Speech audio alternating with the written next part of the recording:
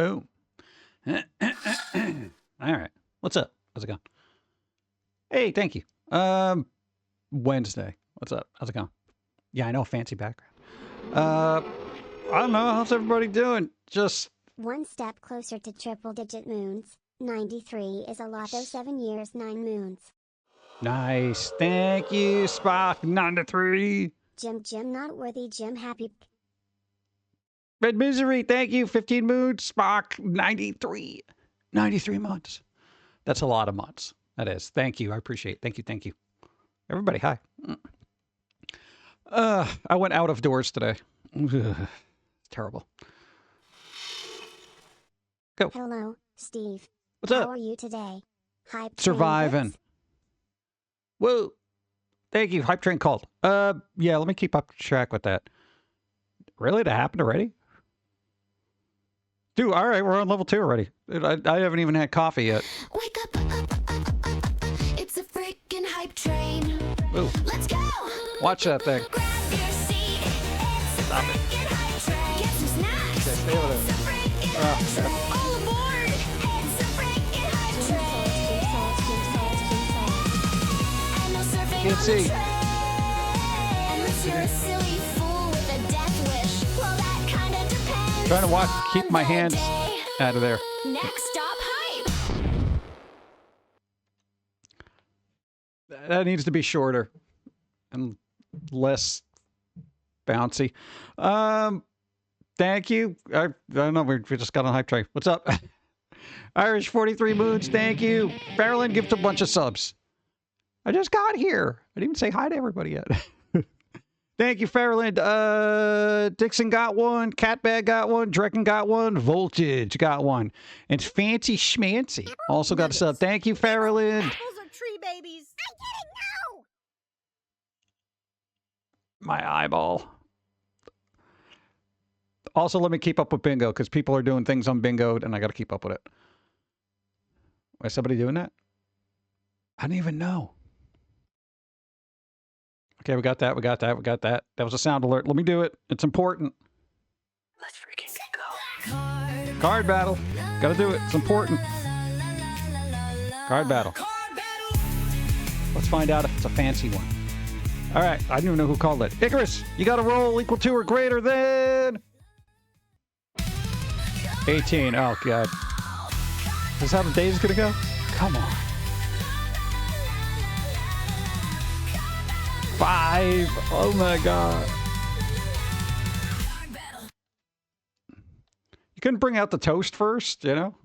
Everyone was having fun, and it's like, oh, here's Gora to destroy everybody. You tried. Thank you. Let me get something to drink. My throat is parched from humans. Oh! There you go. Hey, Icarus gifted a bunch of sub. Tucker got one. Luddy's got one. Freedom the Ghost got one. Litificator got one. And Phoenix got one. Thanks to Icarus. Dude, we're on level 4 already. Oh, my God. I think I mispronounced somebody's name. Let's just assume I did. Boop. Cowling it. Boop. Got that. Checking my bingo card, too, to see if I'm a winner. I could be a winner. I could win. Hold that thought. Let me get coffee. No, my throat's really dry. Dude, I don't know what it was, man. Outside, talk to people. Ugh. Carmi, hi. What's up? You being here has helped somebody. Watch, I'll call it. First time chat. Called it. Boom. There you go. Did that help me? Yes, it did. Thank you. It's always good to know that sometimes your mere existence is like, you just helped somebody. It's nice. We got a wholesome story. We do have a wholesome story. Very rare does this happen. Locally, we've had so much snow, it's been absurdly disgusting, right? So, packed by this little shopping area. We went there, just all the snow all over the ground. This one over here, because he's an idiot, he puts a smiley face in there. In the snow, just a little smiley face. And Don wrote next to it, be happy, right? So we go back a couple of days later, because, you know, we had to do more shopping crap. There were just like all these other positive vibe things in the snow. One was like, have a nice day. Somebody put a heart. Somebody put be kind. Somebody had a bright sunshine with a happy face on it with hearts all around it. Somebody said, thank you. And it was, this thing went on forever. And I'm just like, all because you started with a happy face and Dawn added the extra thing. And then it's just like, it's good. We sent out some good vibes. It was pretty nice. We were like actually surprised because we just assumed somebody would, I don't know, pee on it with their dog or something, you know. So I don't know. You very rarely get to see it, you know. So it's kind of cool. I think you took pictures with your phone. So whenever you decide to get them into the computer, Leisure Suit Larry. Yeah, Dawn's been playing that. It's weird. I didn't know those games were like taken off the market because EA apparently bought the company that made the Leisure Suit Larrys. So you ain't never going to see another Leisure Suit Larry game again. Hell no. I cannot imagine EA saying, you know what? Hey, Roki, hi, what's up? First time shot as well. Thank you. What's up? Hope you're doing well. Sorry, I got sidetracked by my snow good vibes story.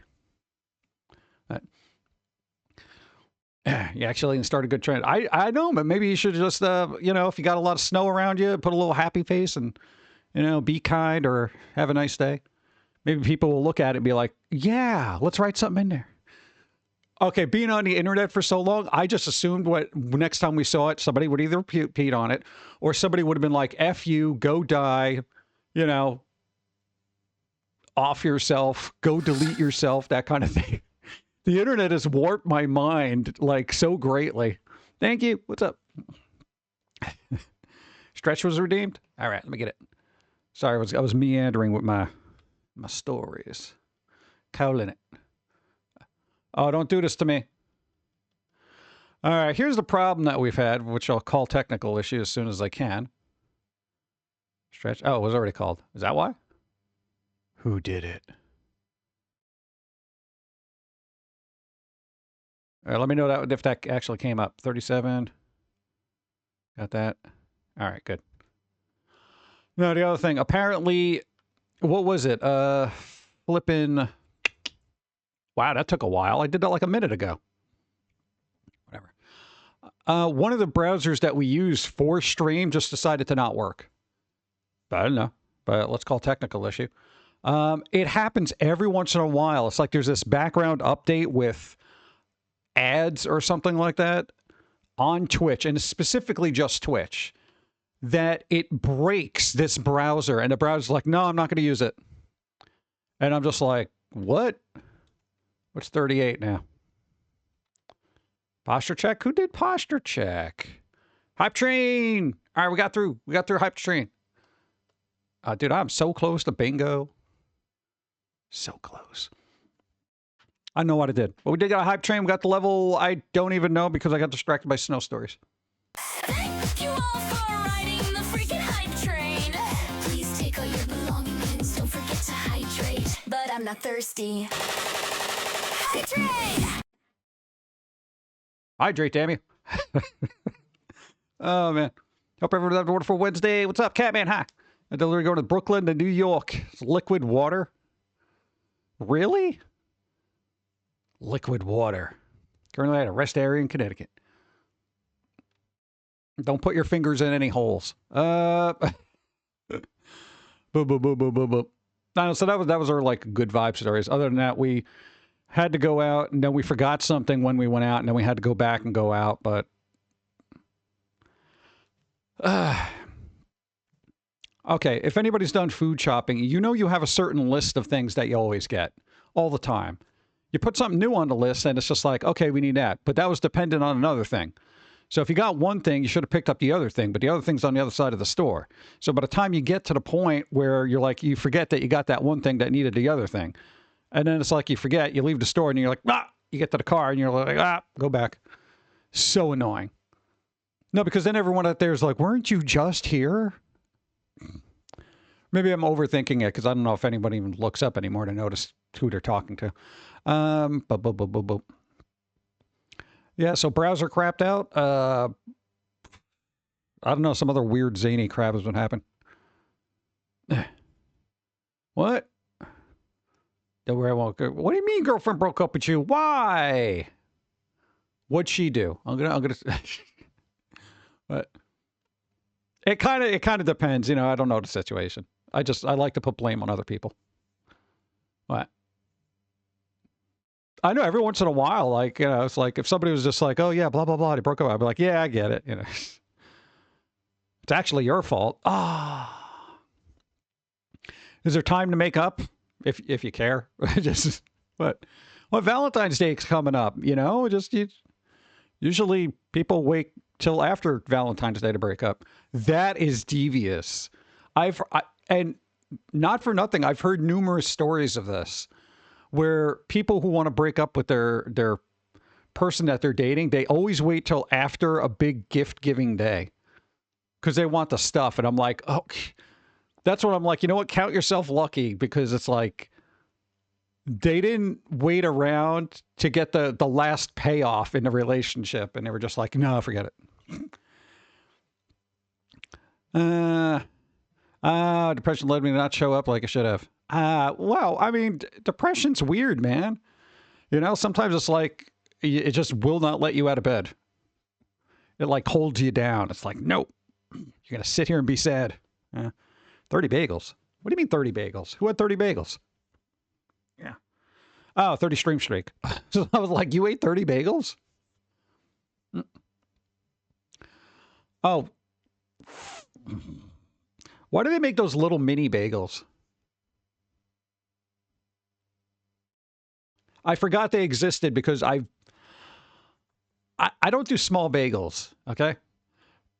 So I never look at them. And then for some reason, they caught my eye in the bread aisle, which I never go to the bread aisle because we either now make our own bread or get a very specific one that's in a completely different area. Those little bagels are like, they bother me that they even exist. Bagel bites, yeah. Because here's the thing, when it comes to something like bagel bites, I would eat like 4 or 5 of them. At that point, just have a whole bagel. I don't have one little one. And for everybody who does that, I applaud your self-control, but I don't have that. If there was a bag of bagels in front of me, it almost seems like I'll eat more than the one big bagel that I would have. And I know I'm going to eat more cream cheese because it's like each one requires a lot of cream cheese. So then I just have like 5 little bagels with probably an entire brick of cream cheese. But I'm like, I only had 5 little ones, like they're potato chips. Yeah. Bite-sized pizza. No, for me, that's a slice of pizza. I don't know. I can't deal with it. Now is the time for you to rise and bring your squirrel to the bagel shop, where I can get the cream cheese, the creamy, creamy, creamy, cheesy cream. Yeah. We were good. Cream cheese was on sale. We didn't buy it. Trying to eat a little bit healthy because we have to have cheesecake sometime this week. No, somebody's bringing a cheesecake. I don't know. I was going to get it, and I was just like, no, didn't they say they were going to bring us a cheesecake or something? We know is making a cheesecake, so we're like, I guess I won't have bagels. Thank you. Some people like to chew on a bagel without all the mess. Pizza is a personal pizza if you try hard enough. I have eaten entire 18-inch personal pizzas because I tried hard enough. There you go. See? Never quit. Never give up, never surrender. You do that after everything digests, and then you're just like, man, I should have taken stool softeners with all that bread and cheese. God, what's up? Antique Doll coming in. 3, 2, 1. Boom. Ayo. Let's go. Hey, 14 moons. Thank you. Antique Doll, hope you're doing well. Okay, can this hand register? Thanks. Wow, that took a while. Boop, boop, boop. There's a place that I wanted to actually track down a particular pizza, but they kind of don't exist anymore. Anybody else get that thing where it's like there's this one really good dish that used to get a particular place, and then that place closes down, and you can never find the equivalent ever again? There was this really good bacon ranch pizza. I know people don't like ranch on pizza. I don't get that, but no, man, dude, it was like the best pizza I ever had, and I'm just like, I cannot find an equivalent. The place is gone. Yeah. Parents used to make these Amish cinnamon coffee cakes before gotten diabetes. They were wonderful with coffee. Nice. Well, you figure coffee cake would just synonymously go good with coffee. It's a cake specifically made for coffee. Speaking of which, boop. No, I got this like weird phlegm thing and the throat thing. Ugh.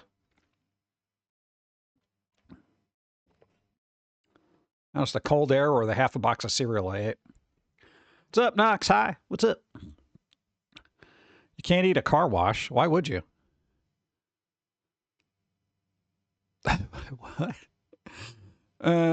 What perfect crust is small business. Now it's a car. Oh, now it's a car wash. Okay. Yeah, I didn't read the first line. That's my problem. Yeah, dude, I hate that. I hate when places close and they have that perfect dish. A lot of the wing places, and I'm not a big wing fan, but there was a couple of places that had really good wings, and they're all gone. Pizza especially. Oh God, and those pretzels, the pizza pretzels. Oh man.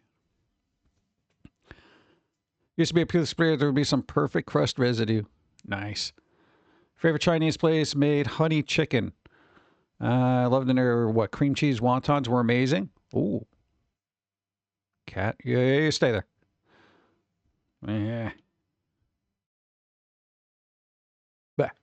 On the wall. Banana cat. On the wall. Where to leave off? I got distracted by cats.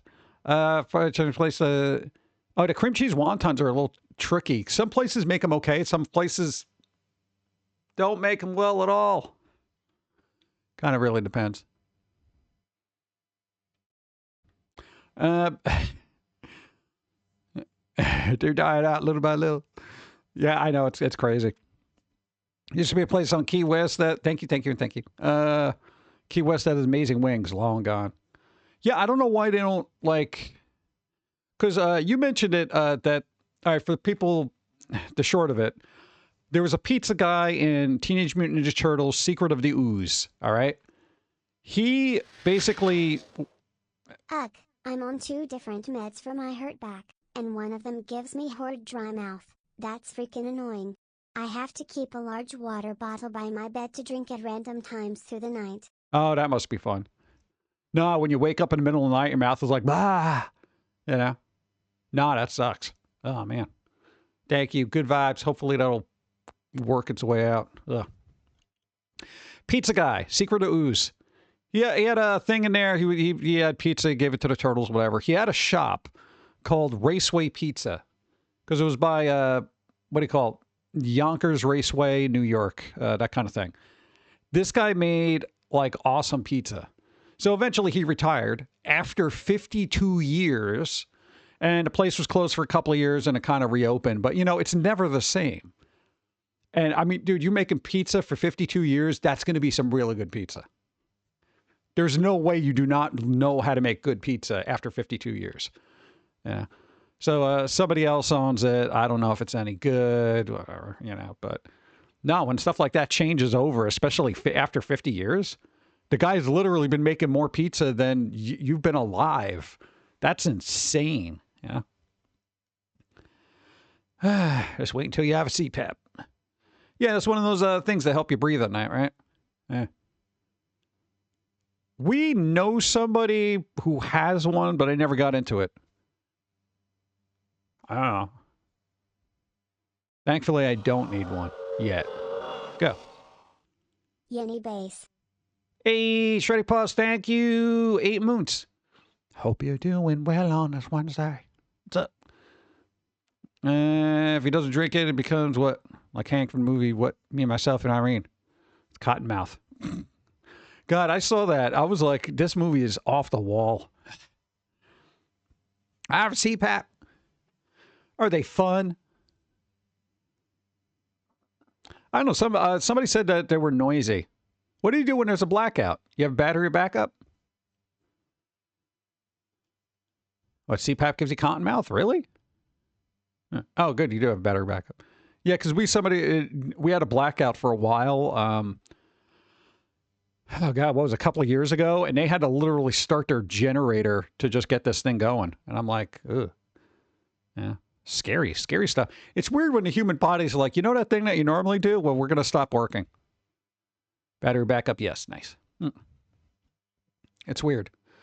You know, walking, running, breathing, sleeping and breathing, you know, hearing, sense of smell.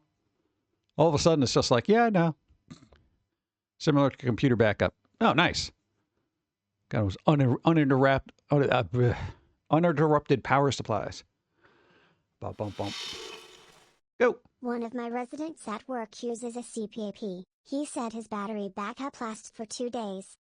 Really? Yo, I want that battery pack. Now, I've noticed anything that has a really good amount of battery life to it always costs like a small fortune. But I guess it's worth it to not suffocate in your sleep. So, I don't know. Do. I have this thing that holds water that fixes the cottonmouth sometimes. Huh. Interesting. There is a mouthwash that you could use. What is it, like Biotine or something like that? There's specific mouthwashes for dry mouth, so that might help overnight. Question mark. I don't know. During the blizzard, I actually had to make sure that my little generator would still work. It's been at least 8 years since I bought it. I bought it at the first year. I was driving truck because of winter horror stories. Lead driver told me to... Thank you. Thank you. 100 bits. Lead driver told me to just keep a little warmer and run my truck when diesel ran out at any rest area I got stuck at. Oh. Yeah, I guess that works. Generators are cool, but they're annoying when they don't work. We had to help somebody start one, and oh my God. It's one of those pull string ones. Huh. I think he dislocated a shoulder trying to do that. Holy crap. Didn't you use E? There you go. See, I forgot. I should have called it. Who called that? Thank you. Ugh, got something in my eye. Boop, boop, boop. Let me get more coffee. Everyone's talking about dry mouth. I feel like I need something to drink. Ugh. Ah, good. Can we get more nice cards like the Pum'Kin has, please? Not quite. Heyo. Timmy will have to find people on Icarus, stabilize their medical condition, then put them into a body bag and shoot them into space. Wait, if you stabilize their medical condition, then why are you shooting them into space? Is there space doctors just waiting off planet? We don't want to go down there. Yeah. What's up, Knuckle Razor? What's up? You show up when you show up. It's all right. Thank you. They're going to call when they work. Otherwise, a glorified paperweight. Yep. Or door stoppers. Again, we've discussed the ones that kick on automatically when your power goes out. I really would like to get one of those, but they like start at 10 grand. And I'm like, yep, nope. I would totally do that. I would love doing that. That would be so cool, man. You know, you almost feel like a god. Like imagine, say you have a home and you're sitting there. The entire block goes out, except you. You know, you're that person sitting cozy, being all nice. What? It'd be fun. Just saying. Oh, man. Where did I leave off? Don't go to the Earth. It's too people-y down there. Yeah, people. But other than that, it's just... Okay, who heard about the Adobe thing? Oh, God. Do I pull this up already? Maybe. I don't know. I did. Yeah, it's Adobe Animator or Animate, whatever the hell they want to call it now. Basically, they said they were going to discontinue it, but then backtracked on that and said they weren't. but I think we'll get into that. That's like, it was, people were freaking out. Yeah, no, literally within 24 hours, they're like, yeah, we're going to discontinue Adobe and make sure you have all your stuff from the cloud pulled off the cloud by March 8th or something like that. And everybody in the industry was like, excuse me. Basically, there's thousands upon thousands of projects still in production using Adobe Animate. My dudes, you know, so everyone was freaking out. And they're like, oh, well, you know, I guess we'll keep it around. Tentatively is the implication, and we'll get into that. So everybody who's an animator out there, if you're watching this, work on something else. You use Toon Boom. Isn't that the one that like Studio Ghibli used? If it's good enough for Studio Ghibli, it's good enough for you. Forget about Adobe across the board, right? Adobe cares more about their shareholders than the people actually using their products. Yeah, most companies do. That's just business, you know? God, like I don't generally, I mean, the only Photoshop thing I use, Adobe, is 7.0. Like, even my animation software is Macromedia. Like, it's literally that old. And not for nothing. Thanks for the follow. Animation software hasn't had super advancements in 20 years, honestly.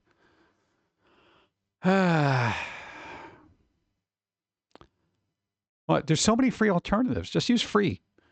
Synfig is decent alternative to Animate from what I've seen. Cool. OpenTunes, right? Okay, OpenTunes. That was it. Thank you. What the hell's Toon Boom then? So OpenTunes is the one that Ghibli used. That one's free, right? That's the free one. And Macromedia RIP. It still works. Still works. Still use it. Pun? What about pun? There ain't be no pun.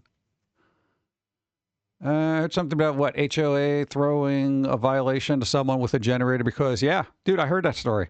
Everyone in the house that's had to suffer the noise just made everyone else feel that it wasn't fair.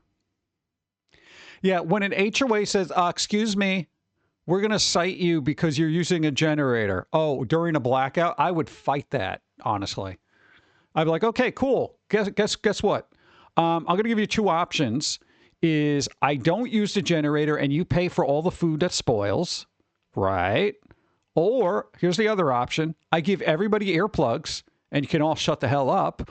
Or wait, hold on. Option 3, I turn off my generator. All the food spoils. The pipes burst. You have to fix it. Also, I sue you because I got frostbite. Your move. Like, come on. That's ridiculous. Found my old Macromedia Director project that were pressed onto CD and shipped to over 5,000 people. We did the same thing, dude. Your first portfolio? Dude, you put that in this. We went through all this trouble to make this interactive CD-ROM of artwork. When you were looking for art jobs, you know, we had this thing. You'd put it in there and this whole window would come up and it would be like, wow, cool. Look, all this fun stuff. Right? You know, now they're all just sitting in almost a garbage bin at this point. All that work you put in there, you got one job out of that. You know, and then you're like, screw this, man. I'm going to work in cartoons. Ah, God. OpenTunes is a forked version called Tahoma 2D that was more user-friendly UI. Ooh, cool. Yeah, because OpenTunes kind of bothered me because I did not find it to be very user-friendly. I will open that in a new tab. Let's see. Really? Tahoma they named it after a font? Is it free? Ooh, free 2D and software. Let's say it's free. Download for Windows. Okay. We might drop some frames here.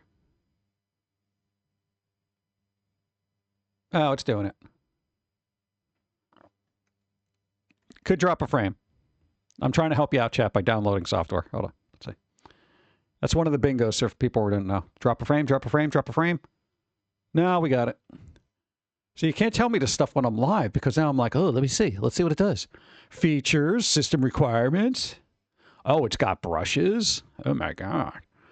Oh, I can see it. Oh, dude, that looks more like Flash. I like that. I like that little setup. All right, I'm gonna be testing that later. Guess no sleep for me. Oh God.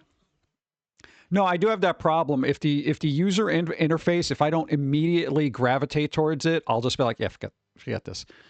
The only time I'll actually push myself to go through something is like Blender, and that's got a learning curve. But at least there's plenty of tutorials that you can just kind of go through. Zach, hi, what's up?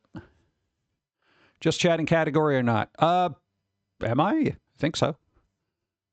I feel like we are. Are we not? What category are we? Boop, boop, boop. We're in podcasts. Pumpkin's more of a podcast. All right, there you go. But I don't know. Some people say, you know, if you're just talking, being a podcast, and some people are like, just chat. I don't know. Tried playing with 3D Studio Max. It was like, I don't want to learn this that bad. Oof. Yeah, there are certain ones that are just like, forget about it. Curse you in your perfect frame rate. She'll get that bingo number one day. Hey, I tried. Hey, PC, how's it going? Doing all right. We spread some good vibes today, which was nice. We did it with snow. But that was about it. Hey, Raisin One. Nice. There you go. Beautiful. All right. Now, hopefully we can get the wheel spin to work on the new browser that I actually have to use because Twitch decided to implode my browser for some reason. How come everybody's winning all of a sudden? What was just called that?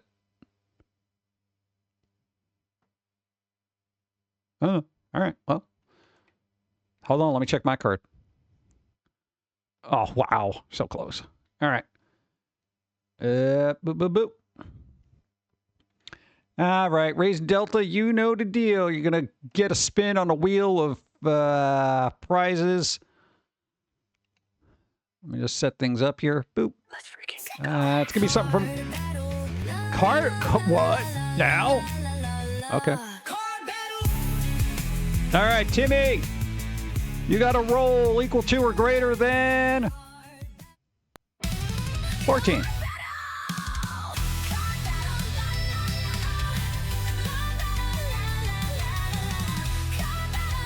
Two. Oh. My bad. Give me your 5 for bingo. Oh. Yeah.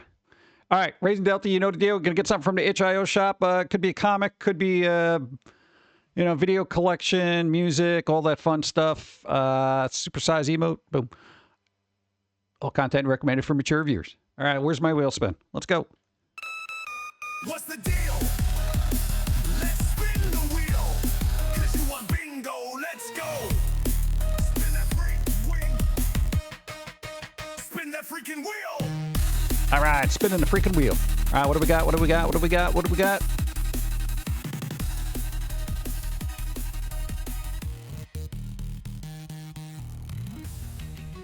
Waiting for it. Ooh, call it a pumpkin spice. There we go. Boom.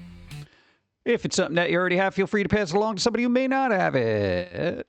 Kind of depends. Boom. Where is it? Da-da-da-da-da-da-da. Feel like we got to change that one up to download keys. Well, not many people won that one. Boop, boop, boop, boop. And code sent. Nice. Now I get to close tabs. Boop. Nice. Q. Go. The word Tahoma is the Salish name for Mount Rainier.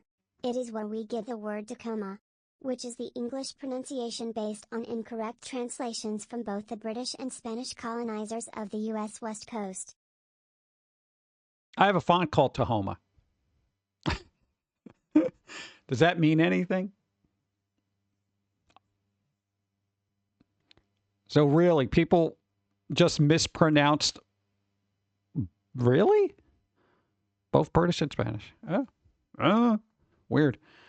I need either 10 or 14. What do I need? I need... Oh, man, I need 10, too. I got no control over that. I can't even fudge that. All right, well. Fingers crossed, I guess. Ugh. Need random singing. And about 3/4 of the world as well who are running Windows XP. Dude, Windows XP. Hey, we were just talking about this. Okay, because this will be a good thing. Because it goes into another realm of me being agitated. As soon as I can find it. There it is. Okay. These clowns. What are you doing back there? Oh, God, this one. What? Why is she here today? No, I feel like this is going to be a little more distracting. She's so tall, dude. Maybe move her a little bit. Excuse me. I'm not even moving her, and she's just kind of like... a little too bouncy. Look at that.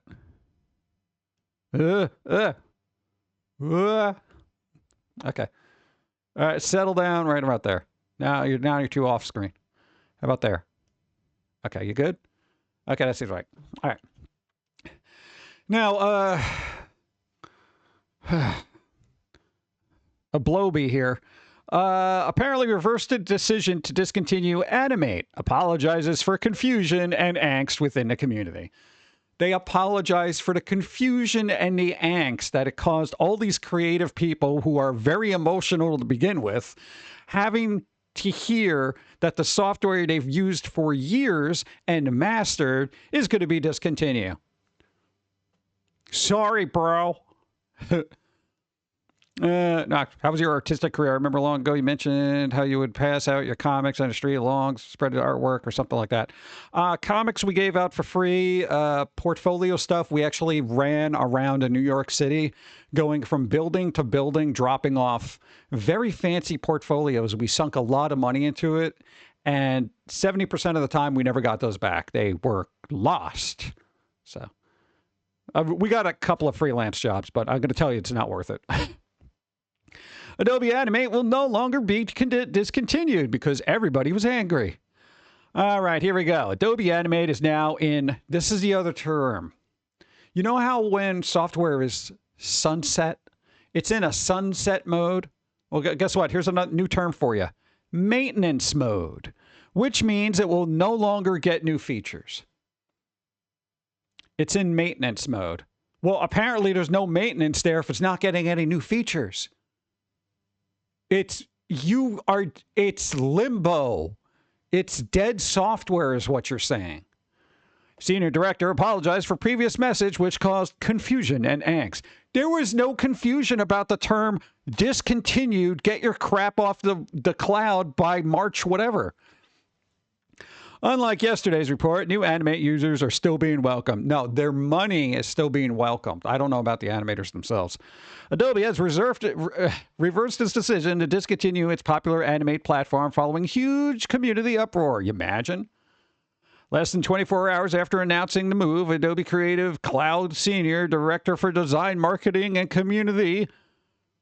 That is a long-winded title for somebody who's probably not creative. If there are no new features, just give us the CD/flash drive with an installer. And right. You no longer have to support it. There you go. Let me use it offline, bro. You know? So that makes sense. You know, I'll use it if I don't have to have it tied to a subscription or the cloud. What is, okay. Mikey Chambers here admitted in a Reddit post that the company failed to meet its standards. You mean by actually having software that artists can use? I mean, that's kind of your main thing, you know? And caused a lot of confusion and angst within the community. Oh, God.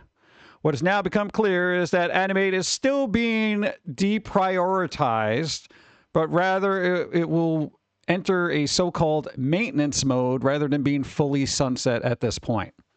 Keyword, at this point. Okay?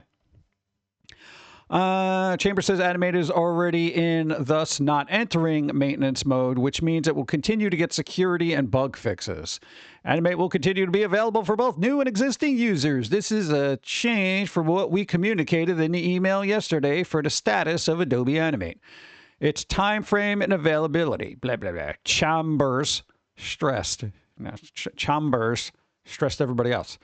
Maintenance mode is Adobe speak for cutting support for new features, but the app will still get all the usual customer support and security updates to keep going for potentially years to come. No, it won't. There's no fucking way this goes for years. There's no way. There ain't much maintenance when they ain't doing any maintenance. I know, right? Here's a security patch. Responding to community uproar following previous announcement that Adobe Animate was going to be discontinued. They planned it. The entire company planned it, right? Chambers promised to take steps so that the community continues to have long-term access to their content. Bullshit, you freaking liar, as far as I'm concerned. It is my personal opinion that Chambers over here might not be telling the truth, allegedly. Because, just 24 hours prior, they said they were going to discontinue it. Here's what usually happens. I'm going to throw this out here. Companies say they're going to do things, right? Everybody complains about it. They say, forget it. No, we didn't mean that. But still eventually do it slowly over time when people aren't looking. Like we've had experiences where it's like, come on. Where,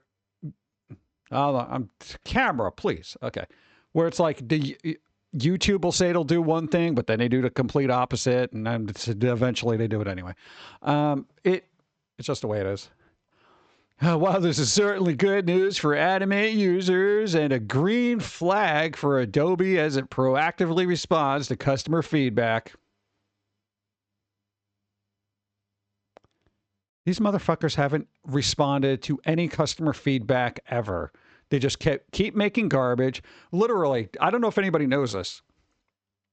If you prematurely cancel your Adobe subscription, you don't get a refund. They just, that's it.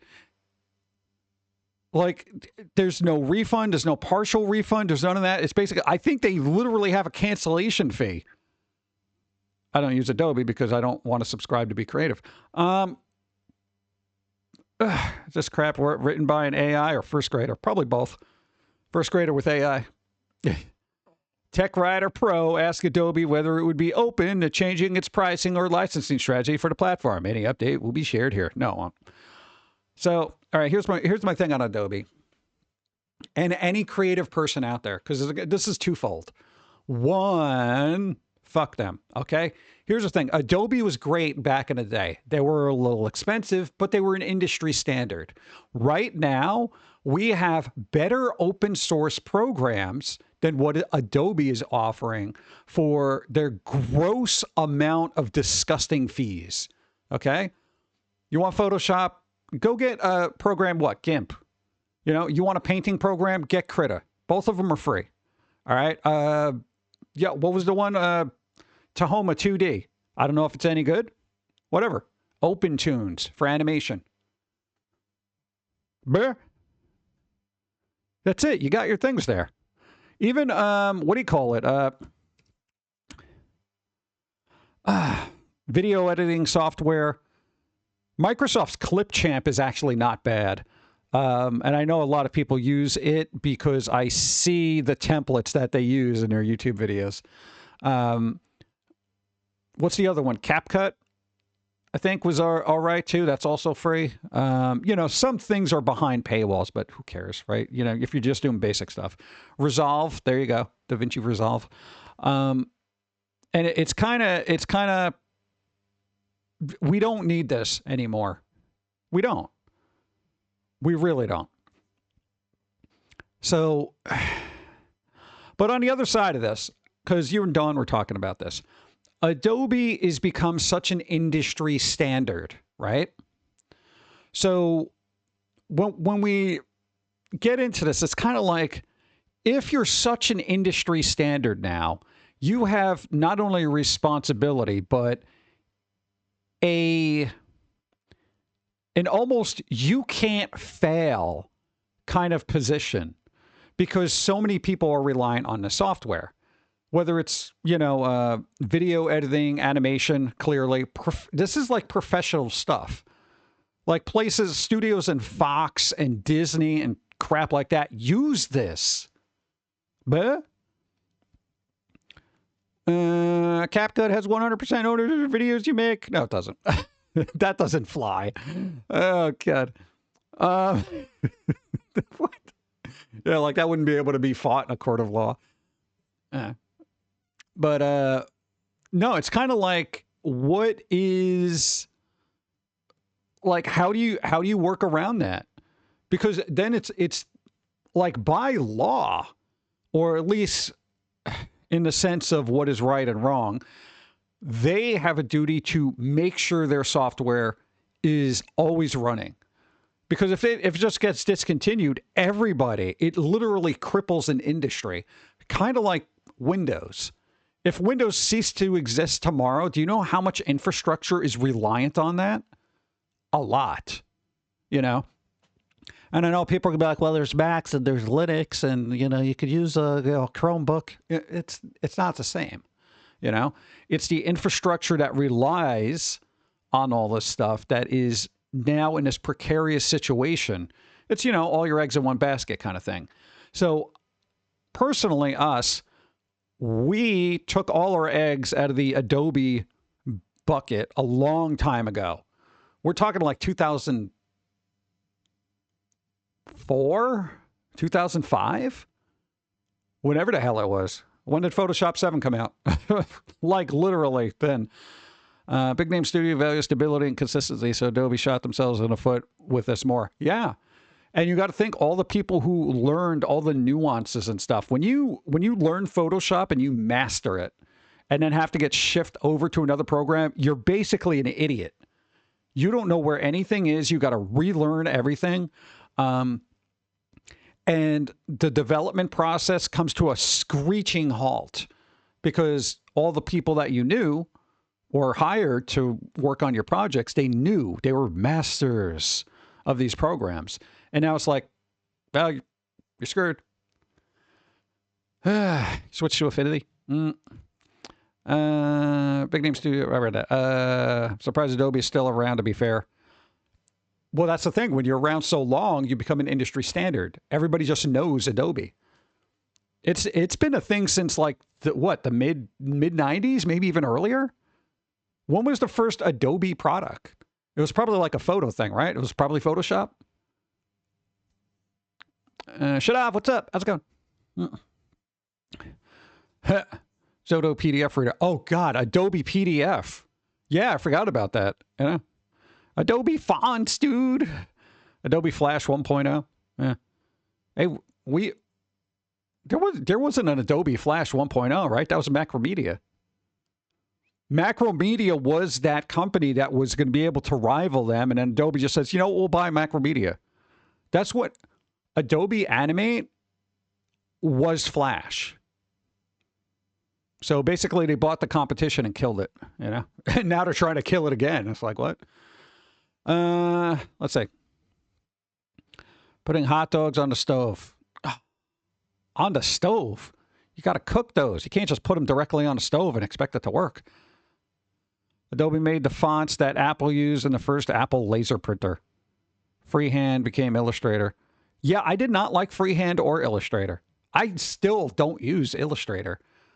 And motherfuckers, everybody was like, you got to use Illustrator. You got to use Illustrator. Illustrator is such an important tool. I have not had to use that motherfucking program once in my entire career of everything. Ever. I've never had to use it. I had access to it. I never had to use it. Ever. That's why I'm like, why is everyone, how many copies? Okay, here's the thing. I'm one of those people which I will work around what I need to with another program. You got to use Illustrator. Fuck no, I don't. You use Illustrator. Illustrator to me was great because I use it to ship mechanical drawings. We're not very mechanical, so you know, I don't think the stuff we needs mechanical lines and all that other stuff. Sounds like an amazing time for someone to really push their animate product up front. Since Adobe is already trying to bail on that industry. Yeah, and it's so weird that they would. That's what bothers me about this is the fact that they're like, you know what? Let's just discontinue this. They put it out there. They have intentions of doing it, but not quite yet. We realized we listened to feedback from the community. What? So, again, Adobe community, go elsewhere. Go elsewhere. We survived. You don't need it. You don't need to stress. I am a big believer in not having this looming threat of the software you know and love just being discontinued. Now, if you have the software and you can run it offline and stuff like that, you're good. You know, backwards compatibility, Windows, all that fun stuff. You do what you do. Ads are going to run, let them run, because I just get them out of the way. You know, but you don't want that kind of stress if it's cloud-based. Get off cloud-based. Trust me, it will inevitably screw you. Hot dogs tonight, because I already had leftover lasagna for lunch. Gotta love it. Oh, dude, you could have put hot dogs in the lasagna and pissed off every Italian. Come on, man. I thought you were edgy. What? I should do that one day. No, we know a couple of Italian people who'd be like, you know what? Instead of making a meat lasagna, just make a bunch of hot dogs in there. You know? Make them Oscar Mayer. Oscar Mayer hot dogs, lasagna. They would be so angry. Like, I will hear Italian words that I've never heard before in my life if I bring that over. They'd be like, oh, you just finally decided to cook something. All right, those Italian genes are coming through. What'd you bring us? You know? Here's what I did, guys. Lasagna. They'd be like, oh, we love lasagna. Yeah, but it's a meat lasagna. Oh, we love meat lasagna. Hot dogs, dude. Get out of my house. That's how that conversation is going to go. And then somebody in the background is going to like throw a chair. Yeah, my lasagna has a first name. It's O-S-E-A-R. Oh, God. Garlic bread from hot dog buns. Ugh. I've done that before, you know? I've done the garlic bread hot dog buns. All right, ads are running, so let me get some coffee. Boop. Nice. Random singing. Got it. There you go. Oh, God. Bro. That's a lot of butt for a zombie. Usually they're a lot thinner. All right, let's get this out of here. Shoot it out. Oh, man. Let's see. I made ghetto pizza with hot dogs, buns, and ketchup before.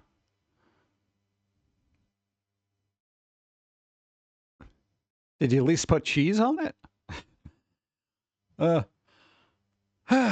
So Adobe. Adobe yourself, people working in Adobe, you suck. Yeah, I mean, if you're working under the CEOs and stuff like that, you might want to bring to the forefront that they suck. Okay? If you work for Adobe, I would say, especially if you work with source code, maybe for the sake of the arts, maybe somebody could accidentally put that out in the public and somebody could rework it to something, you know, maintained. It is so frustrating. And, you know, again, it's like, I don't like strings attached when it comes to software. I really don't. I don't like cloud stuff. I don't like all this other stuff. There are some things that we've used, like music stuff and that stuff, that is cloud-based, but it's almost too new to even figure out whether it's going to be an issue or not. And besides, I've already created more than enough to last a lifetime. So they're going to get rid of it, but yet they're still selling it. Yeah, it's like Amazon's New World. That MMO New World, they're essentially, you know, getting rid of, I think, at the end of the year, but you could still buy it and play it. I'm like, why would you even just take it off the marketplace? What's wrong with you? What? Like, it doesn't make any sense to me. There's zero reason for most of us tools to be cloud-based. Yeah, I know, but that's the problem. It's like everything is. And we've had this discussion where, you know, everybody wants these programs and apps to be cloud-based because that gets you into subscription, you know?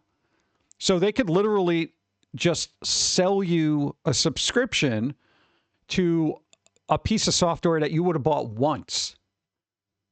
Again, we got, I'm not even joking about this.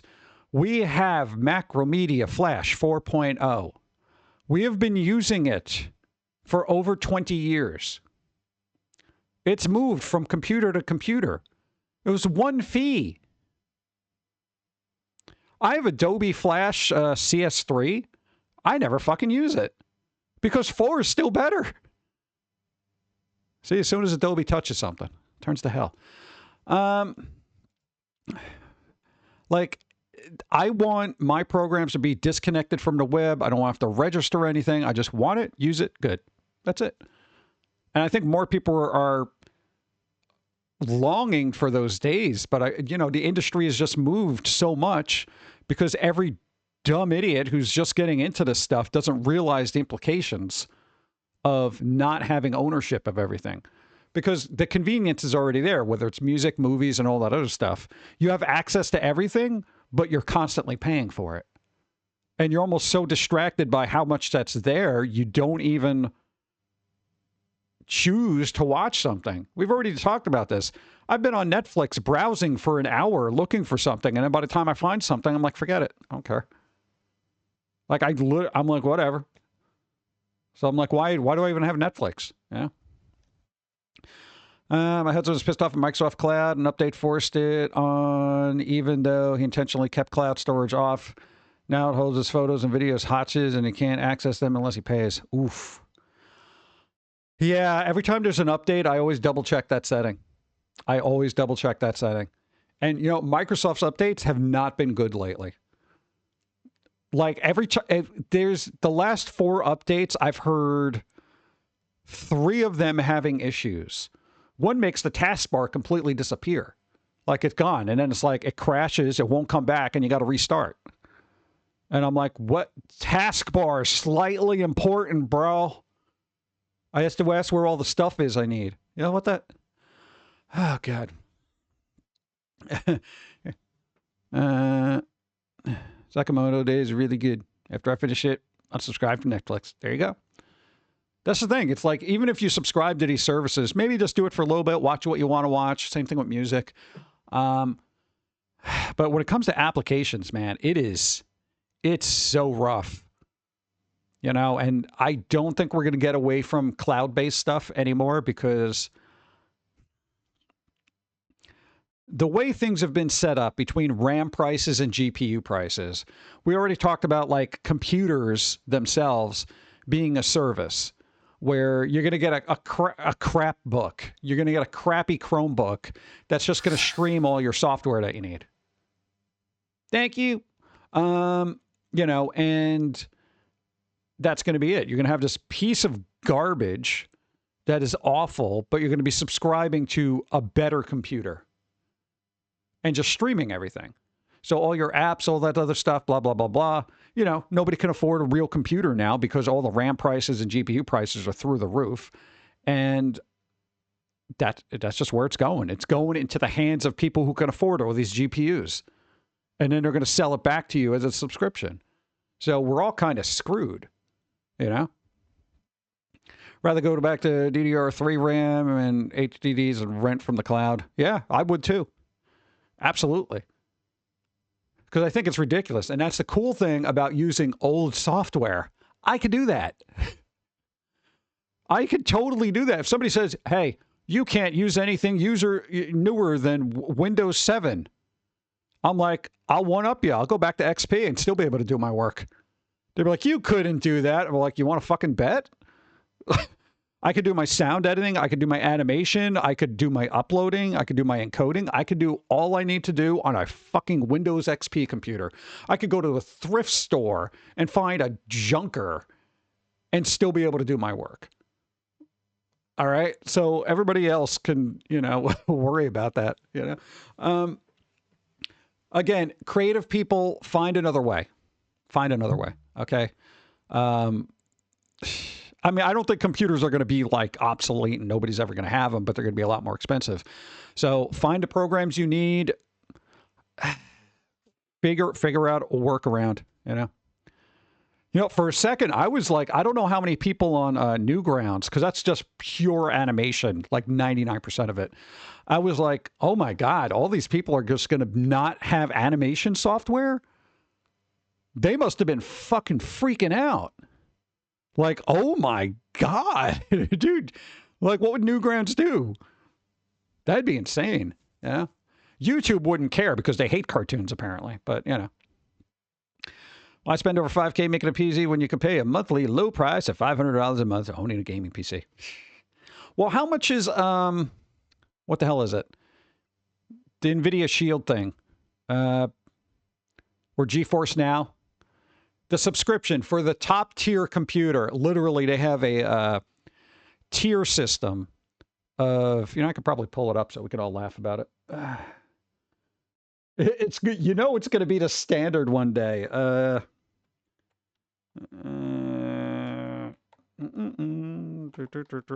me a second.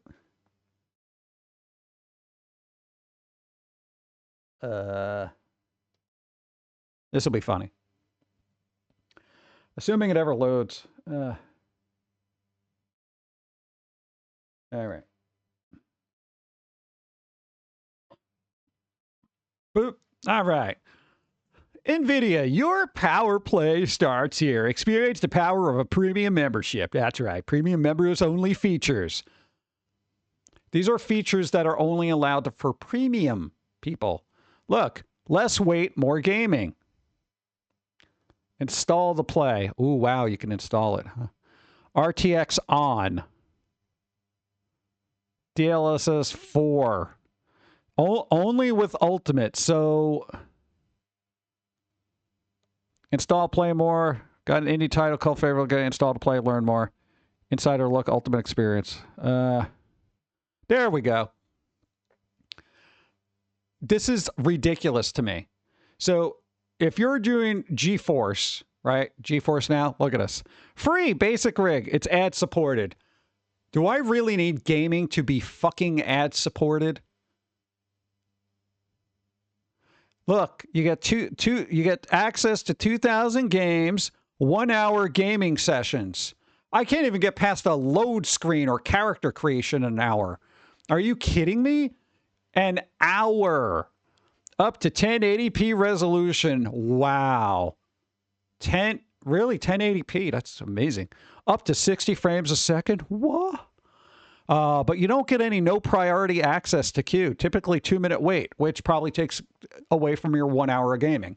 So you got about 55 minutes left. RTX off. Pay $10 a month to turn on, right? Look, 4 CPU cores, 14 gigabytes of DRAM, whatever. So the next tier up, right? Look, I mean, this is free. That's good for free. I mean, whole hour of gaming, bro. $10 a month, no ads. Wow. Okay. You get access to a bunch of games, 6 hours of gaming session. So is this per day? There is no set limit to how many times a member may start a new session in a day. So they'll only let you play for 6 hours at once, but then if you stop, you can just start up and it refreshes your 6 hours. I mean, I guess that's something. So technically, you should be able to play 24 hours a day, but you're required to take breaks, I guess. Whatever. Wait, 100 hours premium monthly playtime. Additional playtime available. What is even happening here? Wait, this is a 6 hour gaming session, but then it only says you only get 100 hours? So it takes my potato like 5 minutes to load a start menu of a game. Yeah. Here's the thing. This would work if you have a really crappy computer. If you got a potato of a computer that can only do so much, this is helpful. Especially if you're, a new streamer, you're just starting up, but who wants to pay to, a monthly thing? And if you're only gaming when you're streaming, you do a 6-hour session. It's not a big deal. So 1440, 60 frames, priority game access. Typically, less than a minute wait. Wow. HDR, whatever. Ultra wide monitor support. What? Surround. All right, what's going on over here? This is what? For $20 a month, 4,000 games, 5K resolution. Nobody needs 5K resolution. Some people don't even have 4K monitors. Come on, dude. 240 frames a second. Nobody cares. Priority access. Typically, no wait. All right. 56 gigs. 56 gigs of... Really? 56 gigs. Well, overkill, bro. RTX ray tracing. Oh, good. Wash out all the colors completely. 100 hours of whatever, premium play time, HDR, all this other stuff. So, here's the thing. This is... We're at the point, this is the infancy of it, is we're getting to the point where you're subscribing to gaming, where even they have ad-supported gaming, which is freaking atrocious to me. Yeah, because what I want to do is play this deep, riveting game and then have, like, an ad for skin cream to show up. That's, oh, good. Hold on. No, hold on. There's a really cool cutscene in Final Fantasy, but I got to learn about dry skin right now. What?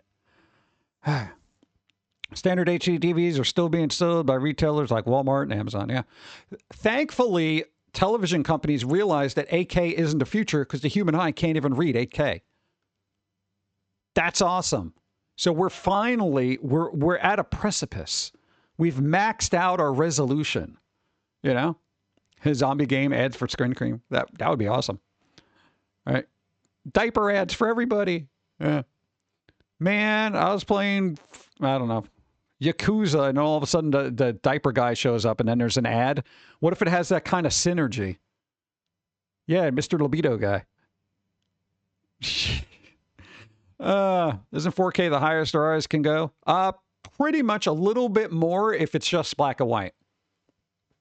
Scientifically, the human eye can register more resolution in black and white than it can in full color. Don't ask me why. I don't know the science about it. I just read an article. But it kind of makes sense because when we sit and actually watch something that's black and white, I'm like, damn, this looks really good. And it's because our eyes actually see black and white better as a whole. So, yeah. Film goes up to 16K. Yeah, but we don't even need that, That's the crazy part about it is the technology surpassed our own ability to see. Yeah.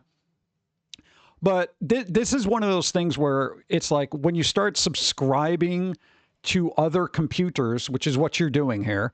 Like, look, they're giving you, what does it say? Look, this you get to use the RTX 5080 with select games. What's this one? RTX, whatever ray trace. I'm not sure what graphics card they give you. But essentially, you're subscribing to use a computer that's playing the game and then streaming it to you. Like, that's weird to me. That's really weird. And we've used some streaming stuff, because if you have Prime, you can use Luna, which also, I don't know if you have a potato computer, you can stream through the browser through the Luna thing that Amazon has. And if you have Amazon Prime, you have access to all these weird-ass games. Hold on. Let's freaking go. Marilyn!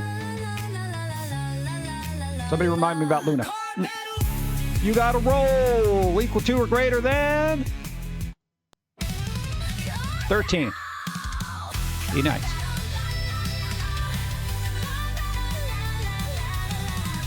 Two.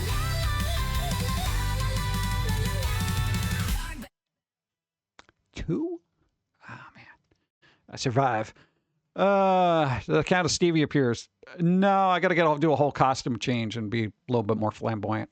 For that, then you should have just called the wheel spin thing of Stevie shows up. Luna. Okay. If you're a streamer, you got a potato of a computer, you can use Amazon, and if you have Amazon Prime, you can use Luna to stream the games that you get free through Amazon Prime. You can stream them through Luna, through a browser. And it's surprisingly responsive. I'll give them that. The response and latency is almost imperceptible. Almost. You know? So that's something to consider if you do have a potato. Potato. Yeah. If I had a potato of a computer, which this one eventually will be, I want to get one of those cool skins that people get for their computers, but it's literally a potato skin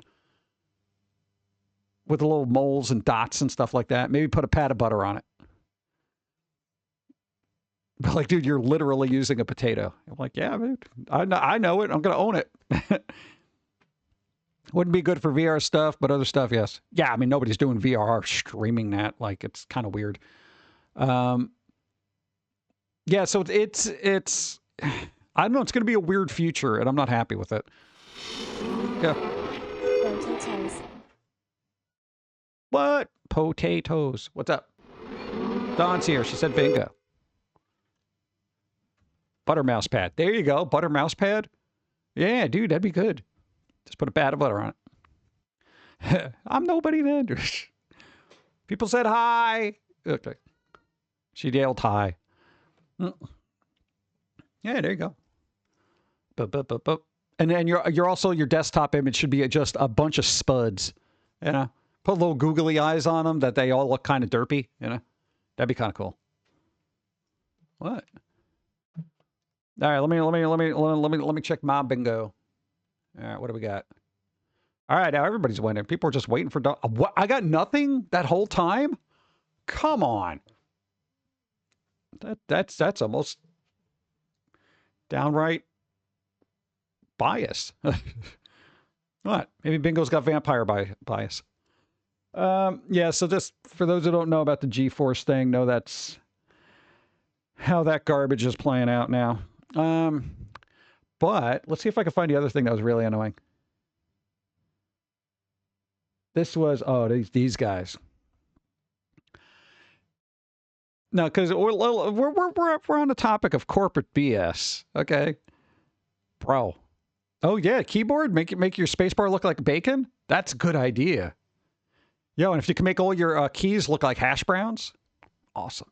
I feel like that's a lot of graphical work to put into a potato of a computer. It's a fun visual, but you know. Let's see. All right, look at these things. Because Adobe almost, you know, took the crown of corporate BS this week, but PepsiCo is cutting the price of Doritos, Cheetos, and other snacks by up to 15%. Wait for it. I had to highlight this. In a release Tuesday, PepsiCo Foods U.S. CEO Rachel Ferdinando said that she's spent the past year listening closely to consumers. Thanks for the follow. I can't read. Okay. Let's see. Closely to consumers, and they've told us they're feeling the strain and that lowering the suggested retail price reflects our commitment to help reduce the pressure where we can. One, fuck you. Fuck you and fuck you. Because these motherfucking bags of chips, not only did we have to deal with the shrinkflation of it all, these things were creeping up to like $7 for a bag of chips. $7, $8 for the family size. Are you kidding me? Not only are taking like one or two chips out of every freaking bag allegedly and pushing them off to another bag. All right, what? Oh, we realize you're feeling a pinch. No, what you're realizing is when your distributors are going store to store and taking the expired ones back to your office, you know, to discard. you realize you're not selling a lot of products because your prices are grossly overpriced for what you actually offer. I like Doritos. I like Cheetos. I like all these things. I'll eat them when they're affordable. And I'm going to tell you right now, what the hell's your name?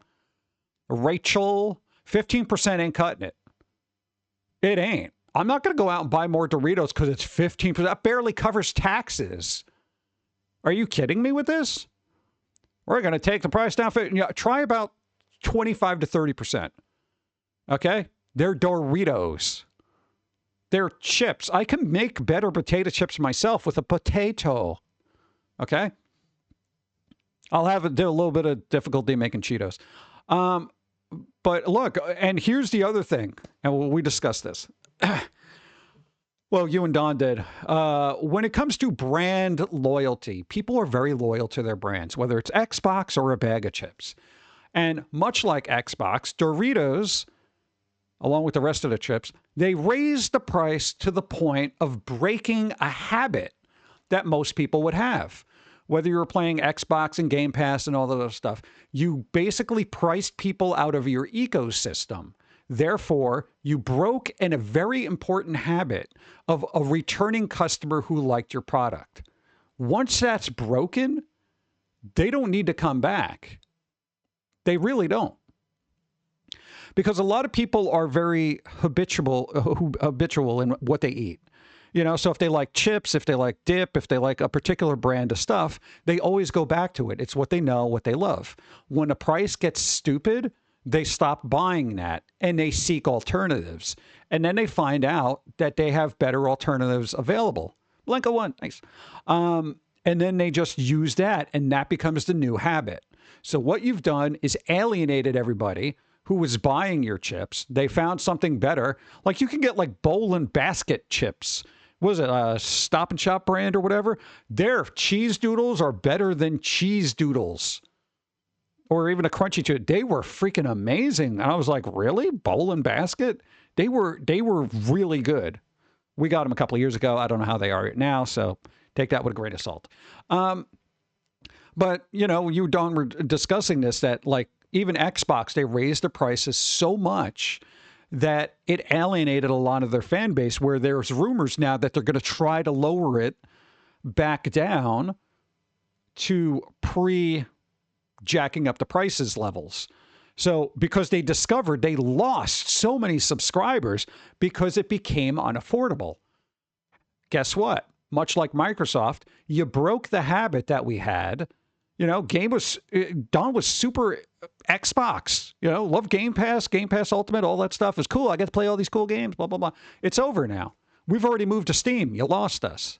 We ain't going back. I don't need anything from Xbox. It's going to be on Steam. If I do, I'll wait for a sale.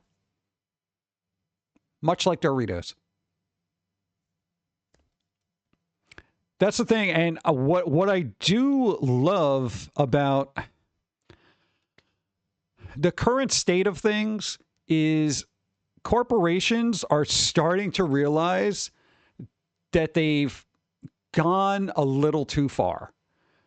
Like all of a sudden they realize, wow, yeah, we just can't keep raising prices. Imagine that. Imagine people saying, well, you know what? These chips aren't that important to me. I got medical bills to pay. I have rent, electricity. Got to pay for water.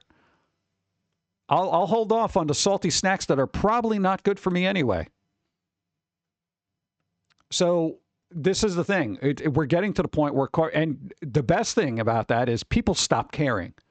So not only did they lose their customers and screwed their customers at the same time, they broke a habit that if you're a business, you don't break that habit.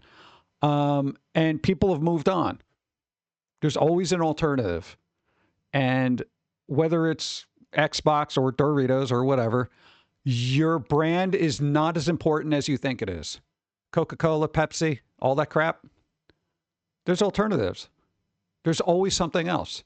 But it's not going to taste the same. Whatever, I don't care. Here's the thing. What people care about is the money that they have and how much they have to spend on groceries and stuff like that. You are optional. Okay? People need food. God. Yeah. we've been listening to our community for the last year, but not the last 5 years when people started complaining that all the prices were getting jacked up during the pandemic. Well, there were supply chain issues. Please. They just got back from getting, what, a new to me car? Nice. So I just got back from getting a new to me car. Nice. Congratulations. Hey. Dude, new car smell. You get to play with the radio and the knobs and be like, oh, cool, what's this do? I know, dude, that's fun. Yeah. The equivalent for me is like getting a new bicycle. Yeah. It's cool. You get to see it go, wow, look at that. You know, it's got little handbrakes and stuff. Yeah. Paid cash outright, so no car pay. Oh, mother bleeper. Dude, that is awesome. You own something in a world where people barely own anything. Time to hydrate Nice. because I need some water. I gotta keep the pipes hydrated. Yeah. Gotta hydrate. I probably should. I don't know why the camera's being a little weird. I think because the mic's in front of my face. All of a sudden, it's just like, I don't know you. Boo, boo, boo, boo. But that's good. Congratulations. Dude, that's awesome. Bump, bump, bump, bump. Let me do one or two things here. Boop. Bump. Gotta do that. What number are we on? 2?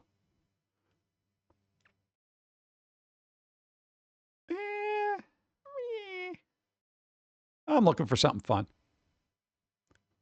How long is this? Now. No. I think we did that one. No. All right. I can't be doing that all day. Okay. Boop. Do that. How's my bingo card? I haven't gotten anything. Like, I got a bunch of bingos and then it just stopped. And now I don't know what to do. What do I do? I can't make bingo happen. That's rude. But I can water myself. Boop. Water. Water.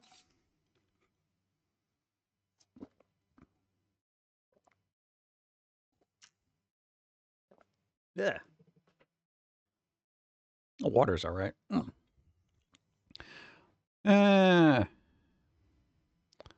Auto registration means you only kind of own it. But you know, I mean, it's better than doing monthly payments. Dude, monthly payments on anything sucks. Yeah, I didn't want to deal with changing the name and title with Lena once it's named legally changes. There you go. Nice. Yee.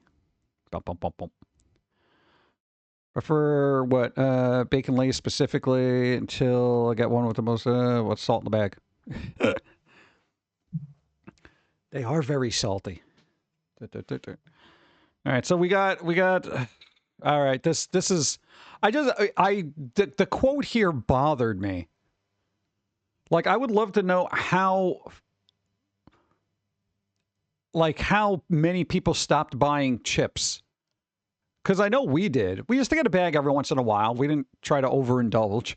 But after seeing the prices, we were just like, no. I don't even go down the chip aisle anymore. Because I'm like, no. Little bag of chip, like a little 2-ounce bag, is like $3. I'm like, get out of here. What's crispy enough to... What? Oh, I hate that. When you get a... When you get a Dorito stab you and impale the roof of your mouth. Oh, that's crazy. Affordability concerns have been especially evident at the grocery store. You think so?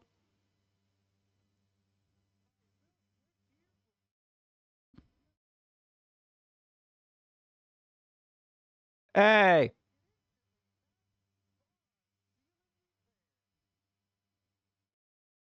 Does that stuff work? Because I would like that. Every time my uncle is around, he says, I really hope you're saving money for a house, and I'm tempted to say, what money? I work at best 15 hours a week, and my paycheck instantly goes to bills and debt payments. Yeah, that'll happen. I don't think older people realize the state of anything anymore. But I do have a hype train going. It's a freaking hype train. Let's go. It's a freaking hype train. Let's go. Let's go. It's a freaking hype train. Yeah, it's a freaking hype train. Thank you. CNN has contacted several grocery stores. Hey, Icarus. Hype train Hey. bits for Steve. Thank you. Ooh, that got us to level 2. Thank you, thank you, thank you. I appreciate. Thank you. CNN has contacted several grocery. Go. 56 FCOs. moons. Real squirrels. Best kind of squirrels. A squirrel jumped in front of the car today. I think it was trying to kill you. Not even joking about that. It was just out of nowhere. Thankfully, it didn't like stop middle of the street and then run back like they usually do, because that's when they die. We didn't hit it, so we're alive. CNN has contacted several grocery chains, including Walmart, Kroger, and Target, for comment. Why? What are you going to ask them? Did the prices go down? Check their flyers online or whatever the hell they do. The online sales. Change comes after PepsiCo agreed to changes with activist investor Elliott Management, which has built a $4 billion stake in the company to turn around its business. One of those fixes was to lower prices. Thank you, Elliott. So they wouldn't have done it unless somebody actually invested. They would have kept the prices high if Elliott over here wasn't like, hey, Elliott Management.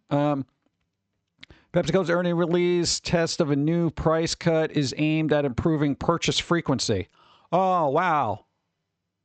Yeah, wow. Wow, we were just talking about that. Of its brand, and because consumers had expressed enthusiasm for the changes during its test. Lower prices? Oh, my God. Imagine being enthusiastic about that. Wait, you're telling me I don't have to pay $10 for a bag of Doritos? That's right. They're going to be 15% cheaper. It's still like $8.50. I guess I'm excited about that. It's still going to be too expensive. Elliot, fix that. They would have kept the prices high and let themselves completely get pushed out of the market, and then would be crying and wondering why they failed. Yeah.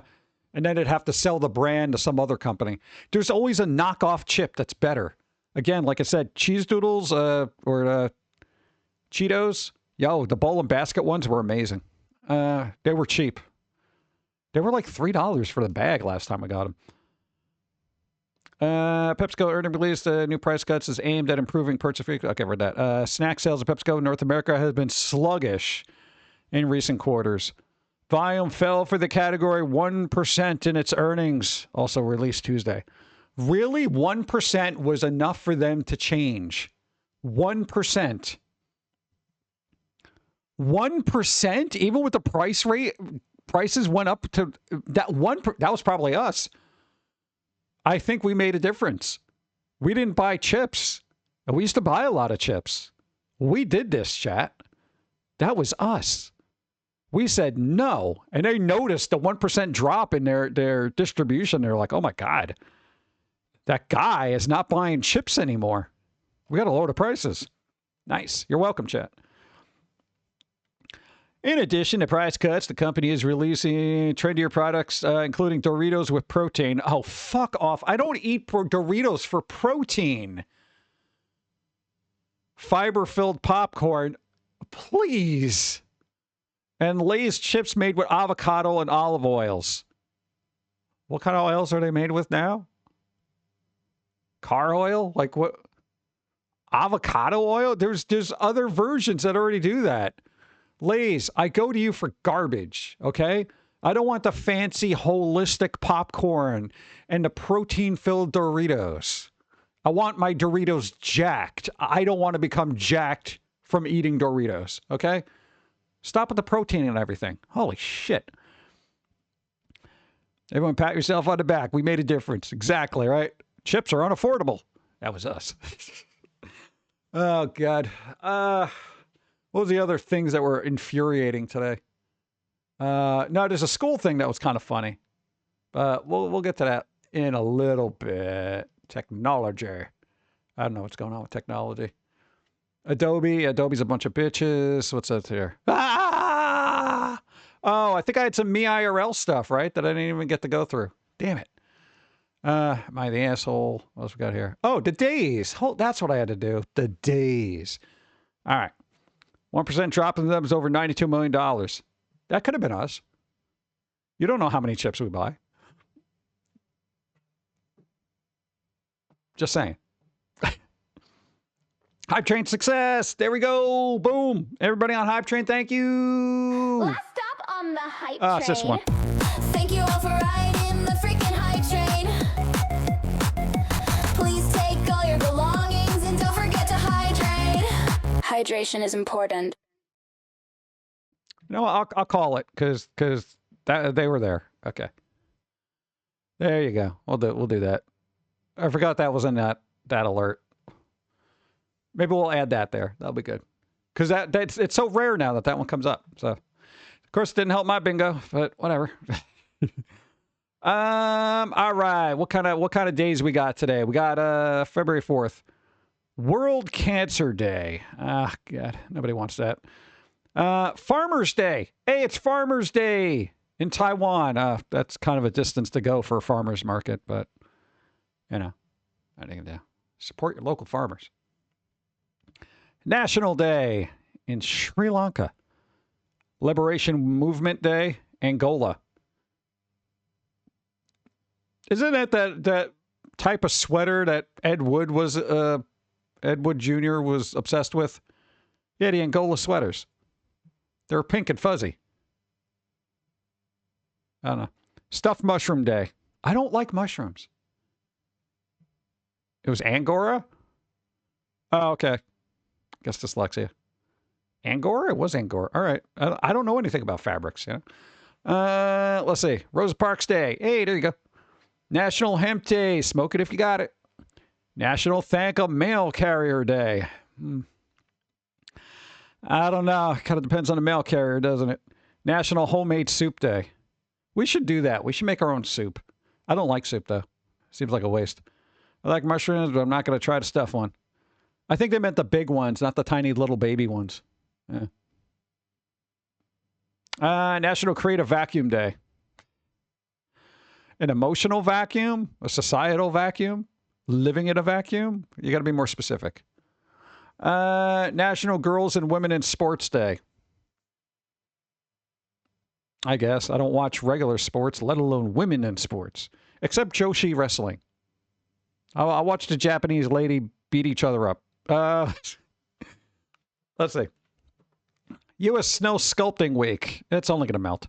National Singing Day. National Sweater Day. Ugh. World Read Aloud Day. I've been doing that today. Right here. Angora is from long-furred rabbit. Copy-paste Angora wool. Derived from the soft, hollow, and exceptionally warm fur of Angora rabbits. Luxury fiber, 10 to 16 microns, used for high-end garments like sweaters, scarves, and accessories.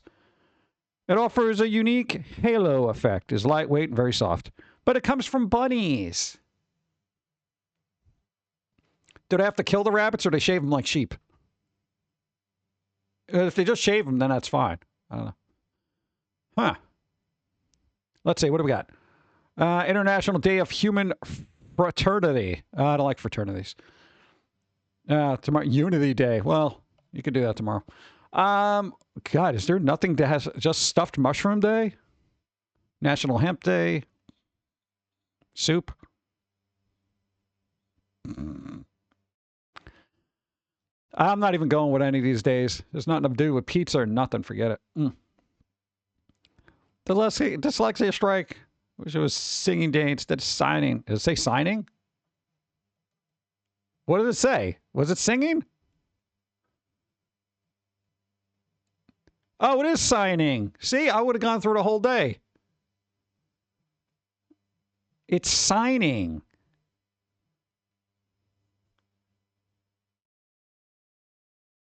Signing? Why is that a sports? National. Oh, I'm thinking sign language. This is why I don't watch sports. Look at it. For signing, like I guess when they sign players or whatever. I'm thinking sign language, like National Signing Day. Yeah. All right. The history of National Signing Day. Yeah. I got a hand gesture for you. Ridiculous. All right. Let's go through. Oh. Saturday Night Live. Apparently, you know how America used to take a lot of British shows and Americanize them? Three's Company used to be a British show. Well, apparently the UK has plummeted to deeper depths of despair because Saturday Night Live reveals a cast for a new UK version. Okay, I've said this numerous times. UK, we look to you for better content. Don't come here and bring it over there. It's only going to make things worse. And much like every other UK show, you're going to get like 8 episodes. I'm not even joking about that. So this is the cast of... You know what? Show me the writers, okay? Because if the writers are terrible, you guys are screwed. Are they allowed to make jokes in the UK? I doubt it. This is going to be very bland. It's going to be very bland humor, even by UK standards. I don't think they're going to be able to do like parodies of their prime minister. I don't think that's going to fly. I would be shocked if they do that. Actually, I'm curious to see how many of these people get arrested. This is going to be actually hilarious because the writers are either going to be,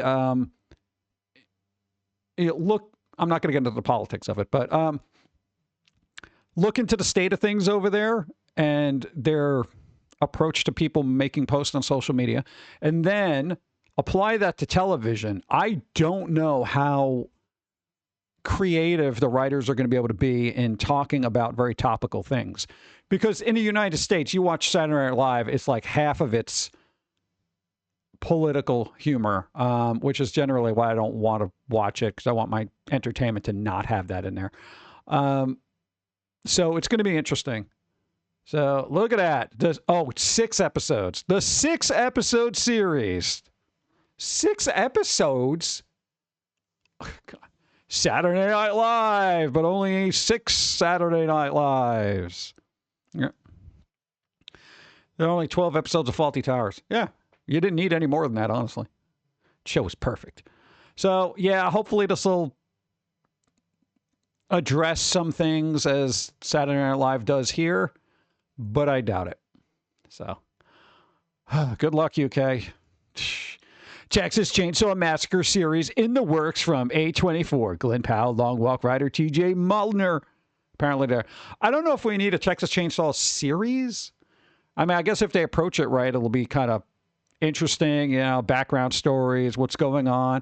The cop that's trying to figure out where all these missing people went while they're eating their soup in the town that tastes suspiciously human-like, you know, that kind of thing.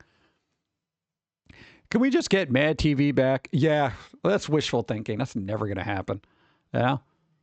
What was the other one? In Living Color, Mad TV, and there was another one that was actually pretty decent. Just a comedy thingy. I forget what it was called. It wasn't Mad TV. It was something else. It was the third one. No, not SCTV. That's SNL. No, SNL's Fridays. I don't know.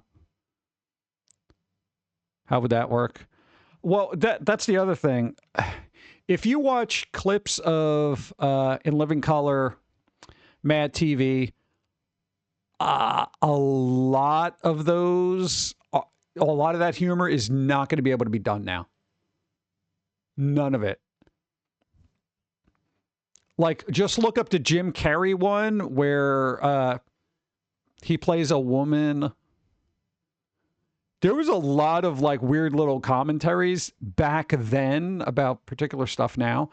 And it's just, imagine trying to do that now. It's just, it ain't gonna happen.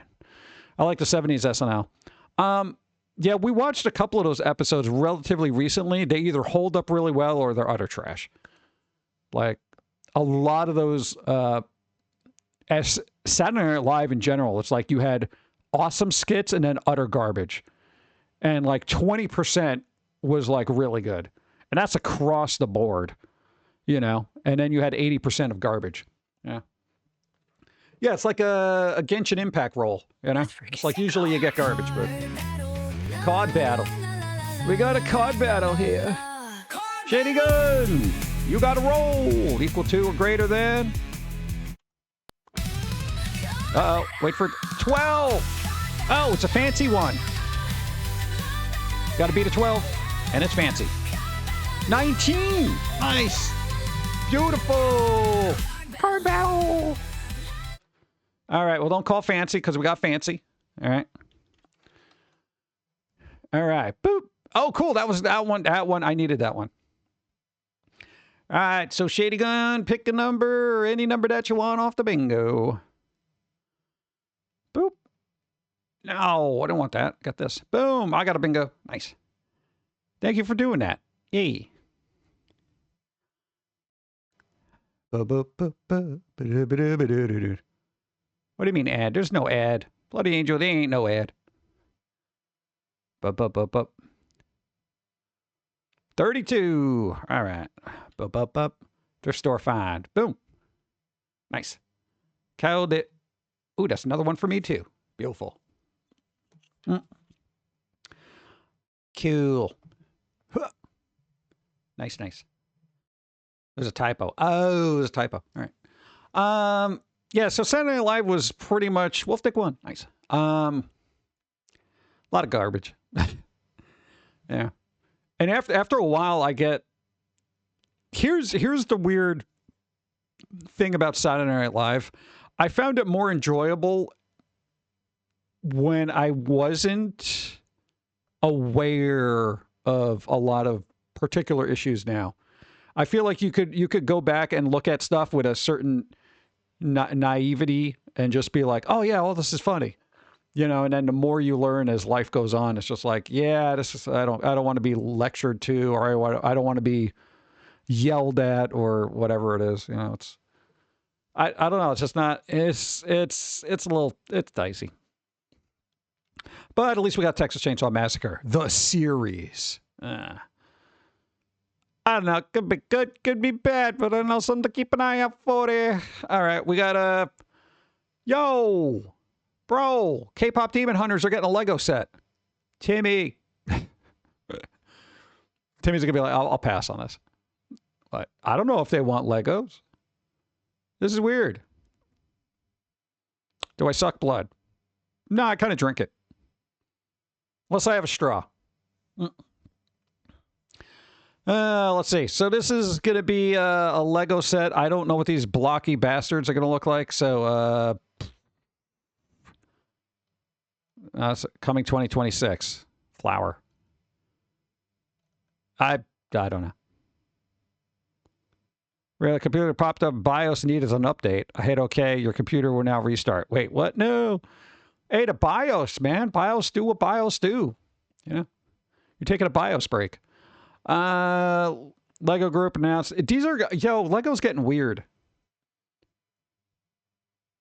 I don't know, but no, that's happening. I don't know if I'm happy about that or just fed up. What is happening here? New Baldur's Gate 3 Magic the Gathering cards. Okay, here's the thing. Magic the Gathering, I'm fed up with it. I used to love it. I have still a bunch of cards from ye olden times. Nothing great, but still, this shareholders of Wizards of the Coast have sued Wizards of the Coast because they manufacture and print too many Magic the Gathering cards, therefore destroying the collector's market. Could Wizards of the Coast chill? You don't need a set every 3 months. You don't need crossovers. You don't need all this other crap. Okay, let it go. You want to do that? Don't do it with physical cards. Do it in your little digital game. You could be the Fortnite of cardboard if you want, okay? Leave the physical cards alone. It creates rarity. Why doesn't nobody know how this works? The whole point of rarity is to have not a lot of it, okay? That's the whole point. You know, and then everything goes up in value because there's not a lot of it. You do a digital card game, whatever. Who cares? It's not affecting anything, you know? See, we did have, Saturday Night Live in the UK, if I remember right. December was a Saturday morning. Live? Really? Left that they did their own thing and pulled everyone away from it, basically killing it since they literally made the show. Well, what? Huh. Sounds exactly like the same as Steam getting sued by the UK. Yeah, Steam's getting sued by the UK because, you know, they're fun. Oh, and France is apparently going after X now because, yeah, look into it. It's utterly bizarre. Yeah, so no, this is happening too. More printed cardboard nobody needs. Good. Well, what's this angry thing happening? Oh, Overwatch is officially dropping the number 2 from its title. Oh, well, that's good because basically it's the same game as 1. Like, this is what bothered me about it. Overwatch was supposed to be that game that just kept going, you know? And they're like, we're going to make Overwatch 2. It just maybe bring those maps over that you already know anyway, but charge you again. Stop doing that. Risk call it X. It'll always be Twitter to me. Does UK not know about GOG or itch? No, apparently not. And I don't think and we'll get to this in a second. I don't think the CEO of, or was it the CEO? Somebody at Epic is kind of like, yeah, I totally agree that, you know, the UK should be suing them. They're going to come after you too, Epic. What do you think? You're immune to this? Come on. Yeah. Anyway, Overwatch. So Overwatch 2 is just going to be called Overwatch, as if anybody cares. It's like everybody who is into that game is into that game, and it's just like, that's it. That's what they're doing. What is this overcharge? What is this? Oh, look, you got Street Fighter people in here? Nah. Live service forever, baby. Nah, I'm good. I'm good with Overwatch. But apparently, they're going to try to drop 5 heroes at the same time. That's going to be utter chaos. Wow, they all look pretty generic, bland, and I don't care to play any of them. Except maybe the cat with the jetpack, but this looks like just some generic... Is it just me, or does this look like a generic gacha game character from, like, China? As does this. And this. Maybe not so much that. Balance? What's that? Yeah, they'll learn about that after they release 5 of them at the same time. Okay, here's the other thing. Characters are starting to look fuck all generic. They are looking just so bland and dismal. When I see them, I'm just like, none of these look good.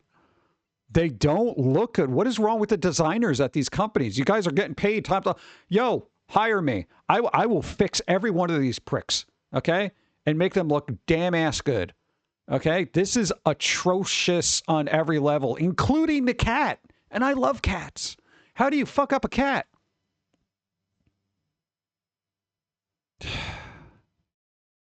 Unbelievable. All right. What's going on here? If things weren't bad enough, Sega is now going after Yakuza fans for making their own merch? Well, okay. I guess Sega's been hanging out with Nintendo too long.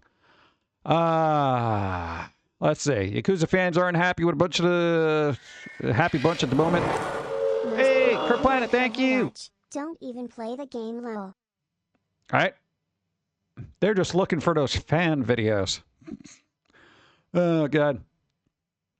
Okay, Yakuza fans are in a happy bunch at the moment, thanks to Sega and Ryu refusal to acknowledge anger over the casting of Torikura Karadawa, an actor with a history of sexual misconduct. Yakuza fans have been slowly turning on the studio that could seemingly do no wrong just 12 months ago. Coupled the controversial delisting of the original Yakuza 0, good jobs, jerks. And changes being made to the original Yakuza 3, good job, jerks. In the upcoming remake, it seems like both Sega and Ryoga are trying their best to turn themselves into a cartoonish Yakuza villain in the eyes of fans. Okay, there we go. What's going on here? Since Sega decided they want to shut down everyone selling RGGG fan merch on Etsy, I guess I have a lot of inventory to move before I go to jail. So I'm... Destroyed them all. Oh, Adam, thank you. Hi. Oh, man. Fan merch on Etsy. I guess I have a lot of inventory to move before I go to jail. So I'm running a sale. Save 20% on all my totally not Yakuza merch with the coupon code blah, blah, blah. I guess if you need that stuff. Here's the thing, guys, and I tell this to everybody all the time. Oh, God. Oh. All right. Everybody who's a creative person who likes to do fan art. As somebody who's been around for quite some time, I'm letting you know, every time you do something like this, quote unquote, fan arts that you sell, here's the thing. It's not fan art. It's literally intellectual theft. You don't see it that way. I don't either. I really don't. But on paper, until laws change, it is literally intellectual property theft. So know that anytime you do this, there is a sword of Damocles hanging over your head every single time. Nintendo has tried to sue people for fan art, okay? The only reason that one person got away with it is because he was giving it out free. He did not take any money for it, so they got out of it. You do something like this, you're literally putting a target on your face. If you are a creative person, you're not going to want to hear this, but I'm just going to be brutally honest with you. If you're a creative person, be creative. Create your own work. Create your own things. Because AI can do this. I've seen people churn out, quote unquote, fan art with AI, selling it on eBay, Etsy, and all this other stuff. You don't need to do this. You're a human being that has original ideas. And if you don't, then do something else. Like, seriously, I'm telling you this for your own good, because everybody probably in your entire life, right? Hold on. Boop. This camera sucks today. Okay.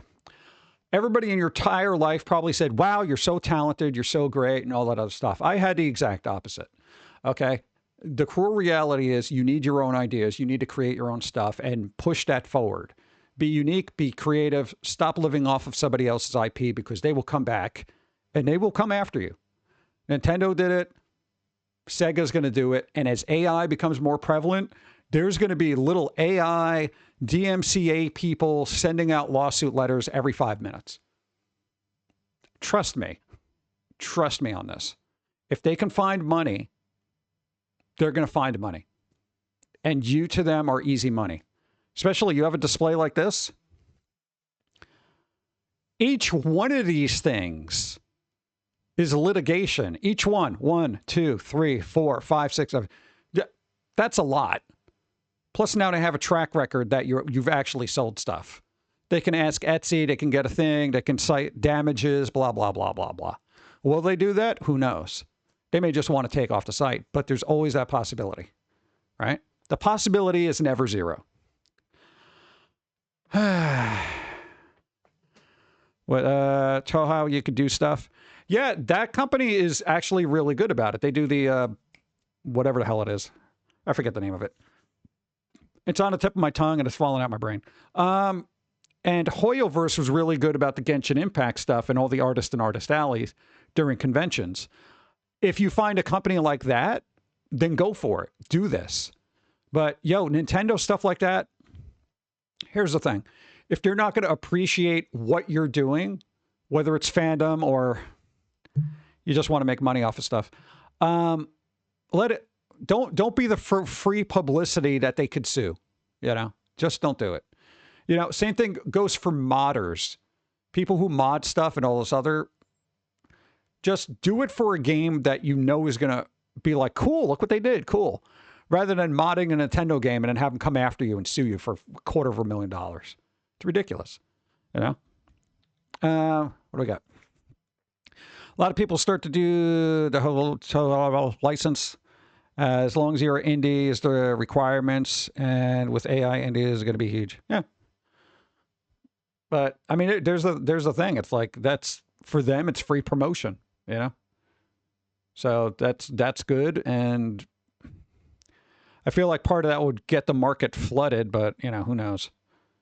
Yeah. You got to be so careful, you know? And I feel like it's going to be easier for larger companies to go after people.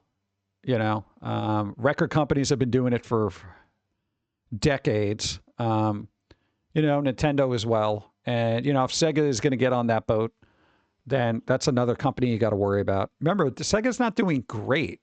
If they can find money here and there, they're going to do it. You know?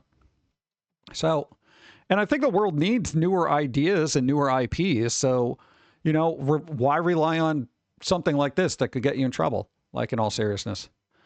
Over the past years, fans have been selling their own Yakuza-themed merch on Etsy, have seemingly been having their items taken down.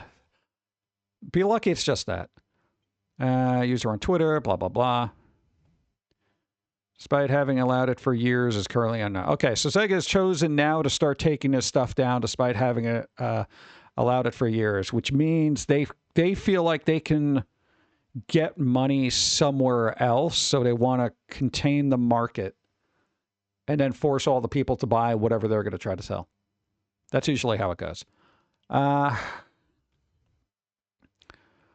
Let's see. In an attempt to get around copyright problems and keep their products on Etsy, fans have been getting rather creative with their names. For example, Miyaru has relisted a bunch of ball plushes designed to look like some Yakuza characters as crime guys and their stuffed bird friends plush.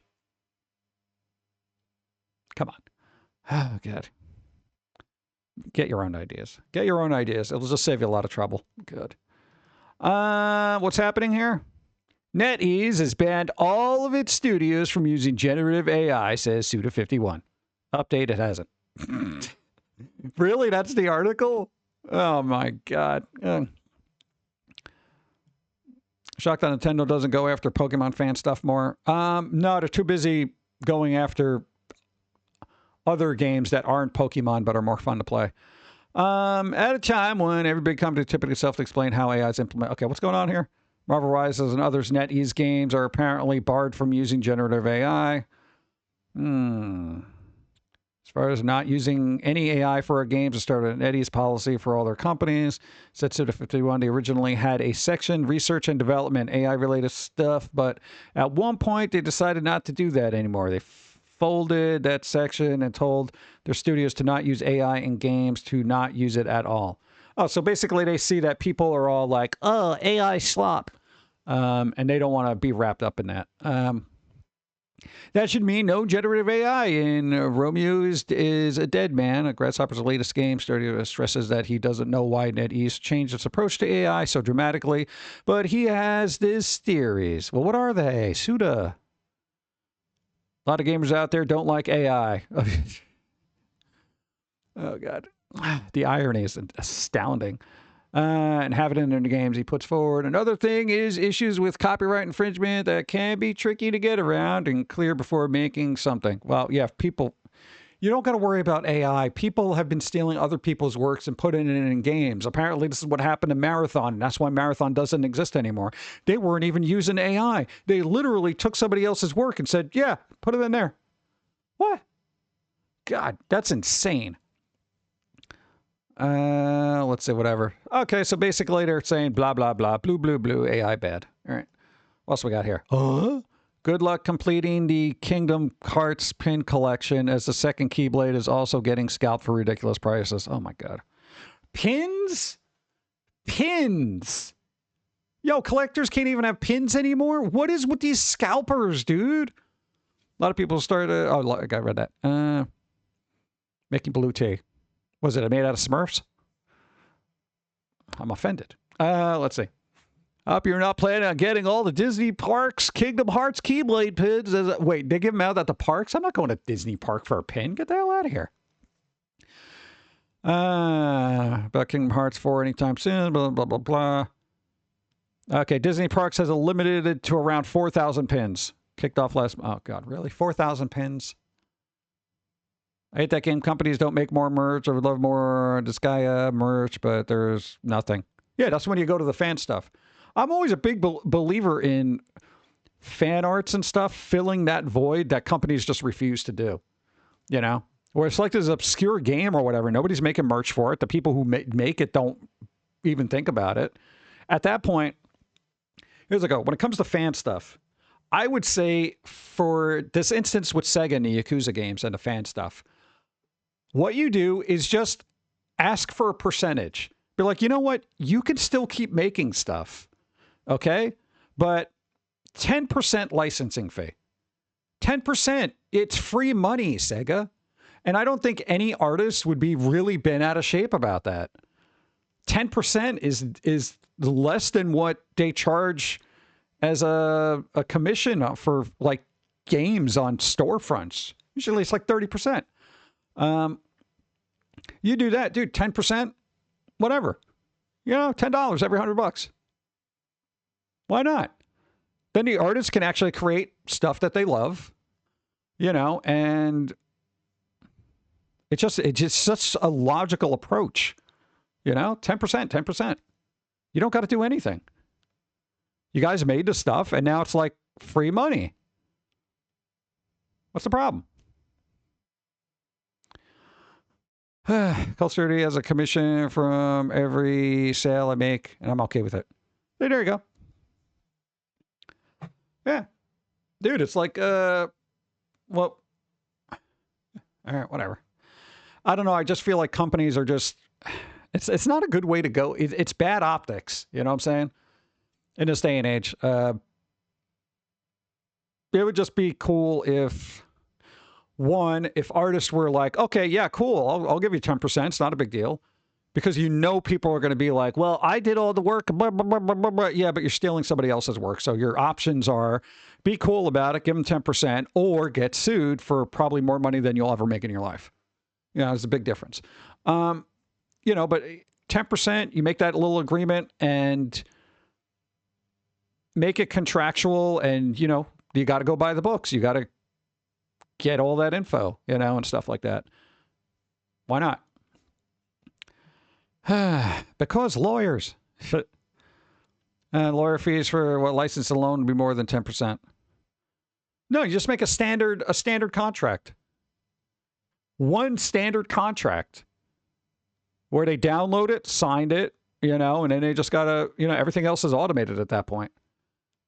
You know, if you could get like hypothetically a global system for places like Etsy and stuff like that, license holders can create a form, right, that anybody could agree to online, whether it's on Etsy shop or whatever, and they have to be, you know, truthful about it. Otherwise, they get sued.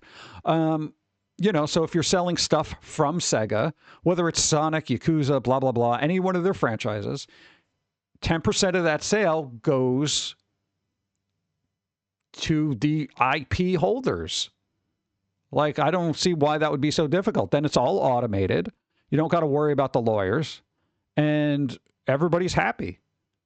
You know, creators don't have to live in fear. They get to work on what they love. And, you know, the IP holders, whether they have millions of dollars or not, they still own that property, and they should, by law, make money off of that, because that's the whole point, you know, for most people.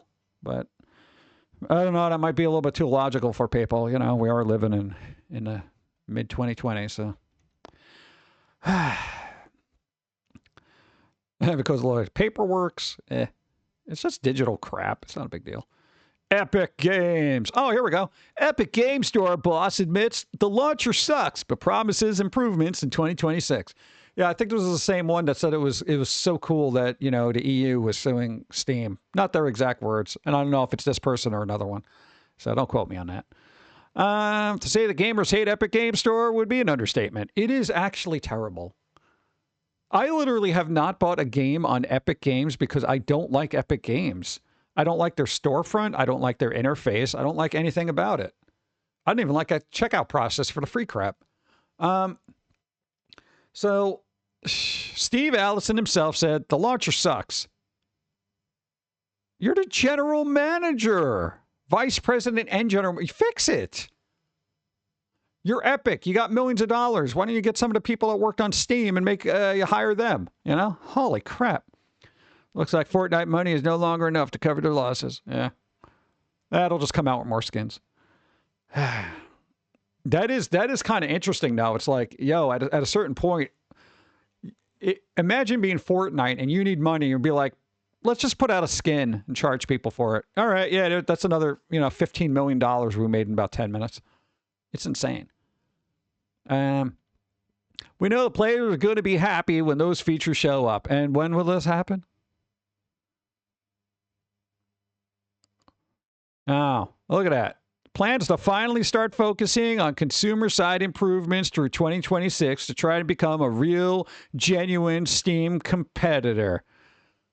The wording of this sounds like, well, I'm going to be a big kid too. You wait and see. I've been drinking milk and I'll be able to compete with Steam before you know. You're not going to be able to compete with Steam.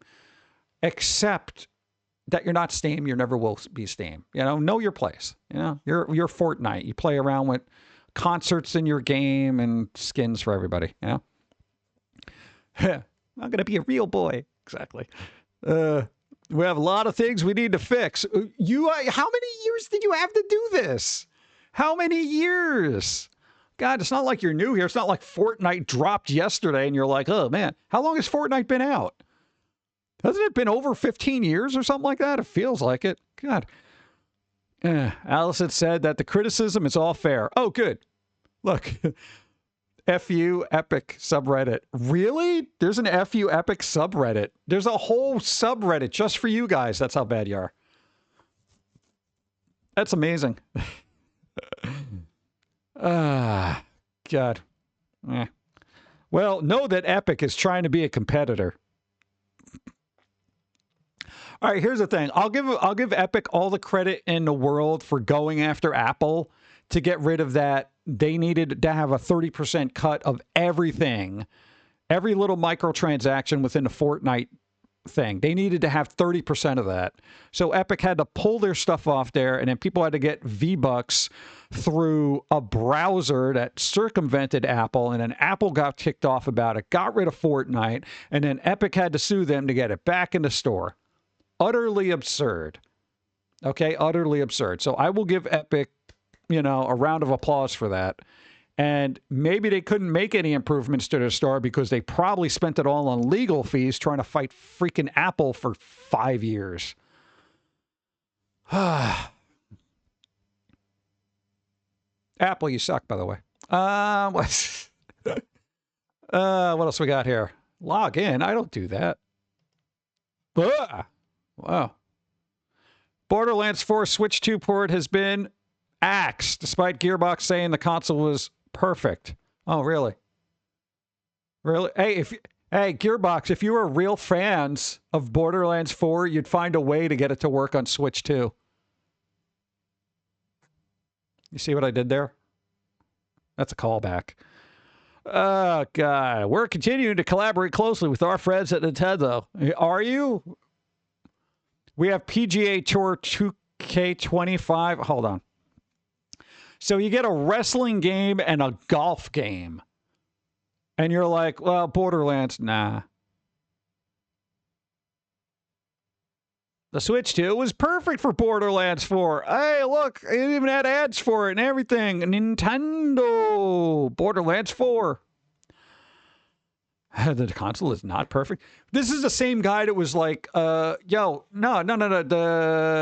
I forget their name. It was Bitchford or Plickford or whatever their name is. Randy, Andy, I don't care. Whatever their name is. They were the ones that were like, when people were complaining about the performance on decent computers, the guy basically said, well, you basically get good equipment to run Borderlands 4, and then surprise, they plan to release, if people can't run this on good computers, what are they going to do on a Switch 2? It's not a good computer by any means. How hard is it to get Unreal Engine 5 to work in Switch 2? I don't know. I really have no idea. This is just a bizarre, who cares? It's Borderlands. I'm never going to play it. Not after them being like, well, if you were real fans, you'll pay $100 for it. Shut up. Hey, what's going on here? Hey, this looks GTA. Oh, Take-Two addresses claims GTA 6 won't have a physical version at launch. Oh, my God. No physical version? Hold on. Take-Two boss. Oh, there's a boss. Okay. Spoke with Friday this week and found publication later financial reports. It looks like the truth about claims that the GTA's physical edition might not be released at the same time as the digital version, potentially even missing a 2026 altogether and launching in early 2027. Okay, so there'll be one in 2027. Am I the only one amazed that this game is not coming out on PC at launch? This is going to be stuck on freaking consoles. Consoles? Are you kidding me?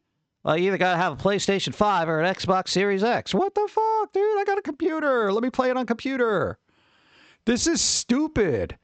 2 was the best Borderlands. It really was. And here's the thing about Borderlands 2 to me was a good game because I didn't like the game, quote unquote, but I played so much of it.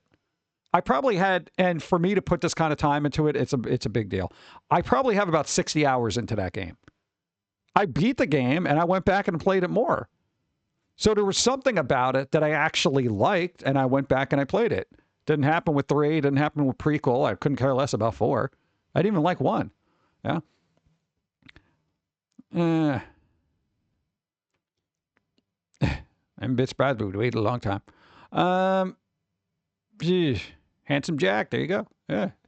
Maybe that was it. It was like the character seemed very well written. It had a good amount of fun, and it was slightly serious too.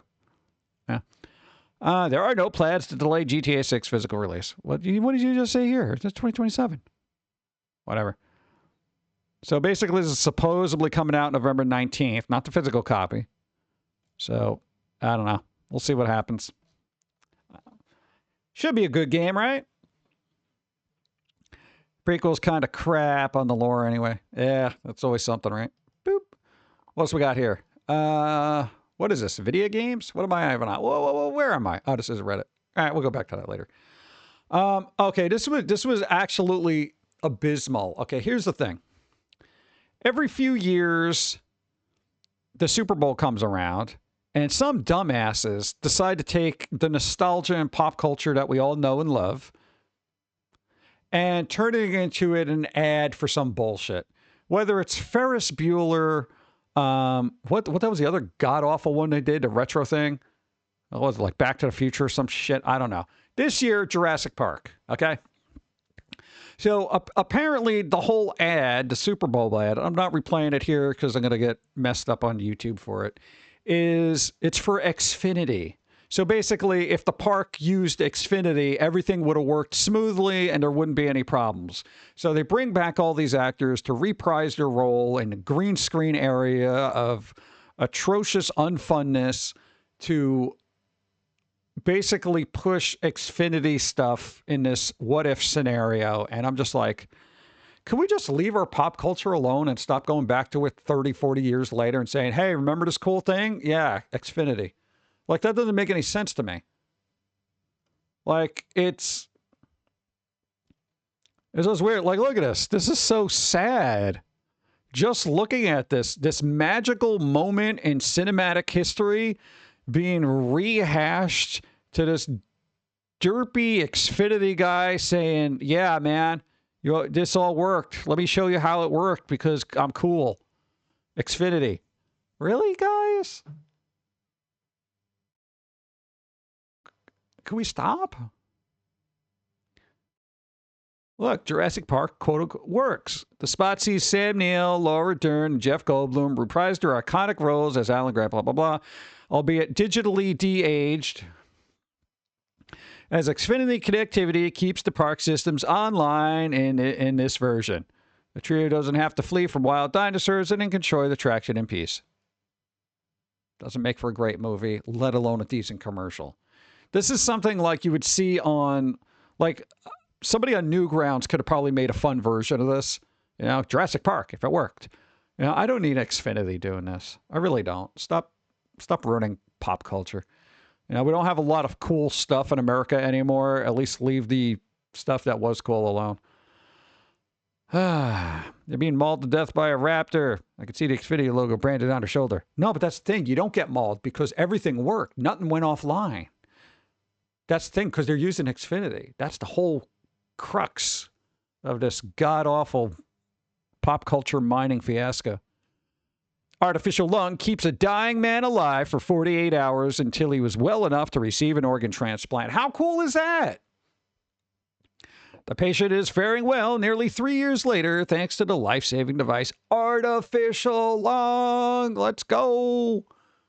I know it's a thing, but dude, they kept him alive, and then he got an organ, and then he's alive. That's cool. It wouldn't be so egregious if it wasn't infinity, right? You take like a terrible, oh, you know, dude, Comcast. Everything would have worked in Jurassic Park if it was Comcast. No, it wouldn't have. I don't know why I have Rotten Tomatoes open. What's rotten about it? What's rotten today? Oh, Muppet Show. Muppet Show got good reviews, and I have some tabs open about that. I haven't seen it. It comes out today, actually. Where is it? Disney Plus, ABC. No, apparently the level of humor is a little bit more mature. Remember when we were talking about this? We were literally talking about bringing back the Muppet Show and making it more mature as it was back in the day. So apparently they did that. I don't know if it's any good, but it's got some pretty decent things. I mean, 100%, 97%. Hope Muppet Show comes back from real. Yeah, I think this is just a special for the 40th anniversary or whatever, but, you know, fingers crossed. Why do I have this open? Oh, that's why. This guy. Hold on. Pauline, get out of the way. All right, no, we got stuff here. Look at this. I generally don't give a crap about Funkos anymore unless it's Return of the Living Dead. Look at him. He's missing a Funko eye. Does this not glow in the dark? This doesn't glow in the dark. He's ripe for glowing in the dark.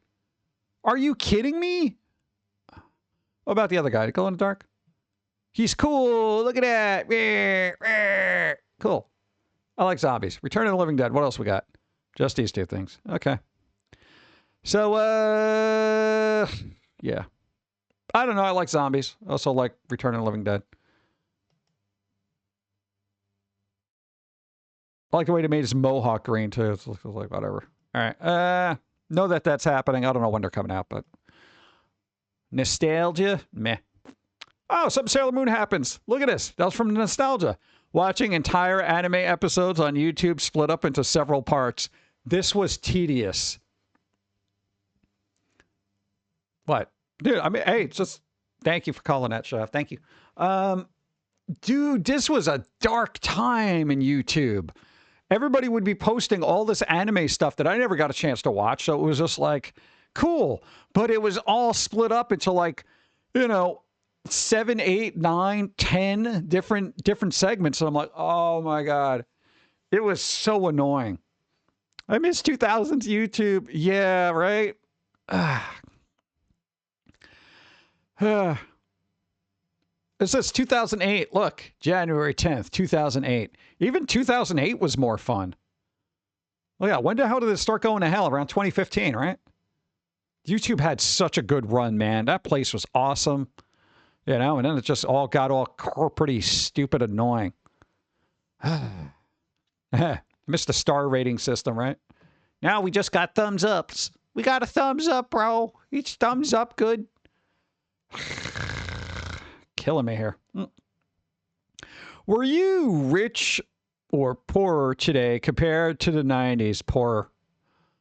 Okay, this is the Rich Kids 90s starter pack. Okay, look. I didn't have Grey Poupon. I didn't have HBO. I didn't have a large television like that. Did not have a cool system like that. I don't even know what the hell that is. Is that a hockey thing? Look at that. See-through phone. I didn't even have a Game Boy. Well, or the printer. I didn't have a setup like this. I don't even know what the hell these are. What are these? Venetton cookies? What's a Venetton cookie? Are those fancy cookies? I guess they were fancy back then, huh? And yeah, I remember seeing a lot of this in magazines, like, you know, those Better Homes and stuff. That frosted glass crap. It was ice cream? These were ice cream? They look like weird cookies. That was an ice cream? I guess you would slice it. All right. Didn't have a clear phone either. We were poor. We didn't have Grey Poupon. We were poor. We didn't know it though. We had French's mustard and it was good for us. All right. We had a small black and white little television. We were fine with that. I had a cassette player instead of this. Eventually though, I will say when both your parents had steady jobs, The one nicety that they actually invested in was stereo equipment. They both loved music. They had an awesome record collection. And it was just like, eventually, and it took years for them to get all the little components, you know? And then, like, what? 2 decades later, iPod comes out, and they're just like, well, that system was a waste. God. Eh. Yeah. We had 6 bullets per chamber. We were happy, right? Oh, God. Oh, this too. When people asked us why we missed the 90s, we had 24-hour Walmart, $5 footlongs, $20 full tanks, $1 McChickens, and 99-cent stores. Man, we really had it all. What happened? The interesting part about this is an actual Warner Brothers cartoon. They literally have Bugs Bunny, quote unquote, drunk on carrot juice. Adults knew what this was. Kids probably had an idea, but that's kind of funny. I'll tell you when I've had enough. God.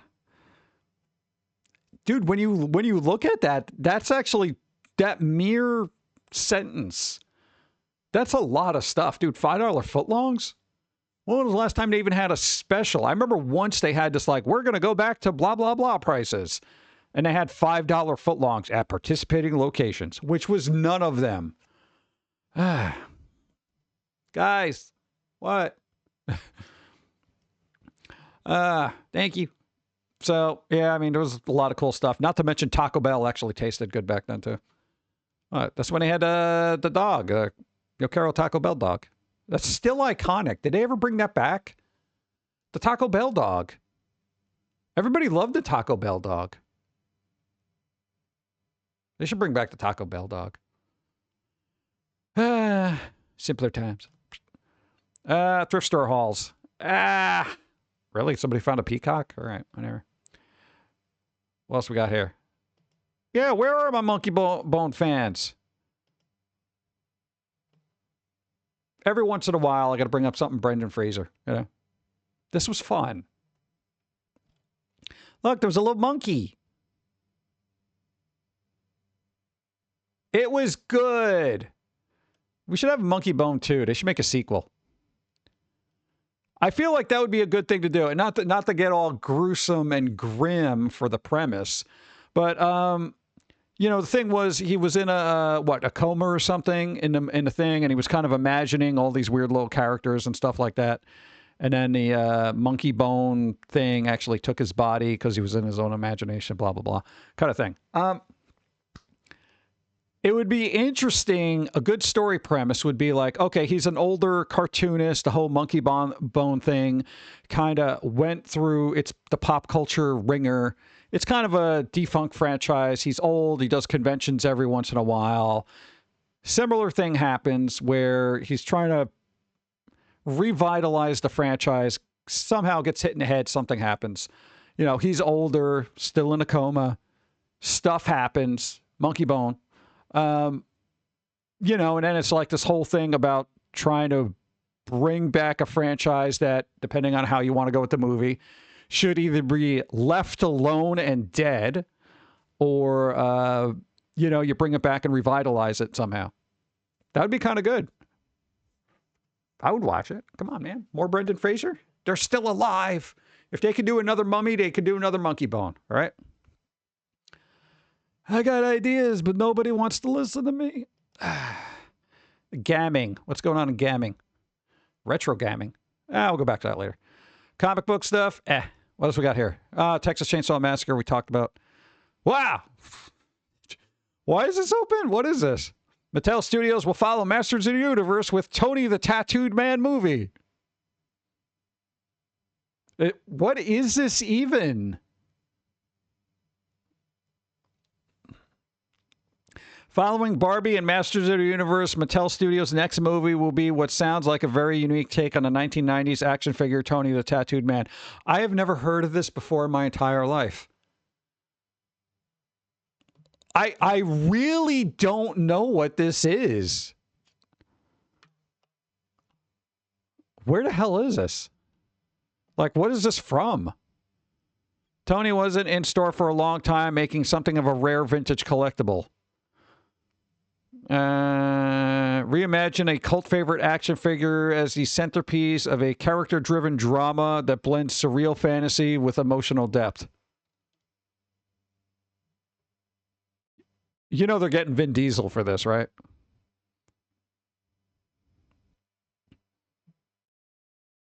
I'm looking for the emotional depth here, but...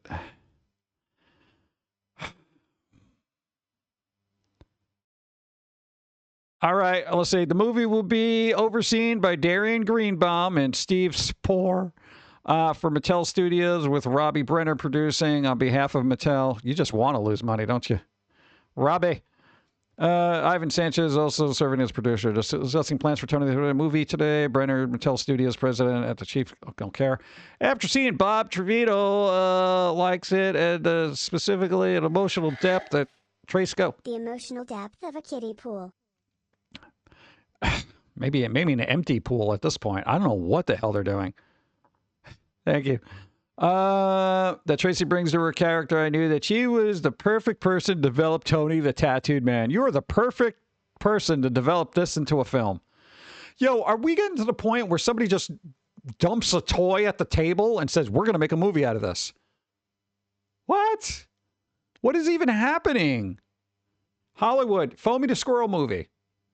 Come on, man. We got like 25 years of lore you can work with here. You know, what's wrong with you? God. Are we too problematic? That's what the world needs right now. Something motherfucking problematic. All right? R rating, no less. The story that feels especially relevant today. How? This feels especially relevant today. What, people getting face tattoos? Post Malone, the movie. Oh, God. Yeah, I can't. I don't even know what this is. Like, this guy. Sandman creator, Gil Gaiman addresses. I want to know if we could still like this guy or not. Addresses recent allegations, claimed that a smear campaign was waged. Well, let's ask the Crow. I feel like they would know. Yeah, I wanted to read this, but I didn't give a chance. No, they've been in, I don't know, kind of a dumpster fire recently. Almost 2 years after the original allegation made public, the Sandman creator Neil Gaiman released a statement addressing 2 years ago? Really? It's been that long. Holy crap. That were made against him. He continues to deny any wrongdoing. Last January, New York Magazine, that was last January? 2026, all right. Published an in-depth piece titled, There Is No Safe Word. Really? That's what you're calling it? Wow. Which outlined in disturbing detail allegations of sexual assault that have been made against the acclaimed comic book and novel writer. Followed early accusation of 5 women, 4 blah, blah, interviewed article. So we're not going to go into sickening events. Sickening events. Neil, come on. So basically, they're still denying stuff, but we don't know what's happening. In fact, I've learned firsthand how effective a smear campaign can be. So to be clear, the allegations against me are completely and simply untrue. There are emails, text messages, and video evidence that flatly contradict them. Then how come people aren't just accepting this?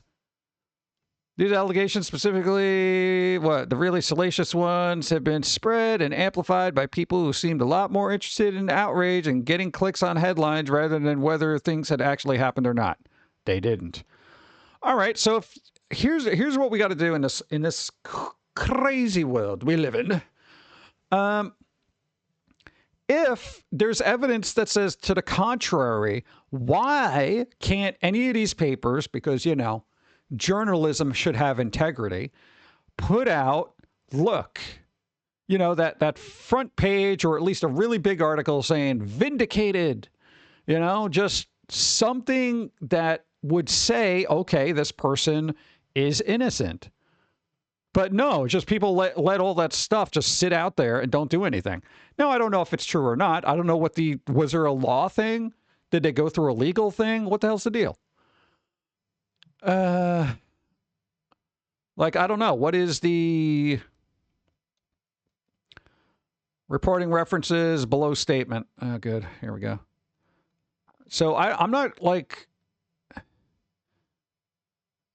you never know what to believe. And then The problem is nobody follows up on anything. And then when the quote unquote truth comes out, if it's not bad where everybody can hate on it, people either ignore it, say that the truth is not true, or they don't even bother publishing it.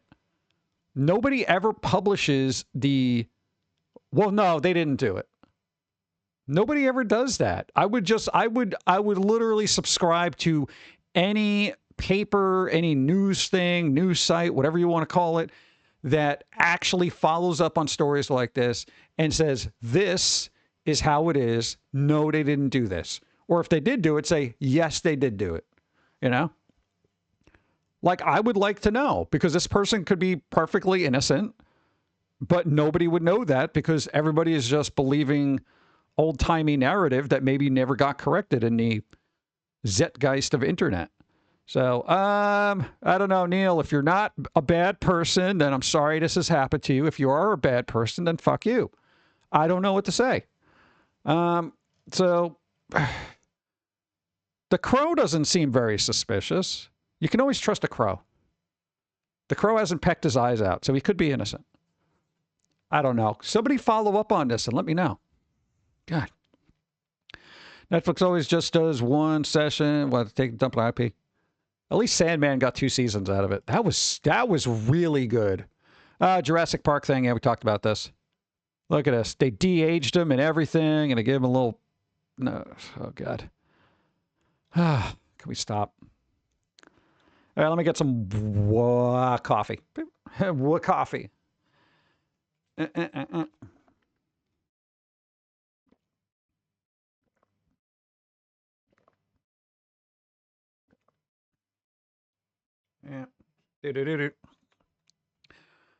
I say same thing happened with PC parts, a ton of rumors, they're just flat out false, but the headlines and rage bait clicks cause people to panic buy. Yeah, and then still nobody can get it, you know? It's like, do the taffitudes come to life? I gotta fix this mic. All right, cool. All right. It was like really high up for some reason. Yes, it did. Last time it was like falling down. I don't know. I don't know.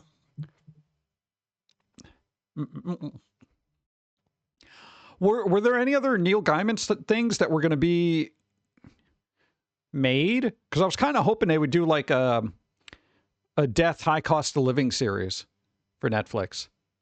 I don't care what anybody says. Yo, the Netflix Sandman series was really good. I felt my intelligence raise a couple of notches. It was well written. The acting was awesome. I was like, yes. Yeah. I was happy with that. That was worth the subscription, just watching that. I know. Wish we could get more stuff from more competent writers, you know? But, you know, everybody's life is in question right now. I should do that. I should start writing books.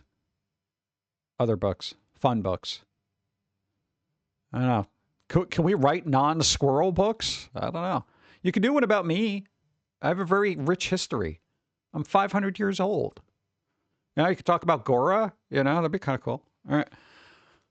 Panic buy. The high-end AI stuff is still in stock at the same price and getting cheaper. Even so, the low-end consumer stuff is sure just panic buying, driving up the prices, and scalpers jumping on board. Yeah. We definitely got to do something about scalpers. I'm tired of whether it's a game console, a fucking Pokemon card, or whatever, popping out, and then it's like all of them are gone because you have all these scalper bots buying up everything, and then they resell it, and then nobody can get a hold of anything. You know? God.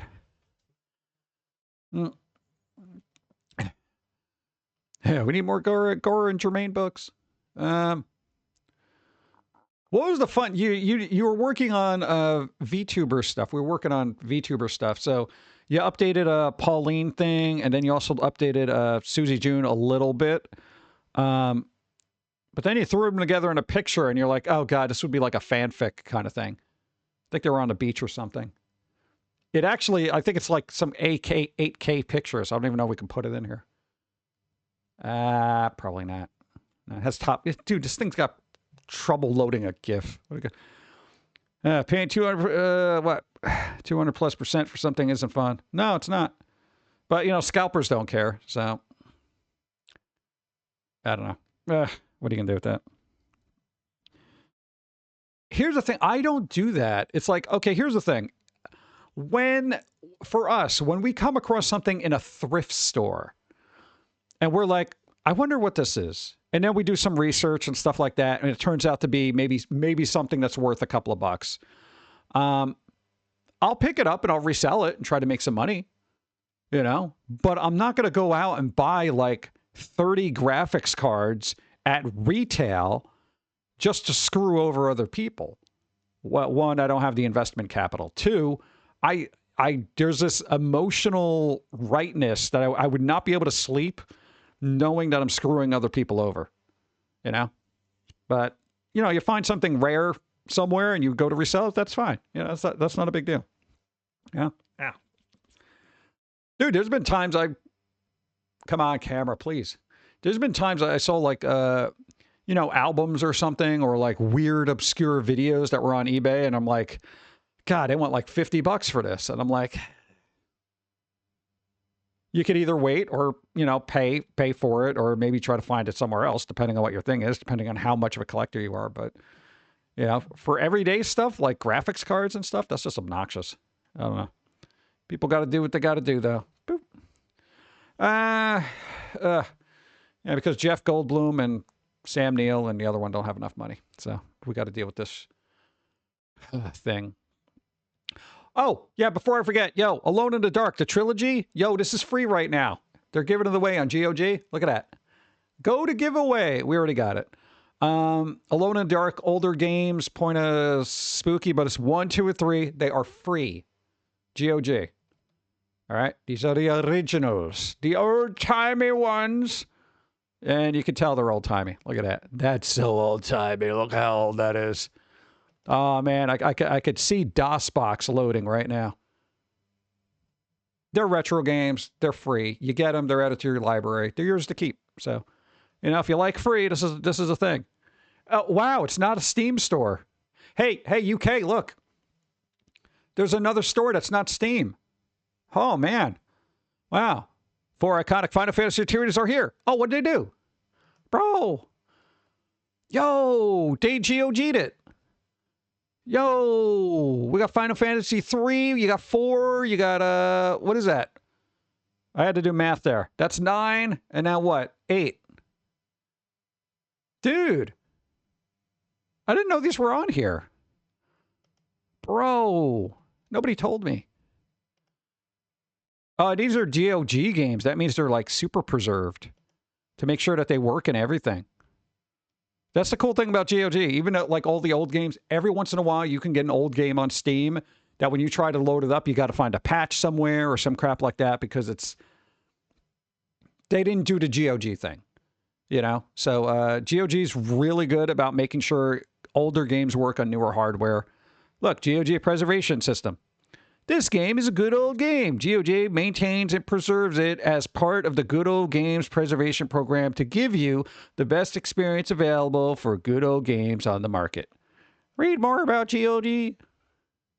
Oh, there you go. Dude. So, yeah, note that this is a thing. So if you are looking for retro games and you're nostalgic, even if you have a potato of a computer, you can always go back to the old stuff. And I think people are starting to learn that the older games are better than newer garbage just coming out now. Bring back old-timey DOSBox. Let's go. Oh, this is good. Look at this. I got to start with the meme. Hollywood after some YouTuber made a successful movie without their help. What could I say? Except delete this, right? Because apparently it was considered a glitch. But poor Markiplier, YouTuber movie Iron Lung is a box office hit despite alleged attempt to delist it. All right? And use your imagination more with older games? Yeah, people don't like that. Sam Kelly, 81. Nice. Markiplier's video game-based movie is a massive success. Yay! Good job, Marky. Let's see. Okay, the weird thing is, right? Now, for those who don't know, Markiplier, YouTuber, they got a lot of people following them. They made the Iron Lung movie based on a video game. It actually did well. I think their budget was $3 million. Now, I love this. Granted, YouTuber, I don't watch a lot of their stuff. I've seen some things. Some of it I like, some of it I don't. Whatever. This guy did this all by himself. Not literally all by himself, but without any Hollywood help. I don't think he did distributing through Hollywood. He didn't go through the normal channels, any of that crap. He funded it himself, essentially. Made this movie, got it into theaters by themselves. Well, they're a group of people. And what did it say? It's like up to like making $20 million or something. Iron Lung scored a big box office, sci-fi box, earning $17.8 million in its opening weekend. It beat Millennia and Zootopia 2 and Avatar: Fire of Ash. Those were on the way out, so the only film that Iron Lung didn't knock off its perch was Sam Raimi's Send Help, which remained strong by raking in $20 million over the weekend. All right, Sam Raimi. Okay, this guy's competing with Sam Raimi. All right, so. Iron Lung's success stems from many factors, but one that seems particularly significant to the film's popularity is the man behind it. Markiplier, Fishbach, boasting over 33 million subscribers on YouTube. That doesn't translate terribly well. No, to like certain like real world people doing stuff, sometimes that doesn't translate. So take that with a grain of salt. Indie horror games with audience launching indie games into the limelight. Iron Lung is no exception. YouTuber showcasing the game on his channel back in 2022. Really? It was not that long ago. Holy crap, they did this quick. Little did anyone know that it would inspire Markiplier to fund, direct, write, and act for the film. All right, essentially, this is like a fan project then. They played a game. They liked it so much. They're like, let's make a movie out of this. Holy crap. I didn't know that. However, there's been discourse surrounding Iron Lung. As shared in a video on X, Markiplier points out something odd is going on with the box office numbers throughout the weekend. Yeah. In the video, Markiplier points out Iron Lung's position on January 30th, the Friday it debuted at #1 in the box office charts. He then points out that the film appears to have been delisted from the charts on Saturday and Sunday. At the time of writing, Iron Lung is visible again on the box office charts. However, fans were quick to attribute this mystery to the indie nature of the movie and how big studios and distributors may be trying to sabotage independent productions. Markiplier fans had to call movie theaters en masse to push them to screen the movie in the first place. Really? A decision that surely now they don't regret. Holy crap. Yo, good on you. I didn't know they had to do this. Bro. Hey, Markiplier people, good job. See? And yo, I'm going to throw this back at you guys for watching all the squirrel stuff. Yo, you wouldn't have gotten into Hot Topic back in the day if people didn't email the hell out of Hot Topic back then. Like literally, they were the ones that got you in there. So it's kind of like, yo, people who watch stuff and really are passionate about it, then it's like they're the ones that get it done. Thank you. I'm sure they thank you. Of course, I didn't make $17 million being in Hot Topic for 6 weeks, but still, it's an accomplishment. Let's see. Despite the movie brief disappearing act from the box office charts and the mixed reviews, Iron Lung earned far more than production, which was less than $3 million. Wow. Could this success follow Markiplier if it once again tries directing? It's hard to predict. I think if he deals with gaming stuff, I think he'd be all right. Markiplier, please don't try to do like a serious movie. It's got to be horror based if it's going to be serious. I don't know what I'm talking about. Yeah, you're not going to watch the movie, but good for him. Here's what I like about this is And again, I'm not either pro or anti Markiplier. I'm just like, yeah, they're there. But I love when somebody tries to do something indie and it works.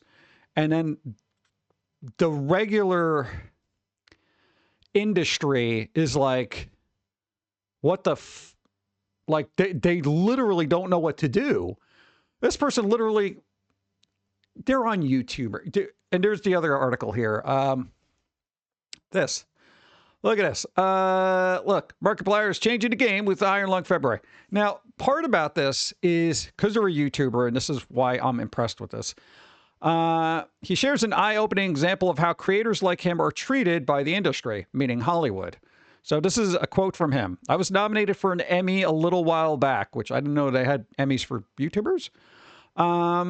I was at the red carpet. I notoriously hate red carpets, but the publications that were there didn't want to talk to me.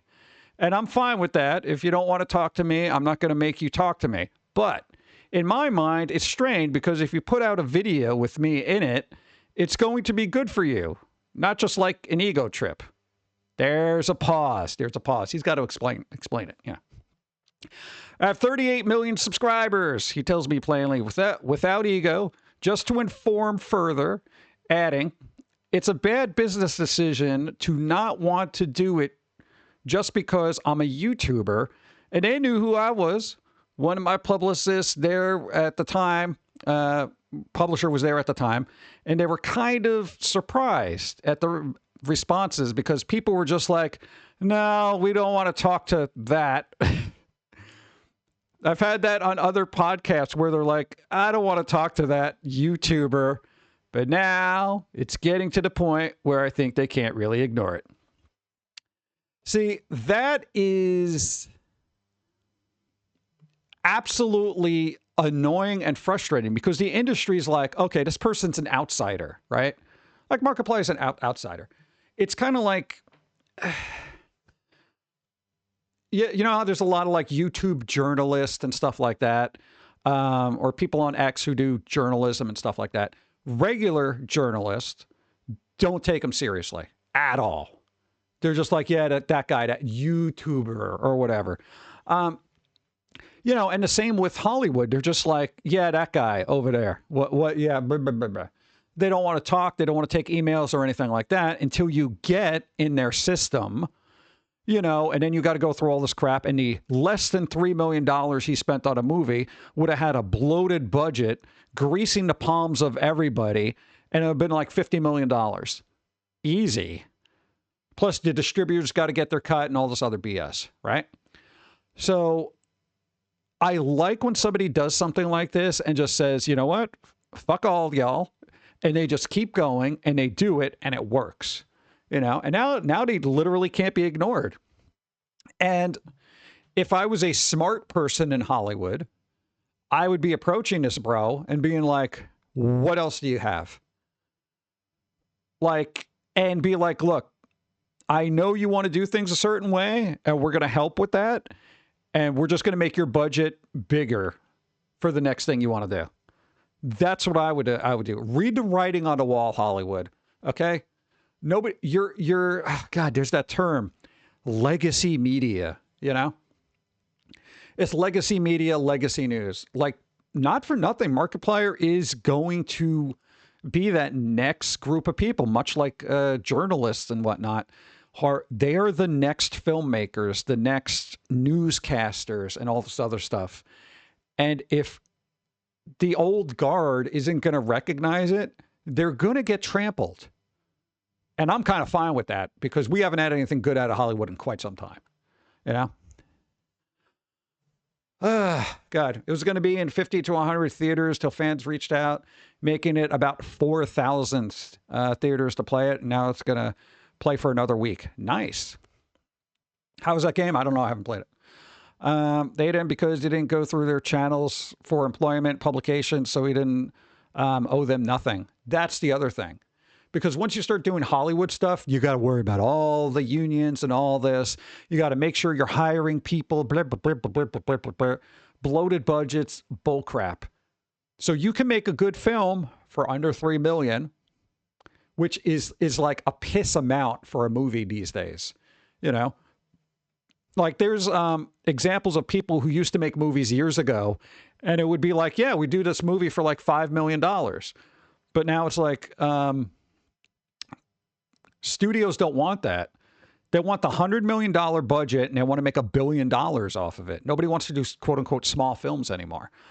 So, but, you know, I don't think any studio is going to sneeze at like, you know, essentially probably like by the time this is all done, a $25 million profit.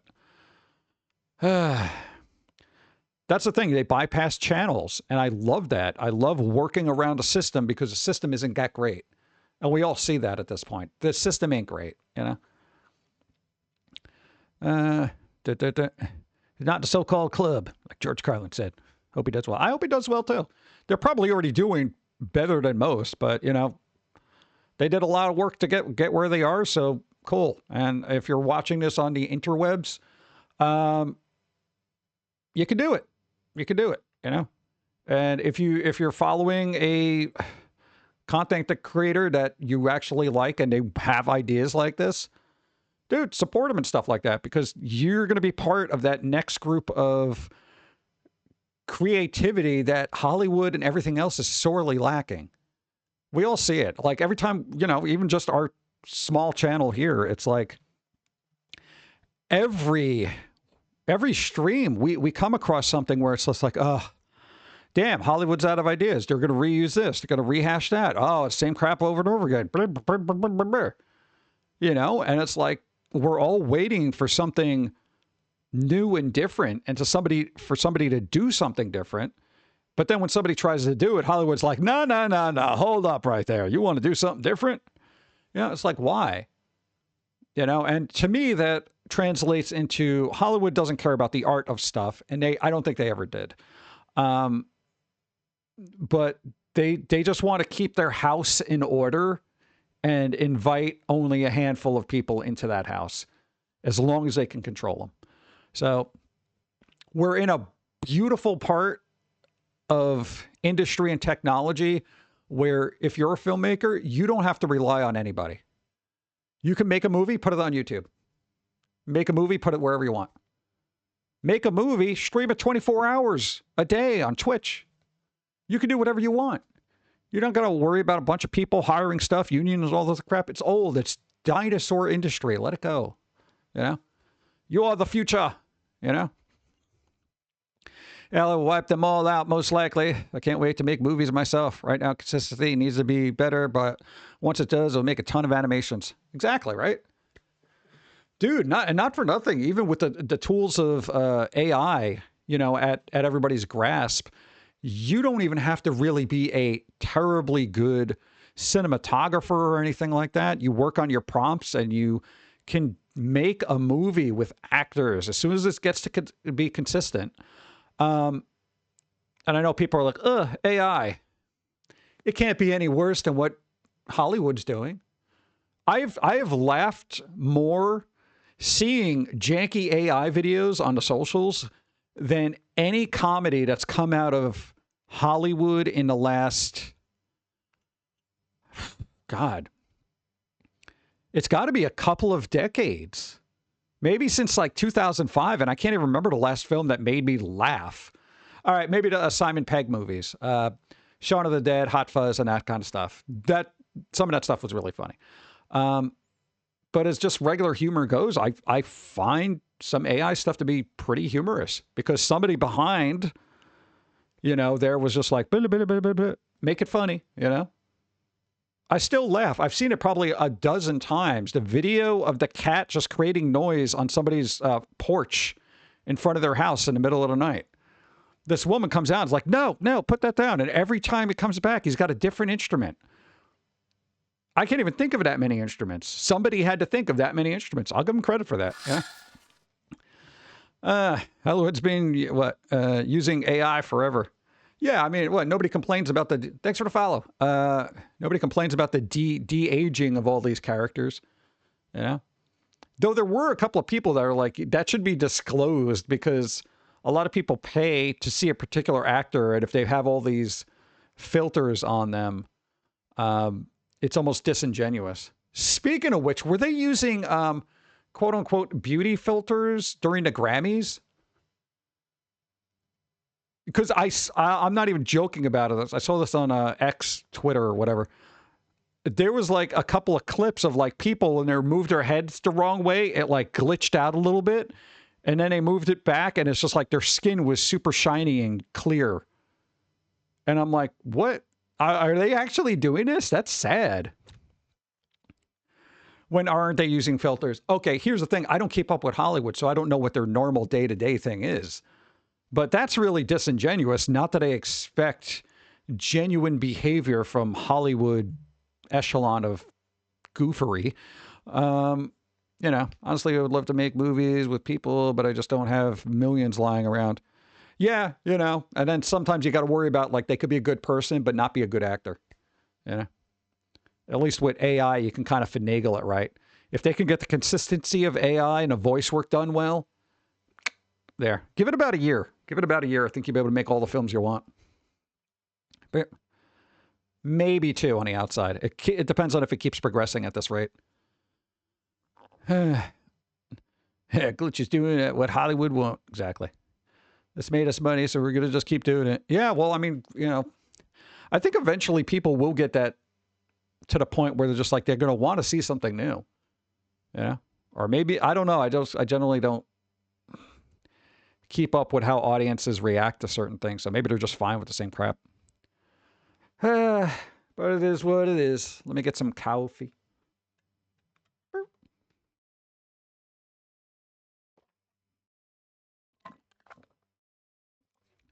Runs out of coffee. The world is sad.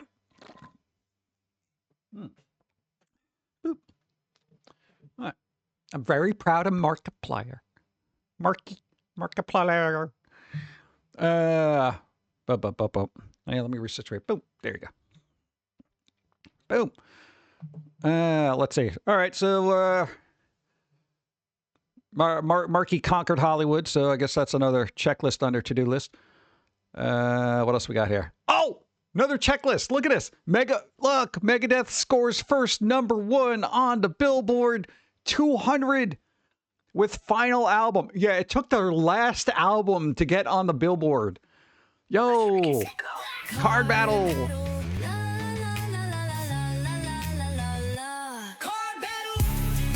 All right, Kurt Planet, you got a roll equal to or greater than. What? Oh. That's kind of spicy too. So I guess we'll call spicy. 17. I'm surprised that wasn't loaded. That was the bigger one, right? Another shiny. Not a shiny. 18. Oh, you just made it. It's a fancy, but we'll call it spicy. All right.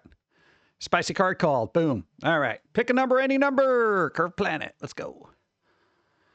Spicy. Yeah, there was a little bit of side bounce there. I had to beat that one. There you go. What? Hey, if you're gonna beat something, that's a good card to do it too, right?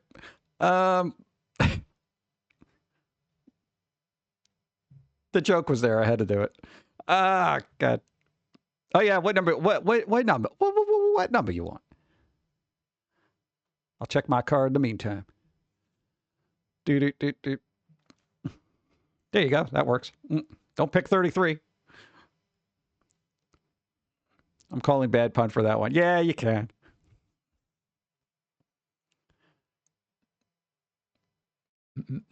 $13. Lucky 13. What do we got? Vtuber glitches. Yeah, you know what? I'm going to call that one anyway. Pick another number. Because I feel like I've been all over the place. There you go. You get 2 for 1. 2 for 1. There you go. If you can't think of a number, we can always do random. But boom, boom, boom, boom.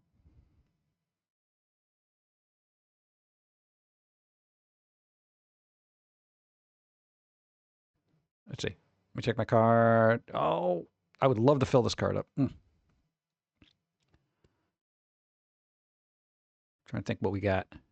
All right, number 6. Doodles on stream. Yeah, take that one off for me, because I rarely do that here.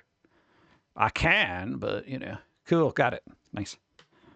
Thank you, thank you. Boom. Megadeth. What? Hey, if you're going to do a last album, bum, bum, bum, bum, bum, bum, can that be his real hair? I don't think I've had hair that nice in my entire life. All right, well, there you go. Megadeth. Boom. They got a number 1. Let's see. This marks the group's first time at the top of the Billboard's... That's still a thing? All right. Billboard's all-genre album chart. Though Megadeth had made it to number 2 with 1992... They made it to number 2 with Countdown to Extinction? And hit number 3 with both 2016's Dystopia and 2022's The Sick and the Dying and the Dead. Sick, the Dead, the Dying. So they've been up there, but they never had number 1, huh? Number 1! You're number 1! You're number 1! Let's see. After 40 years delivering Megadeth music, playing shows around the world, I have nothing but gratitude at this moment. Finding out that our last Megadeth record is also our first number 1 only further validates my will to go out on top. Yeah, I guess he's just going to be like, yeah, I'm good here. I'm not going to get another number 1. That's good. They've been doing a lot. They've also gone through probably a lot of personal stuff over the course of, what's been 40 years, they said? I know somebody who made pizza for 12 years longer than you've been playing music. I know, right? But that's cool. There you go. Congratulations. Oh, good things are happening to people now. He's got his number 1. Markiplier's, wrecking Hollywood with just his mere existence. It's good times. David Lynch's unreleased series, Unrecorded Night, is finally headed our way. Yo, he had like last minute. David Lynch, he's dead. All right, the weird person that had all sorts of weird ideas, but they're very artistic and interesting. But thumbs up to you. Apparently they had a series. It's like all written out and stuff. And the daughter, who's also a filmmaker, big surprise. They're going to try to get this series going. So we could have a last David Lynch kind of series going on. See, they said it was the best things he ever did. Of course they're going to say that. Nobody's going to say, oh, yeah, this last thing that David Lynch was working on, it was absolutely dreadful, but we're going to make it anyway. Come on. So expect more Lynch. I don't know. Could be good. I don't know how long stuff takes to make. So, tired of Pokemon? Universal has a new horror trading cards for you. Is this going to be like Pokemon? There's no pictures, I don't think, in this article. But apparently they're making, much like the iconic, much like the iconic game where players can collect creatures to battle against one another, Hellbreak will allow players to bring together a team of universal monsters from across the studio's history, pitting them against one another in the monster sandbox where they can fight to the bitter end. I have been complaining about not having a fun card game to play. So we started making our own. But now we got this. Now here's the thing. This could go either two ways. Universal could just make this a cheap garbage cash grab that is going to fizzle out in about 2 weeks. Or if they play their cards right, they can make this a long-standing cult classic card game that every person into horror will want to pick up and play. Now, Universal, this is up to you, okay? Also, I want a special Tom Cruise card from The Mummy that you could just slap around, okay? I need the Mummy also from the Tom Cruise one because she was cool. All right, that's what I want. Also, give her a mummy costume like the girl in The Mummy.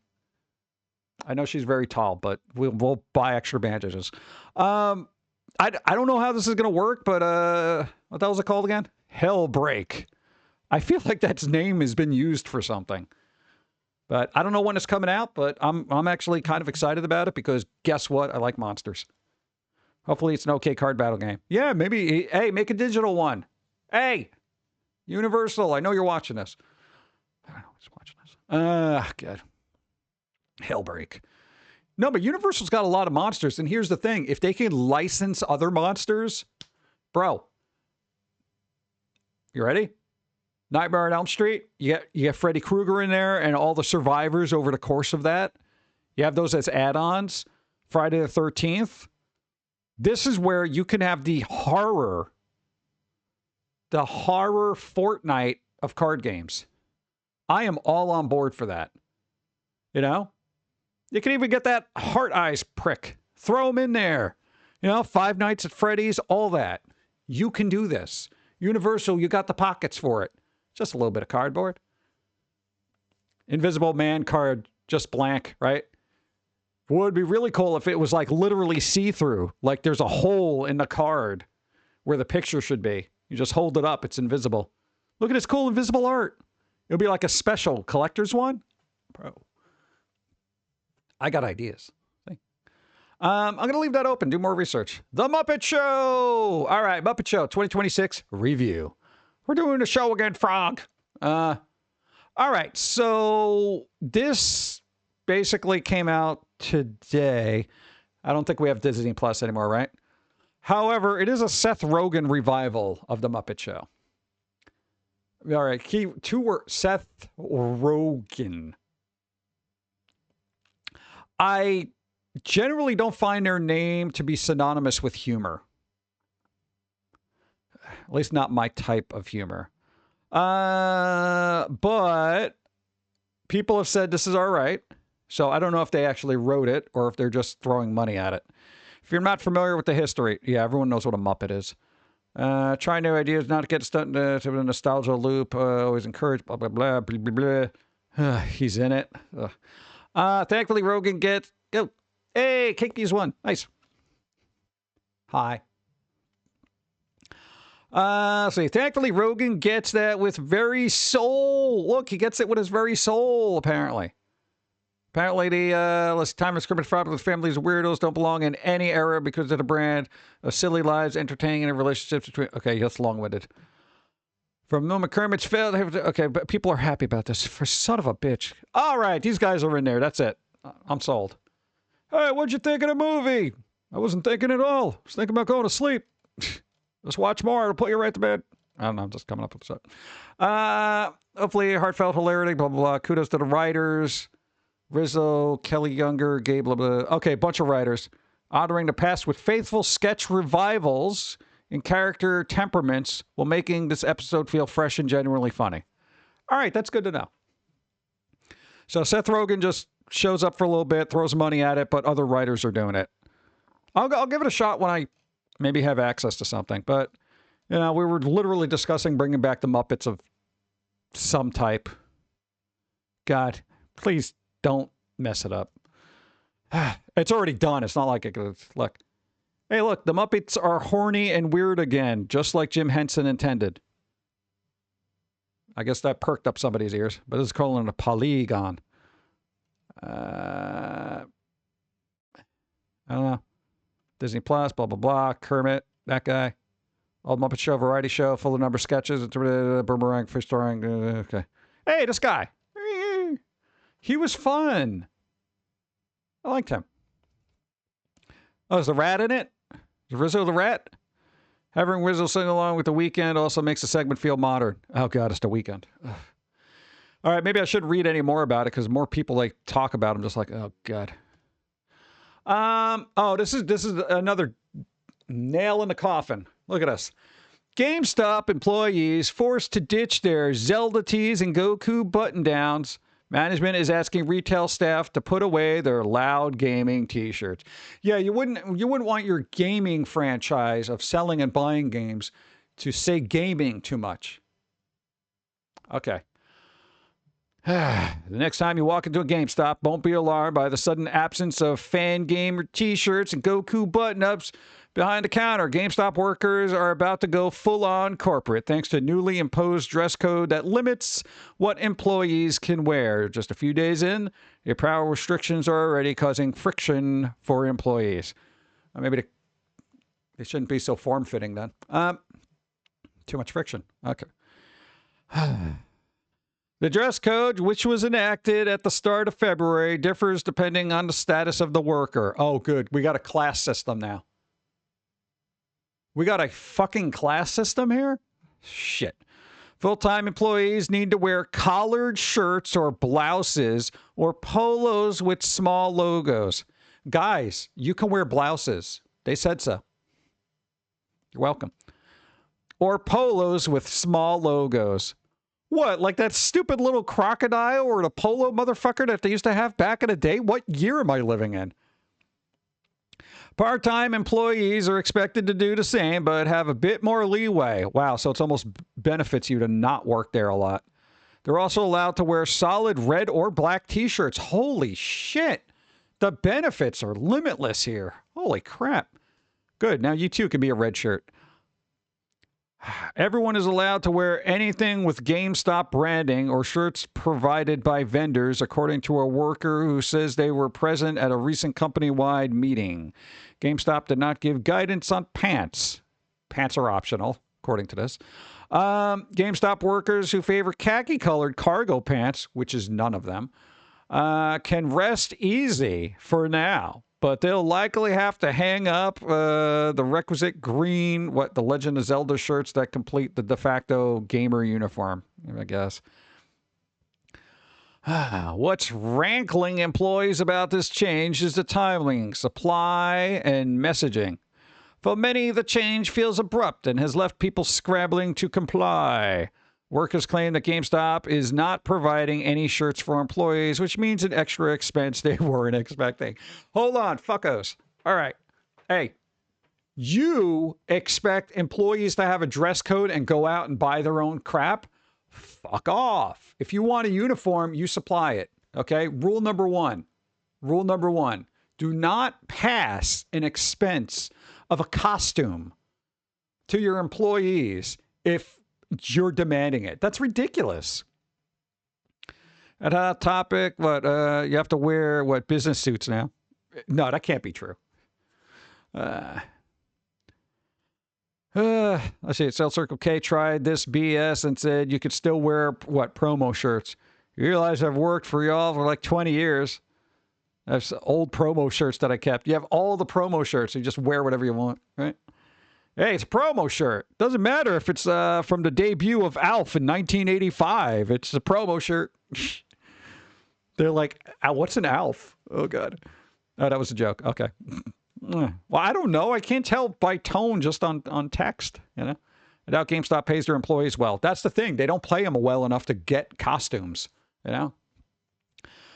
Oh, God. Here's the thing. If I go to GameStop and somebody shows up looking like this, hey, welcome to GameStop. How can I help you today? Is there any particular form of entertainment you're looking for?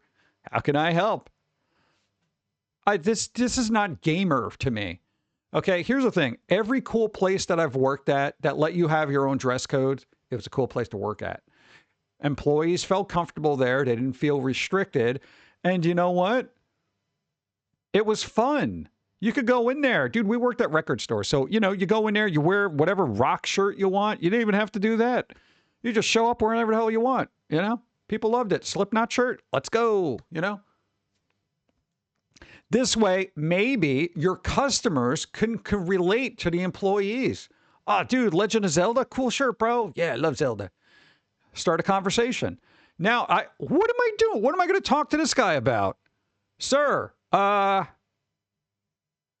what stocks have you invested in? This guy looks like he's coming out to give me a keynote at CES.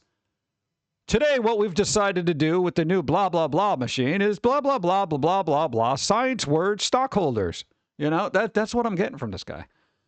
No offense. I'm sure they're fine, but they're not fine. I haven't been entered a GameStop in decades. Yeah, neither have I, because the last time I did, I thought I was at the Funko factory. Let's see.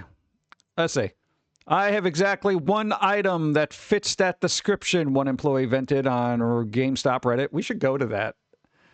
Let's see. I am now going to have to spend at least $100, probably more, on clothes when I don't even make that much.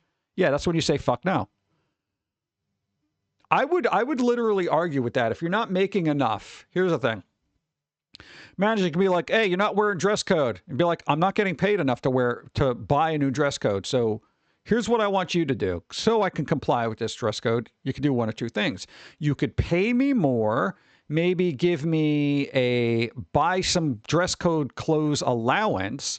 Because here's the thing. I am not going to buy a whole new wardrobe for the privilege of working at a GameStop for minimum wage. That's not the thing. That's what you do when you work on Wall Street. You need a bunch of suits and tie. You got to dress to impress. It's a GameStop. Even management there should be able to realize, yeah, it's a GameStop. It's a GameStop. You guys are lucky you're still around. Forcing dress code on people isn't going to make the demise of the store any less slow. It's not going to slow it down. Well, we look more professional now. I guess we'll be around for another 50 years. No, you're probably going to be closing stores in the next month. Get the hell out of here. Don't want to sound negative, but GameStop is going bye-bye. Dude, I'm surprised they're still around. I really am. Nobody cares. GameStop, please. I don't know who this guy is, but GameStop, close. Just close your stores. Close your stores. Let Shake Shack take over, okay? It's over. This is coming. Okay, here's the thing. This is coming from somebody who loves physical media. I love physical media. CDs, music, physical games. But fuck these guys. I'm done. We're all done. There's no new physical media coming out because every game company is like, nah, forget it. They don't care. Younger people, they're either playing mobile games or they're all digital. They don't care. Collector's editions, we'll buy them online. We're not going here. Nobody cares. Get over yourself, GameStop. You're not that important. You never were. Let's see. Well, some store managers say they won't be stringent about new requirements. Wow, reasonable management. Holy shit. Other locations plan to fall in line. Those are going to be the ones that close. The lack of unified messaging already seems to be causing problems. While leaders have been told about the changes, the policy has not been communicated to all employees through official channels. Some workers say their managers haven't mentioned anything yet. At least one woman claims that she was told to wear dresses by her boss. You sure that's dress code, or did they just have a thing? Just saying.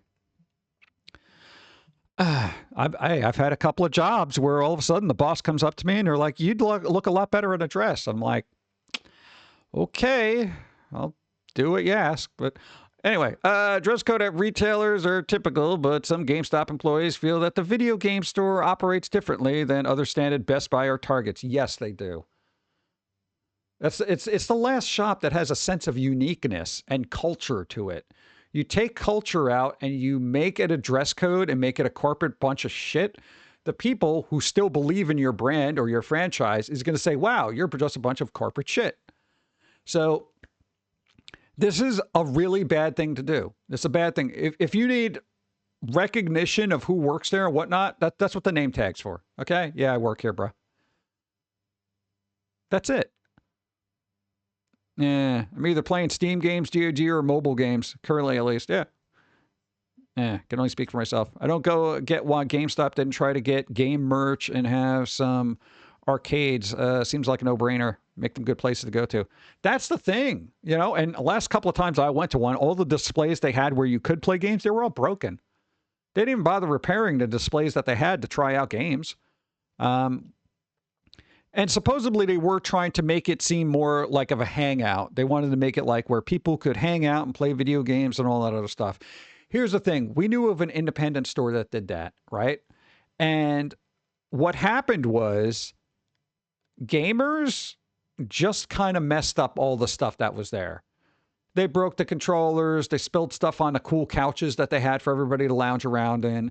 They were slobs, obnoxious, and treated like it was their own personal room. So they take off their shoes and just kind of leave Doritos lying around. It's not good. Gamers are not a cleanly people, okay, for the most part. So that's not going to work. Plus, whatever, it's going to die. I don't know, man, dude.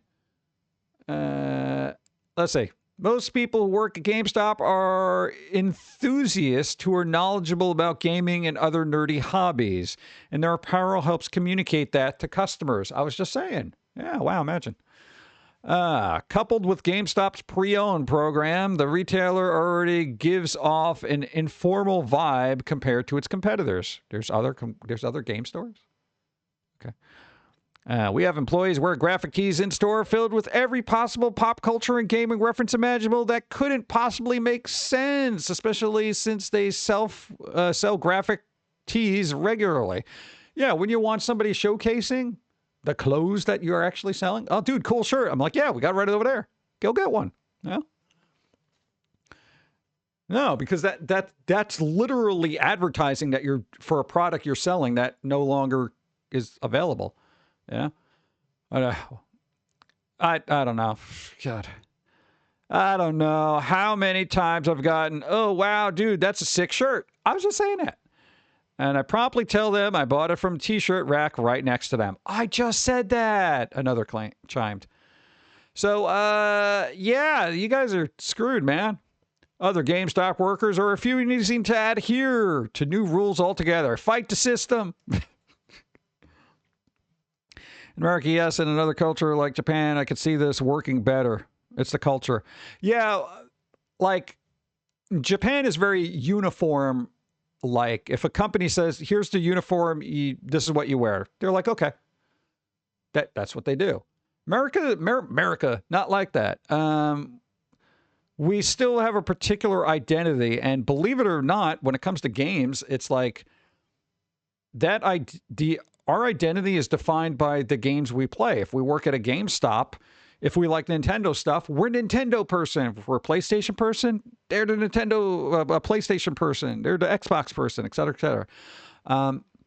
Everybody has their genre, and to strip that identity away. Hey, Ninja One, nice. To strip that identity away and just put them in a template costume or uniform, it diminishes and takes away a bit of their personality. You know, and again, we come from record store culture, so everybody just wore whatever the hell they wanted. Even the name tag, some management was just like, dude, where's your name tag? And they'd be like, it's somewhere, I guess. Yeah, you should probably wear a name tag. You know, so people know you work here. I'm like, you know, they'll know I work here because I'm on the opposite side of the register. And they'd be like, yeah, okay, whatever. Like, they didn't care, you know. But whatever. I'm not spending money on ugly clothes I don't feel confident in. Oh, it's all about confident, is it? Really? When I work at GameStop, I want to feel confident. Here's the thing. If you work in retail, your confidence level is probably not great to begin with. You work there because you have to work there. You want a better job. We all want a better job. Nobody likes retail. Very rarely do you find out one job where it's like, cool. Oh, let's see what's going on here. Let's comment on this. Let's find out. I truly don't understand why people still work for this garbage company. They treat employees terrible, pay is a joke, and it's very clearly a sinking ship. My God. Okay, here's the thing. I'm not even joking about this. I feel like if we went back into a VOD where we discussed something about GameStop on the Polygon site, I feel like this comment was a cut and paste for another GameStop article that we read on Polygon. My memory is usually pretty good when I read something and then read it again. Like for everybody in chat who repeats yourself, keep that in mind because I do have a good memory when I read something. Assuming I read it, because I do miss a lot of chat, so feel free to repost. I feel like we've read this comment, if not exactly word for word, very close. So, bot, question mark, because Polygon user M5E9DCXP doesn't seem like it would be a very organic name. But, you know, people are weird these days, so who knows? It's absolutely bizarre that anyone still shops at GameStop. Yeah, okay. That seems legit. Explain why it's bizarre. Here we go. Somebody's got to start a fight. Let's start a fight, S. All right? My employees got to make up names for each other's name tags to wear when they forgot theirs. That would be cool. You know, dude, I had one place that was just like, dude, you don't have your name tag? All right. They'd go through the drawer and be like, you're Jeff today. You know, and I'd be like, all right, I'll be Jeff today. And it was cool. It's like you had the secret identity. That's how I would run a store. Where's your name tag? Oh, dude, I lost it. All right, Amy, here's your new one, you know, and just mess with people. Weren't you like what was it? What, no, the manager gave you, I think it was Patricia. I think you were Patricia for one day. It was something like that. It was a P. It wasn't a Patty. It was Patricia, or it was a longer name like that. Could have been a Pauline. Maybe that's where you got it from. It was stuck in your head because you were Pauline for a day. Nobody cared. Customers, I think one person was just like, hey, Patricia. I'd be like, you can call me Patty, you know, and you just roll with it. But it was fun because, you know, sometimes there was this random box of names, you know. They didn't let you go through it, though, so you couldn't pick out your own name. They would just go in there and be like, here, you're Patricia. Yeah, all right, whatever. Yeah, it was fun. All right, let's see what how S is gonna argue. Believe it or not, a lot of people are very combative on the internet. Explain why it's bizarre. Something. Look at how they press something. Hey, if you're gonna be combative, then I guess that's what we have to do here. Something tells me you think they still make their in-store money off of video games. They don't. Over 30% of their income is coming from the trading card market now. They have been profitable for a year straight with zero debt. And are you investing in them? Shareholder much? Zero debt and ton of money. Ton of money. They're also offering crazy deals still. Right now, you can trade in broken drifting controller for same value as working controller. A working controller trade-in. So yes, getting paid $20 credit for a controller is pretty good incentive to go in store. And you are asking why. Here's the thing. I'm not the best at spelling, but usually when I post something, there's a red line underneath it that says, bro, you kind of made a mistake. Even if I'm on phone, it literally tries to autocorrect. Sometimes I turn autocorrect off because it gets a little too annoying. But generally, I reread my stuff to make sure there's as few spelling errors as humanly possible. I guess some people don't do that. I make my name tag always say Snow. I don't care what it is. I say, hi, my name is stickers. I use for all the things now. Current government, government is changing, so I'm trying to get people to adjust. Nice. There you go. Adjust. Deal with the new name change. You're rebranding. You're not changing your name. You're rebranding. What? If companies could do it, humans should be able to do it. I want to rebrand, you know? But, God. Hey, can I see Jeff? Talk to him yesterday. Employees, that's me. Customer, wait. That'd be funny, right? Jeff was so helpful yesterday. Who are you? You're not Jeff. Oh, I'm Jeff. No, you're not. Jeff. He had glasses. He had the multicolor hair. You know, it's a little sarcastic. I can be sarcastic. All right, well, S is being a little combative here, but something tells me that's par for the course. My man Scott DeWaz getting pinned by Getty Images for this article. Come on, Polygon. Really? Getty Images, huh? Really? This? Getty? Image, GameStop. All right, what do we got here? No, some of the things. Lol, good choice on that bad dragon button up. You do not need to spend $100 on suits. When on a tighter budget, definitely check thrift stores for cheap used clothes. Wow, Brooke, thanks. Wow, I didn't know cheap alternatives exist. I just assumed retail was the only way to buy clothing. Imagine, wow, I'm just spending all this thousands upon thousands of dollars by not getting thrift store clothes. I don't think I've bought a new pair of clothing or any kind of clothing in 17 years at least. Oh, no. It was tax-free week. I did get a pair of pants. No, we had an event we had to go to, but it was also during tax-free week, so $20. You've missed a point. Also, you must realize that entire wardrobe is not a single unit, single suit. Well, if you're a guy, it is, honestly. So, hippopotamus. Yeah, guys will basically get one pair of good pants and one good jacket and one good shirt and ride it till the end. They'll change their ties, though. This isn't the same suit as yesterday. Look at his tie. It's different.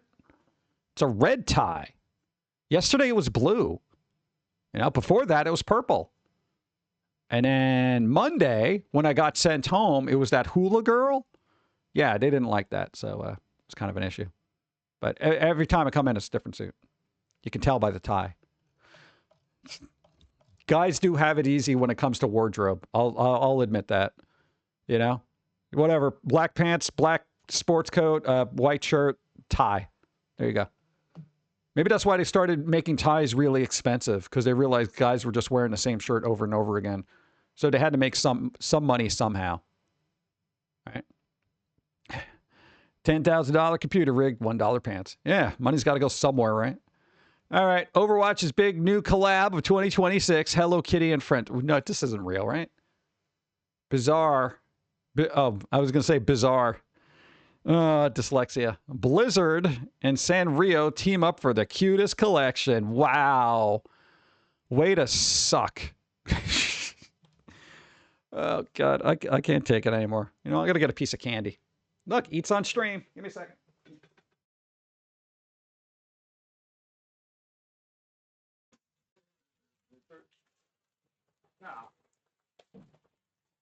All right.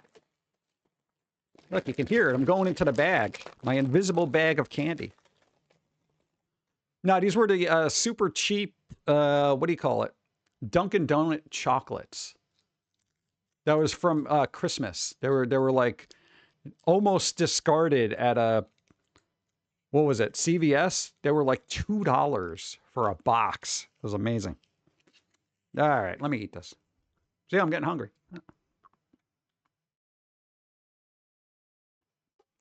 She broken. She looks broken.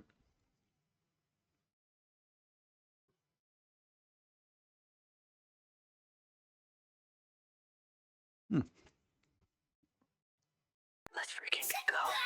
Carbell. Not a good time. No, I'm eating chocolate. There you go. Spock, you got a roll equal to or greater than? Sorry, I'm chewing. But equal to or greater than?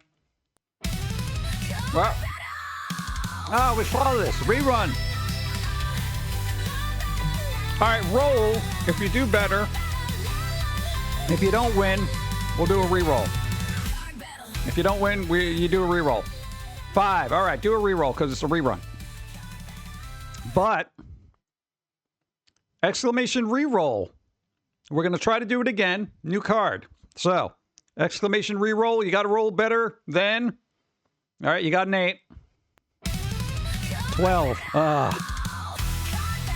That didn't help either. So you tried. I know it was worse, but you had another shot. I don't like reruns. The whole point of random is to not have the same thing pop up. Since that's a script, I'm going to see if I can write a script that would make sure that it doesn't pick the same card again.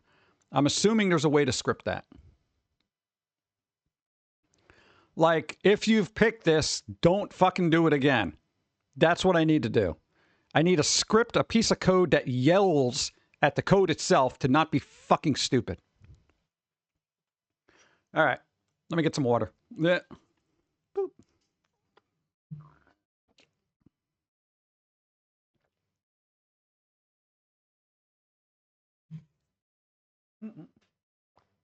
All right. Boop. And boom. All right. All right, so apparently Overwatch decided to go hello shitty on everybody. This is what we got to look forward to. As if Overwatch wasn't insufferable enough. These aren't even cute. This is just urban kawaii, you know? Oh, God, that's even more disgusting. I feel like she's just got bullets ready for everybody who made her wear that. Oh, that's even worse. God. Okay, here's the other thing. People do like the little kawaii aesthetic and all this other stuff. But at a certain point, I'm just throwing it out there. At a certain point, it looks like utter shit. It looks like utter shit. At a certain point, the cutesy stuff ends up being atrocious and almost offensive on a costume sort of level. And maybe it's my particular tastes, but I've even seen cosplayers get to the point where they're overly cutesy, where it just comes off as like, even the quote-unquote artistry that was put into it is completely destroyed by the pure amount of sugary sweetness and grotesque fakeness that has been imbued in whatever you're trying to portray. So this is a skin I do not need. This is utter garbage to me. This is absolute trash. This is just sad. God. This might be on brand for that character at least, but still pathetically obnoxious. And this one is just going to murder everybody. Hey, you know, she likes cutesy stuff. Pauline likes cutesy stuff, but she's not going to wear crap like this. Look, she's got a nice little bat dress. It's still dark and gothic-y. This goes to that point of just being, you know, stop.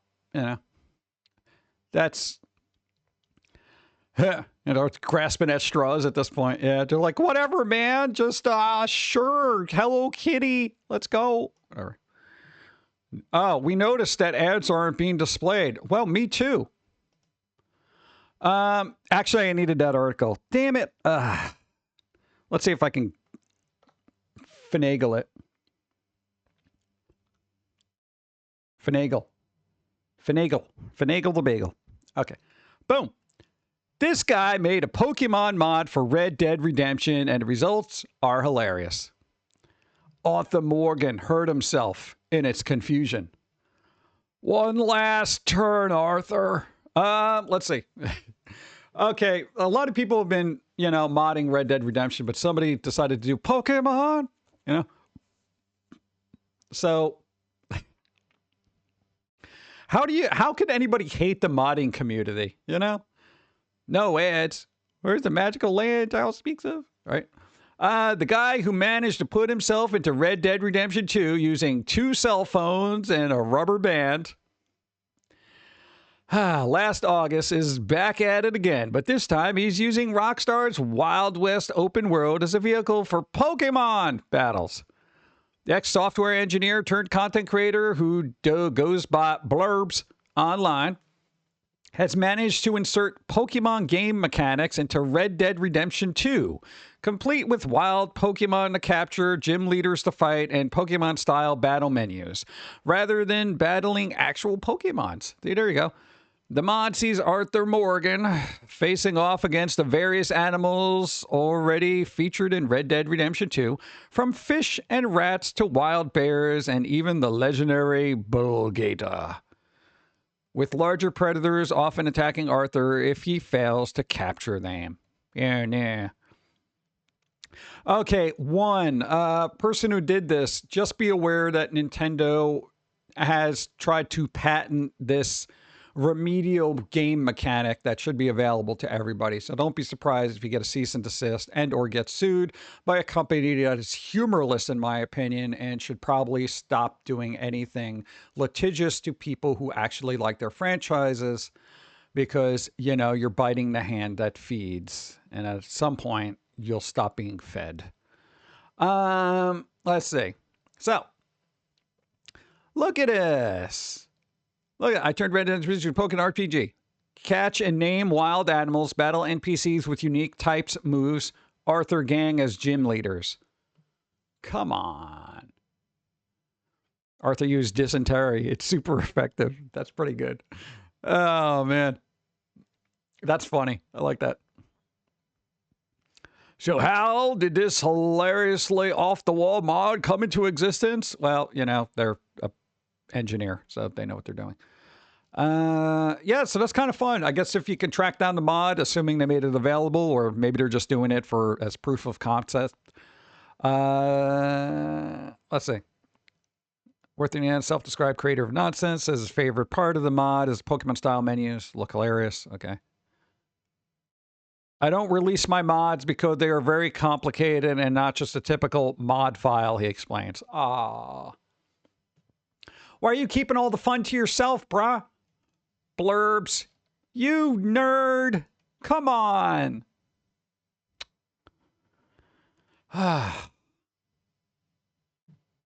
That's sad. Nah, man, I was hoping to be... Whatever. Limited run. There's nothing going on there. Stupid food! Oh, God. This fluffy baby alpaca is too precious. Well, why is it on stupid food? That doesn't even make any sense. You're in the wrong Reddit, clown. Clown? You're a clown, bro? All right. Yeah, all right, let's see. What else we got here? Oh, this thing. Blah, blah, blah, blah, blah, blah.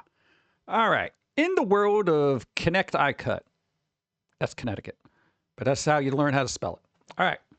Here's the problem. Here's the problem with the schools. All right.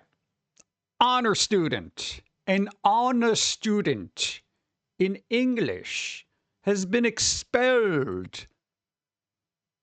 Creative writing, right? Here's what we do. Teachers. Oh, God. The short of it, you kind of, basically somebody, you know, the parents are suing because this poor kid got expelled. Not only that, they had to go through a whole bunch of other stuff.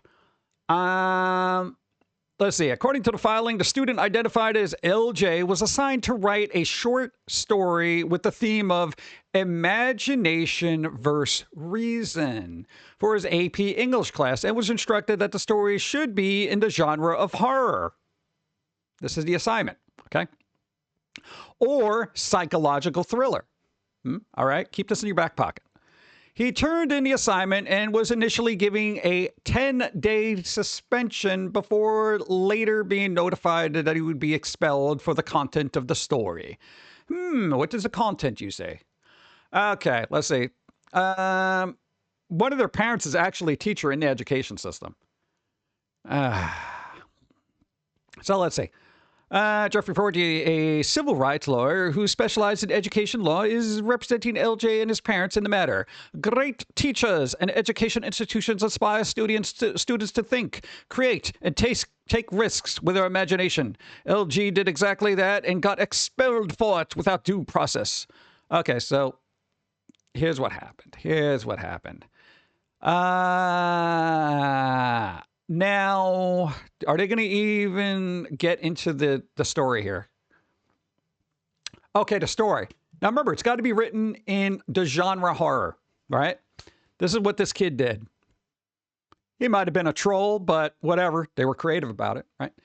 The story, written in the first person and set in the near future, describes the stalking, psychological torture, and violent death of a young teacher in a cabin in the woods at the hands of the narrator. The victim has the same first name as the AP class teacher, Blair Vaccaro. All right, the principal in the story didn't even know he was my ex-victim and was referred to with expletives. His name, Michael Harris, is shared with the principal of Waterbury Career Academy. Okay. So, kid writes a horror story where the victims are a teacher and a principal who have the same name. But, according to the filing, prior to submitting the assignment, LJ submitted an outline with the major plot points laid out as well as the name of the character. The outline was approved as evidence by a red check mark. They said, yes, you go ahead. You be creative. They literally looked at the outline with the name in there and said, yeah, go ahead. Yeah. Despite previously approving the outline, Vaccaro later reported the completed assignment to the school administrator as a threat, according to the filing. Everything you do that's creative is a threat now. Yeah. Oh, motherfuckers. The filing claims evidence of predetermined disciplinary outcome, including a disciplinary report filed. Okay, blah, blah, blah, blah, blah, blah, words, 10-day suspension. Harris allegedly admitted in the meeting that he had not reviewed the assignment documents and had not seen the grading rubric for the assignment and had not met or communicated with Vaccaro. So, wait, what? So nobody's even know that's going on here. Okay. The mother raised concern with the district officials days later receiving notice of an expulsion. Okay. Here's the other BS this poor kid's got to go through. As a condition of LJ's returning to any school prior to the expulsion hearing, according to the filing, he was required to undergo a risk assessment at Wellmore Behavioral Health Urgent Crisis Center. He was then given a second assessment by Dr. Eric Fraser. He's listening. An expert on adolescent violence and school-based threats after the Wellmore assessment proved unsatisfactory to the district. Prior to the incident, LJ had no history of disciplinary issues or mental health struggles, and he was assessed a score of 0 out of 24 for future violent risks. Bro's not a risk, okay? My opinion, the assessment states, is that LG can and should safely return to school immediately. Okay, we got doctors here. Doctors. See, doctors. You're okay with the expulsion? Really? I don't. See, the thing is, I don't think it is, because here's the thing, though. All right, we'll get into the we'll discuss. All right. LJ said in both assessments that he thought including the names of the teacher and principal would be appreciated, funny, or would impress them by personalizing the story, according to the reports. He said he did not believe the story would be understood as a threat to anyone. Keep that in mind, back pocket. Okay. Portico's an egregious case of a student being punished for creative free speech. I warned that if LG's case were represented by Waterbury's disciplinary actions, far more children would be at risk of similar discipline. It goes on, legal stuff, et cetera, et cetera. Now, the thing is, right? If they were given the outline, okay, as being a teacher, if you're given an outline and you approve it, right? If you approve an outline, kid's an honor student, no problem, creative writer, kind of whatever. The other thing, and I'm going to speak for myself in this instance, at a young age, if you're a creative person, I guarantee you they have heard the term know your audience, right? So hypothetically, right?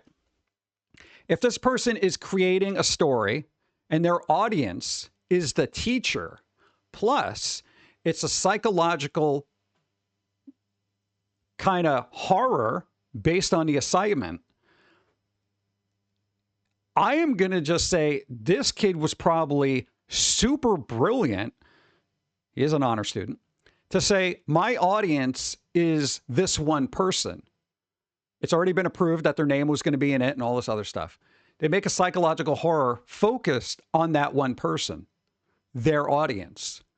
That is absolutely brilliant, because they are gearing the entirety of the story for their one audience member, making that psychological horror have even more of an impact. Now, I would say if this wasn't pre-approved, then there's an issue. Then I'd be like, all right, this kid is, let's check up on them. But this was already, like, they went through the stages, you know? Kid can still add appropriate detail to the story regardless of the outline. Yeah, but it's a horror story. What did the teacher expect? If somebody says, you know, okay, we're going to write a horror story. I mean, there's going to be gruesome details in there. I mean, unless you're, I'm assuming this kid isn't as sophisticated as Edgar Allan Poe and he's writing the next The Raven. But even Poe, as sophisticated as he would, has some very, you know, gruesome imagery. You know, and a kid, you know, they're writing, whatever. So, we don't know the details of the story. It wouldn't matter, though. Like, I mean, for me personally, and I'm coming from a creative background, because I've had numerous instances of you create something, you show something, and the people who don't understand that what you've created is merely for entertainment, then they look at you and they're like, is there something wrong? Are you okay? Like, we've had instances of just doing like little stick figure, little violence. Little stick figures are shooting each other, pew, pew, pew, pew, swords and stuff, heads getting chopped off and stuff. It's what dumb kids do, right? So there's been numerous times where we had like, all right, got to go to the principal's office. What are you doing here? What's wrong at home? And you're like, I made a little action flip book of stick figures. Yeah, but why is it so violent? Are there problems? Is something going wrong? You know, and you're just like, it's a story. It's a comic. And I think there is this disconnect from creatives and non-creatives where sometimes a creative project can have some kind of psychological meaning from the artist that they work through in their arts, whether it's music or whatever like that. But audiences sometimes tend to read more into it. So if somebody writes a horror thing, you know, regardless of context or whatever, and it's been approved, outline, everything, I feel like you might want to question them and be like, all right, bro, really with this? You know, and if they came back with a response and be like, well, I thought you would like it. There are times when artists make things that are gruesome, grotesque, and they just may have a really weird sense of humor, especially horror writers. Like, they're all about like, oh, look, their head got chopped off. Isn't that funny? That's hilarious. You know, you may just be like, well, no, that's not funny. But to them it is, because they might be visualizing it in sort of a cartoony sort of way. Every time I have envisioned some kind of violent act happening somewhere, I do it in a cartoon sort of way. Like there's always slapstick involved, you know, like a Looney Tunes kind of thing. You would absolutely not want to teach that kid anymore. Hey, Freakster, hi. What's up? Wishing you a good night. Good night to you. Thank you. I appreciate it. We don't have enough info. Yeah, we don't have enough info. I mean, I have to, you know, much like you would like to read the story and see what it is. But, you know, on the surface, the assignment is what the assignment is. And granted, I'm not the target of the story, so I don't think I would take it as seriously. But I think they were very effective in having a psychologically impactful horror story directed at their audience of one, you know? And again, I could be completely naive on this. I'll be like, every creative person is completely different. Some people want to make their art real and they could act on it. So a certain level of precaution, especially in this day and age, is warranted. But I mean, kid's an honor student, you know, never had a problem, you know, but again, you know, I would agree you would need more information, but you know, our own personal thing is we've had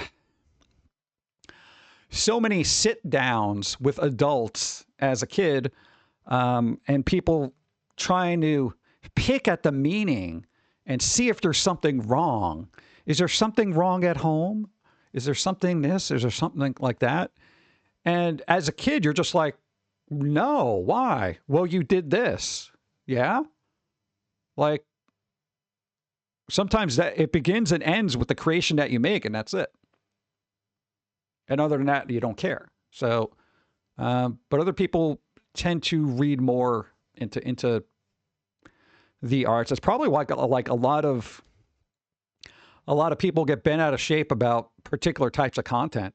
It's too violent. There's too much sex. There's too much this. Blah blah blah blah blah blah. You know, it's has all these tones to it. I don't know. But creative peoples are they are a minority, so I would expect the majority of quote unquote normal people to question it to a certain extent. But part of me is just like, I feel like this is a ridiculous thing to even do. And then part of me is like, well, state of the world, you might want to check into it. But it's also kind of sad that somebody can't just be creative for the sake of being creative without having to be bludgeoned with questioning and put through psychological evaluations.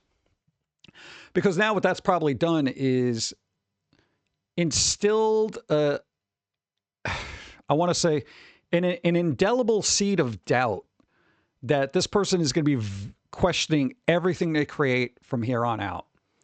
And questioning creativity is never a good thing, because I would rather have a creative person make mistakes and learn from them in the right way than have that creative desire suppressed through fear, you know?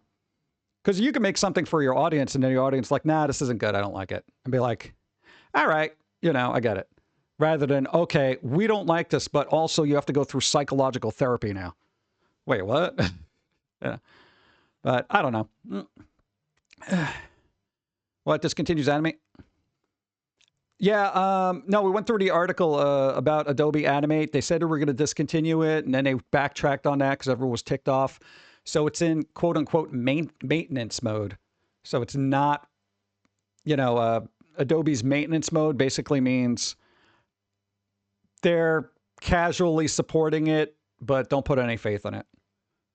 That was all the way in the beginning of the VOD. But I know he came in late, so that's all right. Let me get more water. Yeah.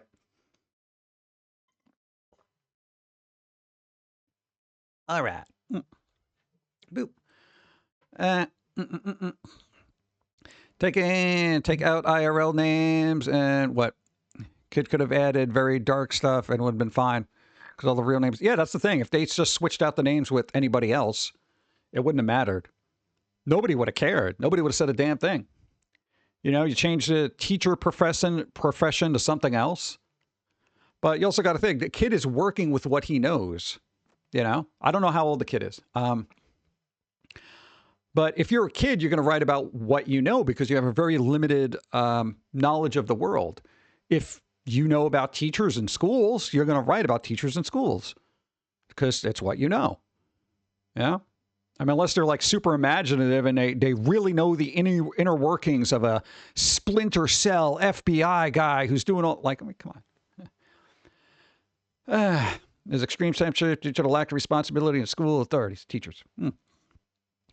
Yeah, I mean, we'd have to look into the story, read it, and see what all the details are. But, I mean, unfortunately, there is that kind of thing where you got to worry about kids just freaking out and being weird. You know, because kids were kind of violent back in the day, but I think the lack of medicinal control at least let them kind of relieve some steam. So if two kids got into an argument, they'd fight it out and they'd kind of like chill and stuff like that. But now it's like everybody's kind of just in this bubble of I am not going to do anything because I can't do anything because drugs. And then it's like something snaps, you know? So I don't know. You do have to take it into consideration, I guess. It's weird. All right. What I got to do is, because I've been going for 4 hours now without a break, I'm going to take a break. Short break. But let's get it out of the way and then maybe just run an ad. Because maybe I'll get some more water. More water or something, man. Let me refresh this. All right, be right back. I'll run some stuff. Oh, we just did an ad. I'll be like, give me like a minute. I got to move my legs, man. Come on. All right, be right back.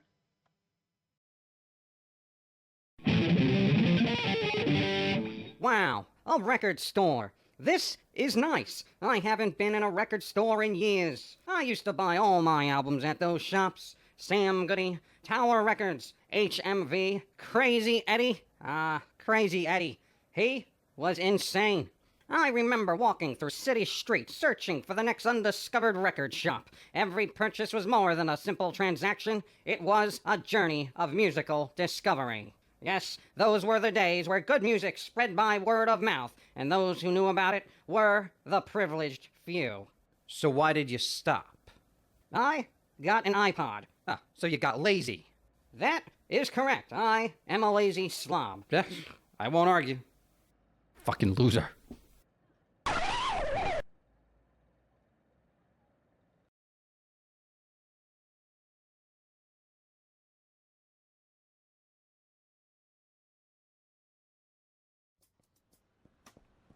Hey, Grandpa, I want a new phone. Why? Is yours broken? Yeah, it's looking pretty bad. Well, obviously you can't be trusted with nice things. So no, you can't have a new phone. Oh, come on. I thought you were going to do that whole parental thing like, well, if it's not broken, you don't need a new one type thing that you adults do with your minds. Come on, I'm 10. Do you know what happens to 10-year-olds who don't have a cell phone at school? They get molested by the janitor. Okay, that's not true. The janitor is a woman with no arms. She mops the floor by shuffling her feet. She has special shoes. She can tap dance, too. I could send you a video if I had a new phone. Foamy, back me up here. No arms tap dancing janitors are awesome. Just go to your room. Adults. Dude, you gonna eat that bagel? Because I wouldn't. Cholesterol, at your age, very dangerous. This bagel could... Forgot we still had the gym thing up. No, we had the thing from when she was trying to get me to work out. I forgot I had a be right back screen for it, and I haven't changed it since. I just noticed the comics were playing. Yeah. No, we had that thing where she was in the back doing the gym thing, and then we made the be right back screen, but we never used it, and I forgot to change it because I very rarely use it when I'm out of here. All right, whatever. Here's what it is. Hey, Reaper, hi, how's it going? Hope you're doing well. Boom. All right, I think we're good. What'd I get? Boom. All right, so kids being jailed because, expelled for creativity. That's the way I look at it, because I'm a bent out of shape creative. All right, what's going on in the Me IRL thing? Let's find some fun, happy stuff. Me IRL. Me, whenever I talk. What am I even saying? Yeah, I've had days like that. Let's see. Me IRL. I got an Uber driver last night who turned off the radio, asked, "Is it cool if I take a call?" Then broke up with his long-distance girlfriend over the phone for the next 20 minutes. Wildest ride of my life, but ultimately I think you both made the right choice. Wow. Do you imagine being an Uber driver and just having to deal with that? Like, that's like, oh man, I got a passenger here. Do we need to talk about this now? God. That's crazy. What's up? Your sign said be right back. That's dyslexia. Did it? Did it say BRRR? Well, that was an interesting outing. There you go. Thank you. Maybe. Oh, it is BRR. Yeah, okay, I wasn't thinking. Yeah, fix that. Burr. Burr. God, it was dyslexia.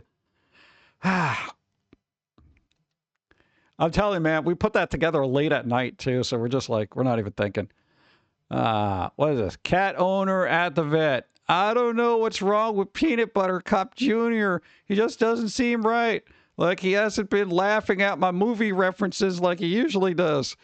Dog owners at the vet. Hey, yeah, so dickhead here ate a 9-volt battery again. Yeah, I feel like dog owners are a little bit more like, yeah, this dumbass that does. Cat owners are like, oh my God, they sneezed twice in a row. We're trying to figure out what the R is. But Be right rear. I think there was plenty of rear there, but hey man, can I join you in the gym? Yeah, for sure. What are your goals? For her to regret everything. Bum, bum, bum. It's all the wrong reason. Live tweeting my tattoo. Oh god. Will you be my Valentine? Looks like you wrote the cake. What is this, in a cardboard box? What is it? Yeah. All right. Me at work thinking about something I can't invent so I can stop coming to this motherfucker. Well, that's it. What'd you come up with? I know where that's going. Me IRL. Saying if I'm everybody look at flight. That's a lot going on there. You dropped something, huh? Hopefully you're standard. What's up? I'm Chad. I guess that's a pickup line, but you're not really starting with the bar set very high, are you? Let's see. Am I the asshole?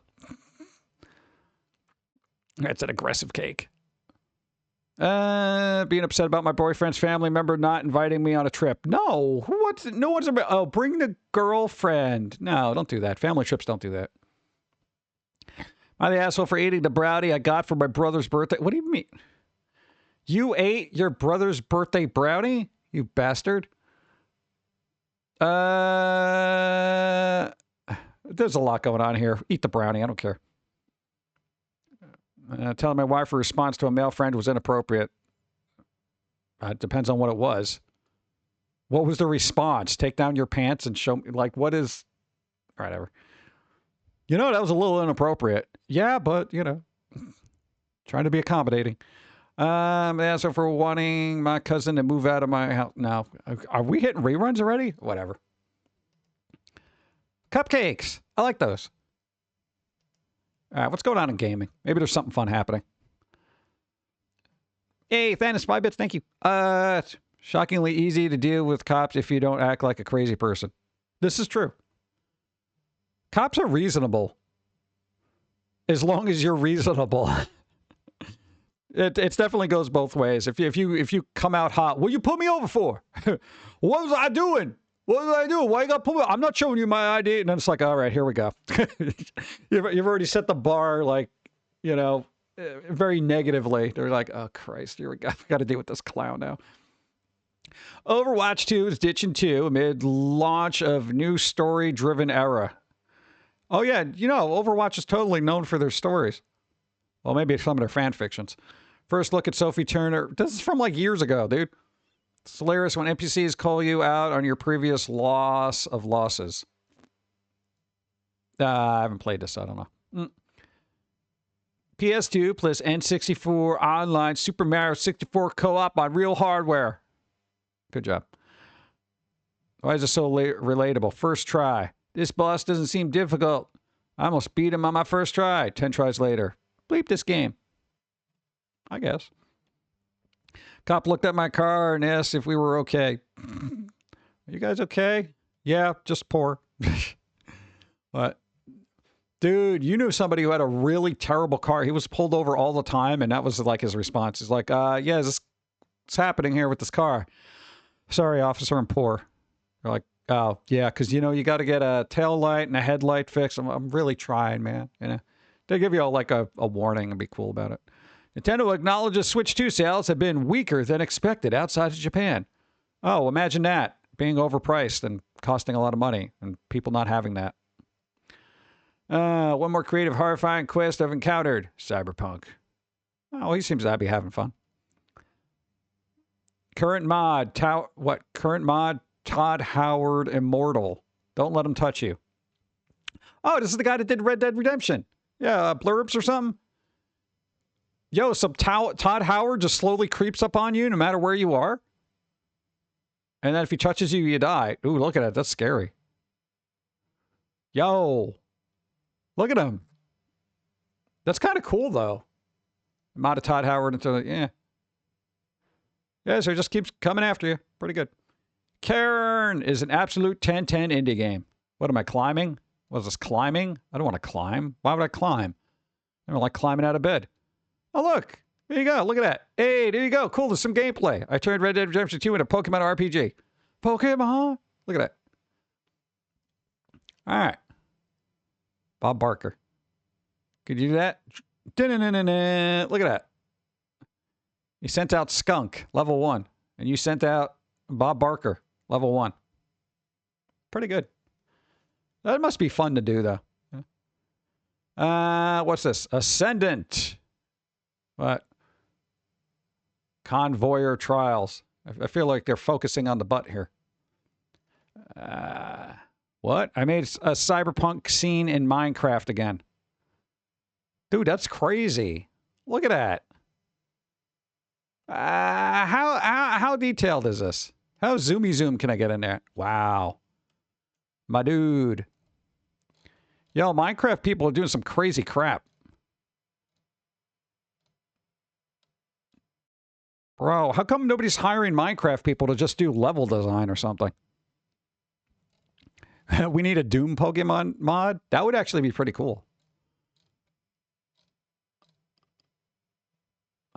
If you can capture them and make them work for you and do stuff, battle for you. Cracker, we gotta sneak up on these raiders. Ghoul. Your arm is clipping through the wall. Bethesda. All right, whatever. Boo, boo, boo, boo, boo, boo. GTA marketing, 6 marketing will kick off this summer as Take-Two confidently reaffirms November release date. Ooh, confidently. All right, dude, November. All right, guess everybody's Christmas is going to be packed with GTA stuff. Returnal deserves more attention, right? Look at them. They're trying to convince themselves. And AMD hints Microsoft could launch its next-gen console in 2027. Too late. Don't care. A game that owned your mood. Soul Reaver. That was such a good game for the time period, man. What's going on here? Grandia 2. Dialogues never missed the mark. Okay. But if I listened to every piece of good advice I heard, I'd have killed all of you already and run off with your gold. Wow. That was in a game.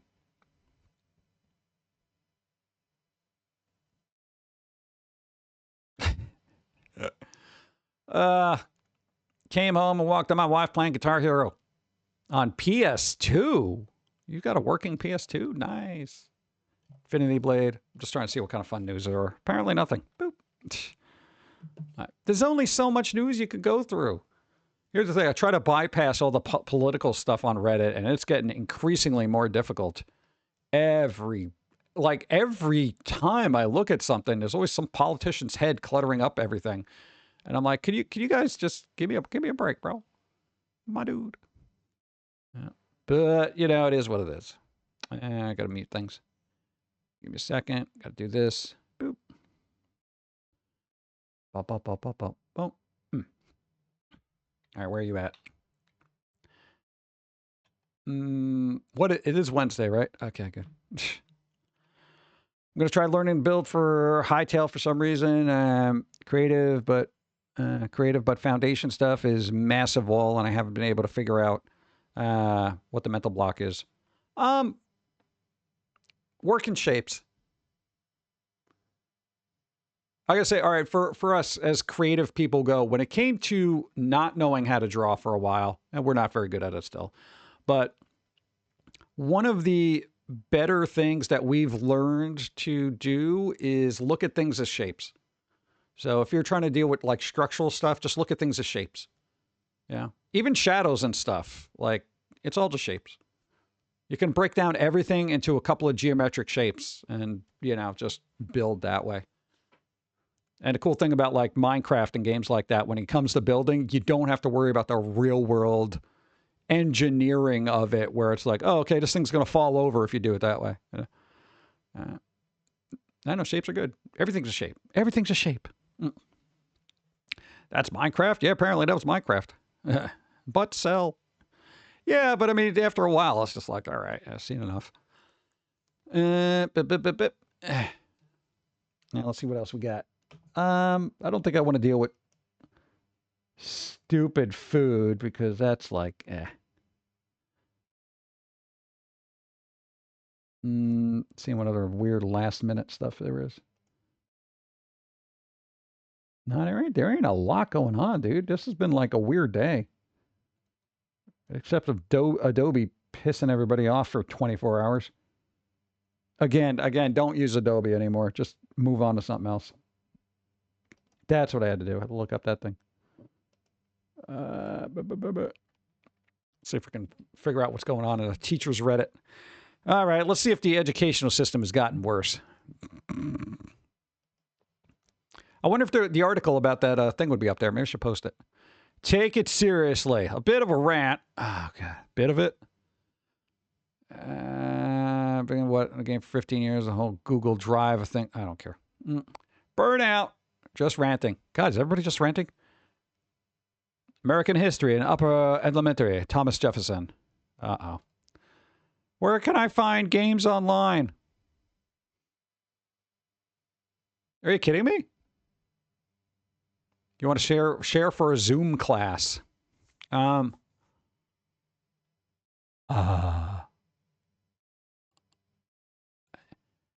that's a little tricky. I see what they're trying to do there. I shall try the shapes thing. Maybe doing that enough will break the mental wall I have for 15 years. Well, yeah. I mean, if it's building stuff, then everything's a shape. Like, you know, if you look at a building, if you're doing building stuff, a building is just one large rectangle. And then each floor is its own separate little square or rectangle. And you just stack a bunch of rectangles on top of it. A doorway is just a rectangle. A window's a square. Doorknob's a circle. You know. They just put all the pieces together. It's like a little puzzle. I'm applying for jobs in different district. What goes on your resume? Oh, that one time you worked at Burger King and they were really happy about the chicken nuggets you gave them? Okay. I had a career change and started teaching at 28. I'm currently 32, so I've only been at one school. My current resume has my jobs going back 10 years, but none of those are teaching positions. Should I only put my one work experience down or keep other jobs on there? I'm licensed in 2 states, so should I put on both? Any help greatly appreciated. Why don't you just put the stuff that's relevant to what you're going to next? Like, I mean, if you're going for a teaching job, nobody's going to care if you worked at 7-Eleven for 5 years. You know? Just put, you know, other responsibilities, retail, more information available upon request. You know, I mean, come on. Like, if anybody even reads that far, you know? You know how many times I could hear, what? Spider One, nice. How many times I hear, can I get your products in mass for free for class learning proposals for the various places I've run support for? Like, really? Version fee, you want like 50 to 100 copies, the paid version of free. So, no. Yeah, it's kind of weird. Part of me wishes like there was more money for education, so when educators do need a bunch of stuff, they can go and actually pay for it. Or at the very least get a discount. You know, like 20% or something like that.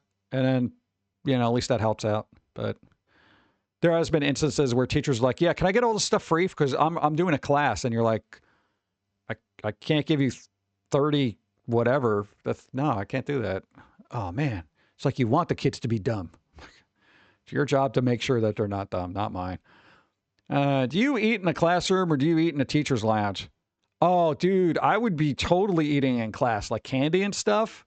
I'd be like, yo, dude, these Doritos are good, kids. How you guys doing? You guys got any snacks? Oh, no, that's right. You guys can't eat in class. That sucks. I guess I shouldn't take out these delicious cupcakes I made at home. They were like, oh, come on, man. No, focus on your math while I'm having a little bit of a sugar rush. That's all right. Unexcusable high school behavior. Uh-oh. High school behavior. Oh, kids acting out. Get out of here. The children did not learn anything. They are back to coughing on others for fun. My class was half absent because one 9th grader thought it'd be hilarious to cough on others while he was knowingly sick. They lived and grew up through a pandemic and take it as a joke. It's probably where I got it from, too. Okay, so Here's the thing. Oh my God. I'm going to tell you to this. You, as a teacher, you go back into history and you teach them about history. And then you tell them the lessons of history that they should carry forth with them throughout the year, throughout their lives. And of course, when it comes to being sick, what you do is you use that example of how germs spread, maybe get some videos and stuff like that, the importance of not coughing on each other and stuff like that, maybe make it a lesson and make it an actual thing. One person, here's what you do. I'm no teacher, but make it a lesson plan. Here's what we're going to do. Billy over there is sick. We're going to play the game of contamination. All right. Here's what happens. Whoever gets sick fails. Okay. You get an F for you got the flu. Okay. So basically, they're patient zero, and your job is to take all the information I've taught, apply it to a real world situation. Whoever doesn't get sick passes. I'm going to give you extra credit of like an extra 100 points. It's going to be crazy. Why not? I would do that. And if everybody gets sick, you'd be like, well, you know, what do they say? You guys didn't follow protocol. If this was a real disease, you all would have been dead. You know, that kind of thing. I think that would be fun, and you're imparting knowledge, but also making it a game with a reward or fail system. I would love that. If I was in school, and then you'd have that one kid who'd be like, I'm going to get you sick. I'm like, all right, here's the thing. If you deliberately get people sick, you get detention for a week. How about that? Okay, you got to just go about your day. You go about your day. You don't cough on anybody, that thing. You're the sick person. Your job, here's the other thing. If you're sick and you don't get anybody else sick because you take extra precautions, I'll give you a good grade. Why not? Take a page out of Professor Snape's book by testing what? Testing on themselves. Yeah, why not? Snape had some good ideas. Like, you know, and then this one gets sick too. And it's like, oh, they're thinking of it as a joke. Well, because nobody imparted to them that it's actually serious. Whose job is that? It's weird because, you know, teachers, I've met a lot of good teachers and a lot of terrible teachers. You know, so it's like, you don't know what type it is until you're in a classroom with them. How do you raise your family on this salary? Well, first off, don't have a family if you don't have the salary for it. If we only knew, right? I've been teaching for the better part of half of my 20s and have consistently worked 3 jobs while working full time. That's not right. I feel like I can barely support myself as a single person on a salary. How do you make it work? Get a better job. Okay, so you're in your halfway through your 20s. You've been teaching for the better half of your 20s. So you've probably been only teaching for a couple of years. Are you teacher's aide? Are you a full-fledged teacher? Do you have tenure? Do you not have tenure? Depends on the school that you're in. Chances are, if you didn't know this, teachers are always notoriously underpaid. So, yeah, I don't know what you're gonna do. Yeah. Then it's like everyone's wondering, how come smart people aren't having kids? Yeah, because they're smart enough to be able to balance a checkbook and realize like, oh, snap, I don't have the money for children. I guess I shouldn't deprive children of their needs and necessities and stuff like that and have a child. Meanwhile, everyone else is like, yeah, we'll just get assistance. What is this, guidance stuff? I don't like that. Give me the short ones here. Student threatened another student and admin doesn't seem to care. Oh, they will. Behavior student. Oh, good.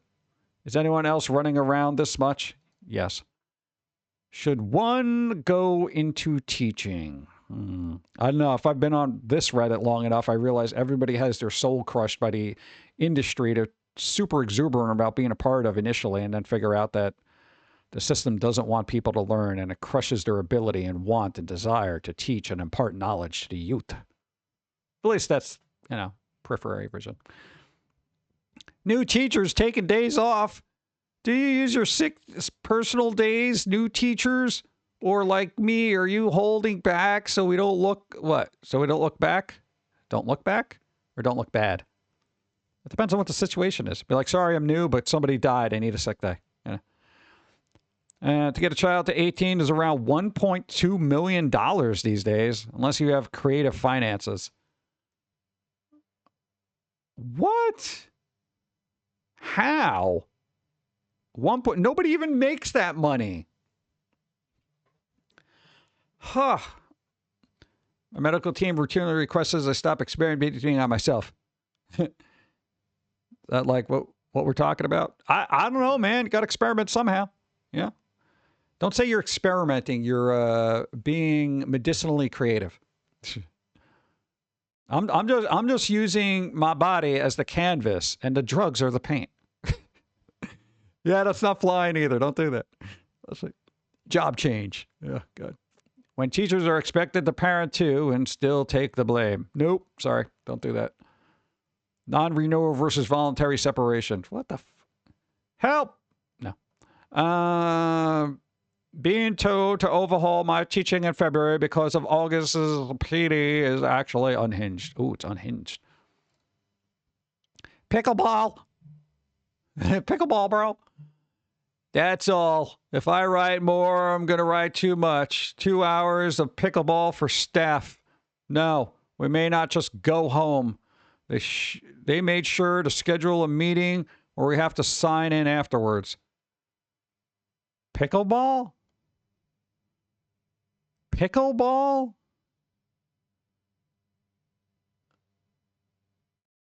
Pickleball. Come on. Need help with the ideas for 8th grade English final. You're the teacher. That's what you're paid for. Bridges math curriculum. Don't ask me about math. Black Viking 1. Nice.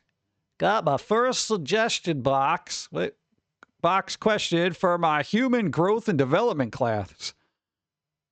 Human growth and development class? Is it true that the male and female have to diddle each other in the bed to produce a baby? Look, that was an actual question. Good job. Oh, God. Good job answering that one. Planning overnight class trips. God, good luck with that. Students discover Bandcamp page. Hi, I'm currently an educator, student, my students' teaching placement. After a month of Googling me, my students were finally able to hit pay dirt and found a Bandcamp page that I had posted some avant-garde music to roughly 4 years ago. I am completely fine with this being the butt of some jokes and am expecting the students to have an understanding of harsh noise music or any similar avant-garde subgenre, obviously. However, one student sent a profanity-laced message through my Bandcamp page. Now, should I go about addressing this when it's not a behavior that occurred in the classroom? Yes. What? Yep. That's pretty good. If you're asking Reddit about reproductive failure, yep, society has failed you. We go about addressing this when it's not behavior that occurred in the classroom. I'm fine with some lighthearted ribbon from students, but not blatant disrespect. Unsure how to handle it without causing future issues with this student or others. Oh, no, that's easy. That's easy. That's easy. Here's what you do. I would be like, all right, cool. If you know who the student is, you'd be like, all right, cool. Hey, come over here. Well, I got this cool thing we're going to do, right? You like music. Clearly you do. You've been on my Bandcamp page. I noticed by the comments. But guess what? You know who hasn't seen the comments? Your parents. So we're going to call them. We're going to show them your comments. And then we're going to have a nice little chat. Okay? That's what we're going to do. And then we're going to impart that knowledge to the rest of the class. You might be in detention. You might be getting written up. Assuming you're let out of the house by your parents, depending on how terrible your parents are. You know, that kind of thing. You drag them in there. That's what I would do. You know, I'd be like, look, because here's the thing. At a certain point, if you let the kids start harassing you or even poking fun of you outside of the classroom, then you start losing control. And if you can't clamp that down, then you got to bring the parents in, you know? And then other than that, if the parents don't want to be cooperative, be like, okay, parents, guess what? The cool thing about this is stalking me outside of school is actually considered something that could be, you know, enforced by law. So we're going to rein this in now or the authorities are going to do it. Okay. So I don't want to be harassed on my Bandcamp page. I know my music isn't great. Not Vivaldi or anything, but yeah, that thing. Take it to that level. I have no problem doing that. I would either be loved or despised as a teacher. I would hope despised. Let's see. For schools that already have a cell phone ban in place. Ooh, how does your school enforce it? Oh, my state is enacting a law as of next September. And kids are asking, where will their phones go all day? They're going to be in a Faraday cage. And then you teach them about a Faraday cage. You shall get no cell signals. There won't be beeps, boops, bops, or anything of that. It is basically going to be locked by an impenetrable force that blocks out all frequencies. All right? Yeah, do you want to maybe educate them about what Faraday cage is? We'll see. No, because it'd be kind of cool. You just put it, that would be the best thing to do, is put it in a box where no signals can get through. You know? And let them have withdrawals and start sweating in the back. Oh my God, I'm missing a text. Oh man, somebody sent me a tweet. Oh man, if I don't respond to them, you know, that kind of thing. They'll be freaking out. Going through withdrawals. Interview ghosting.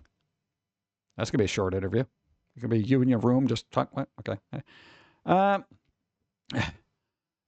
Refollow. Let's go. Thank you. What's that? Paper high. I appreciate. I've been in education 12 years. I've been in 3 districts. Most of these are 9. Okay, whatever. Okay, you got a long story here. Come on. Your teachers, you should make this short and concise. Yeah? Fact book has been taken down. Not fact book.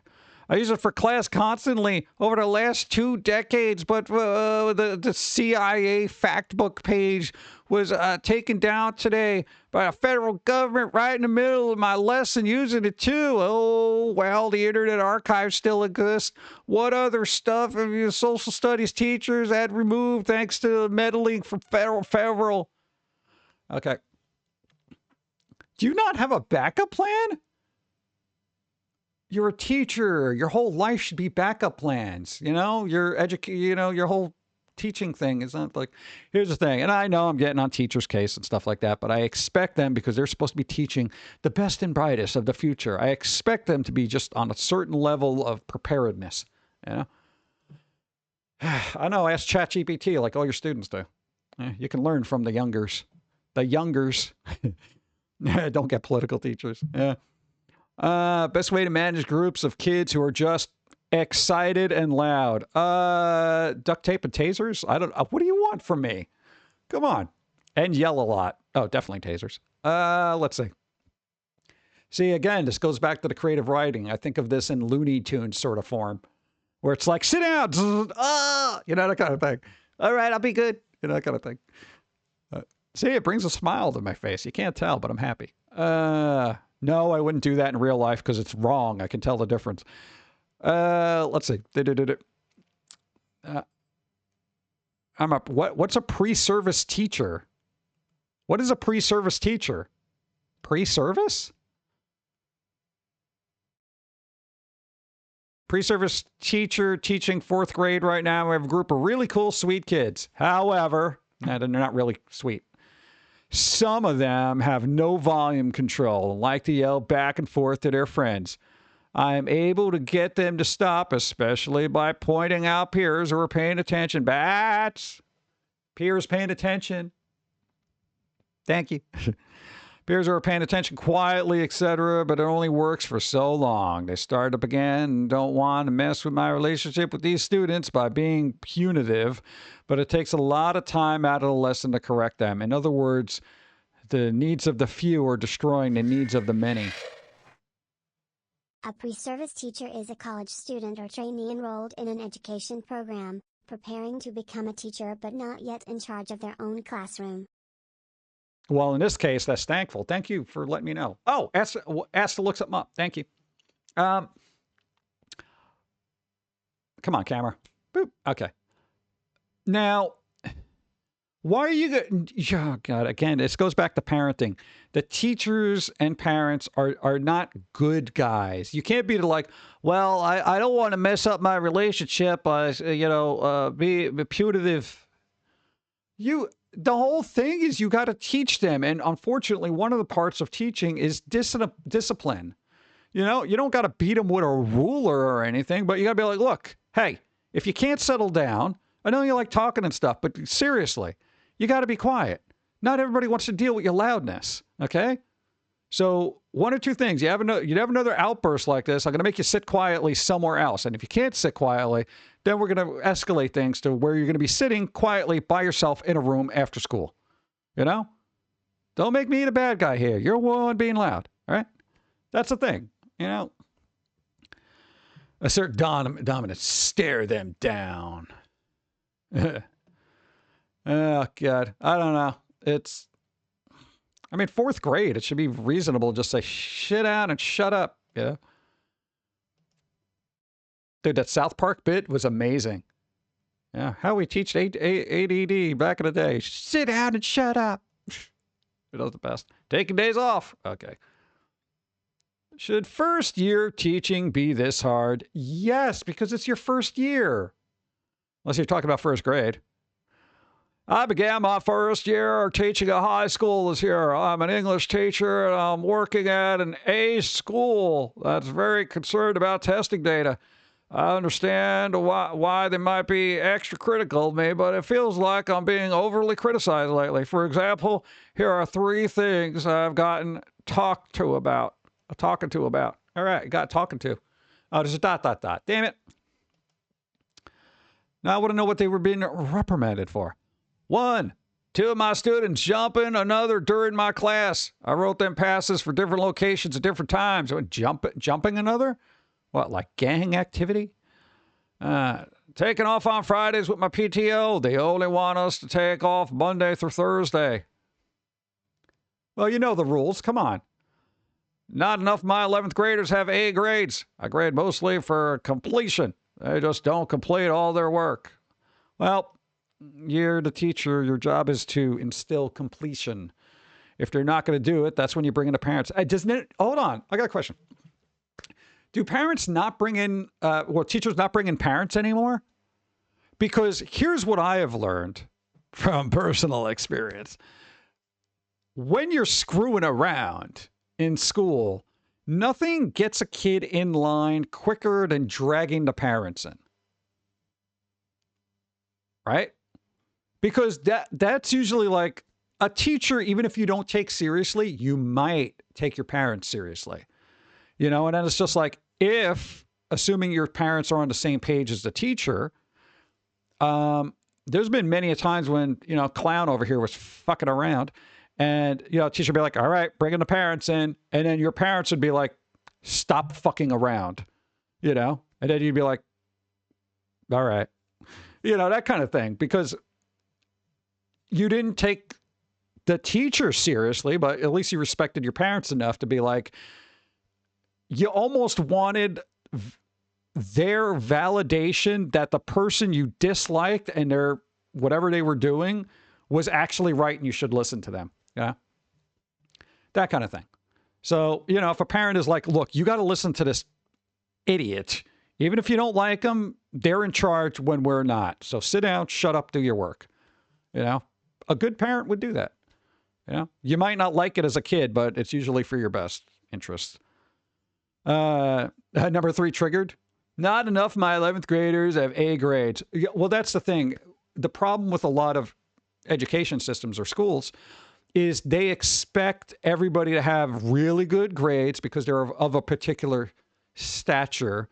And they want to be able to have that report like, like 99% of our students have A averages, so then they get more people in there that can raise the tuitions. Oh, because they're such a good school. That kind of thing. But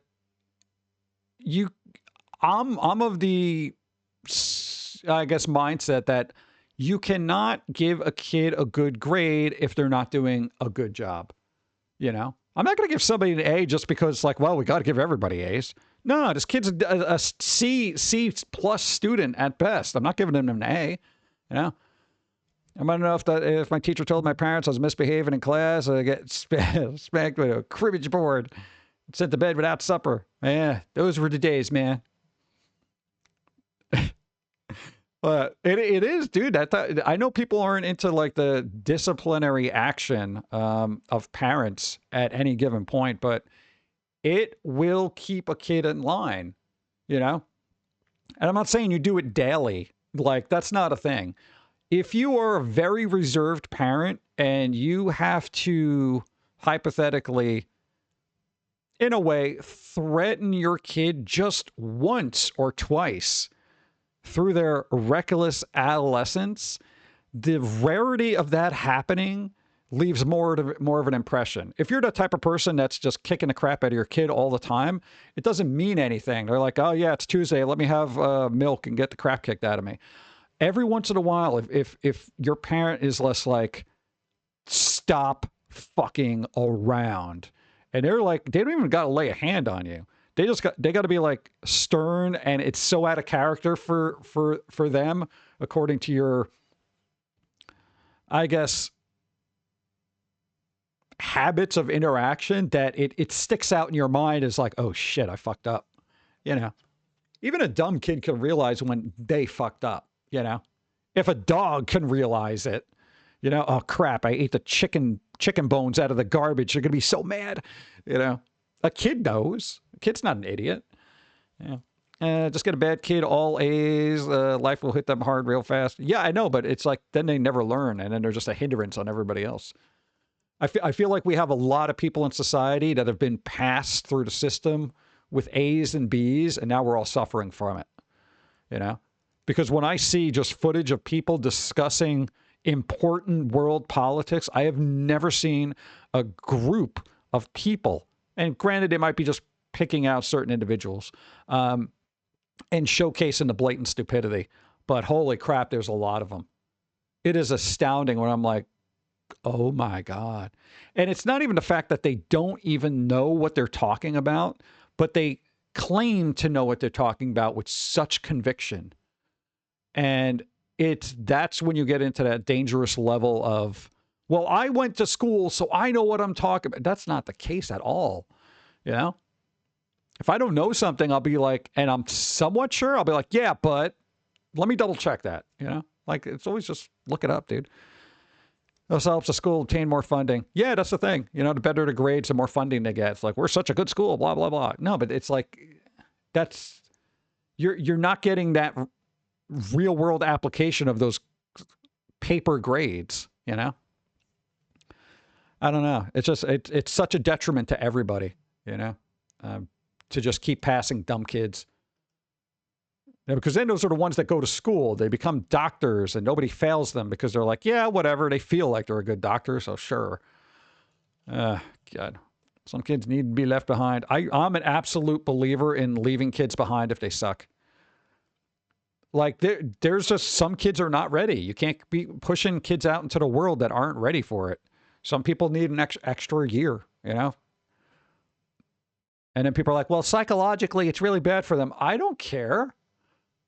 Psychologically, it's even worse for the rest of society having to deal with this person that never learned, you know? Because if anything, then you're just instilling in them, yeah, just keep fucking off and people just let it skate by. Go, go, go, go. You know, every time we fucked up in school, there was always ramifications for it, you know? Everybody either called us out, we had to stay late, we had to do extra work, we had to do extra credit because we were goofing off too much, you know?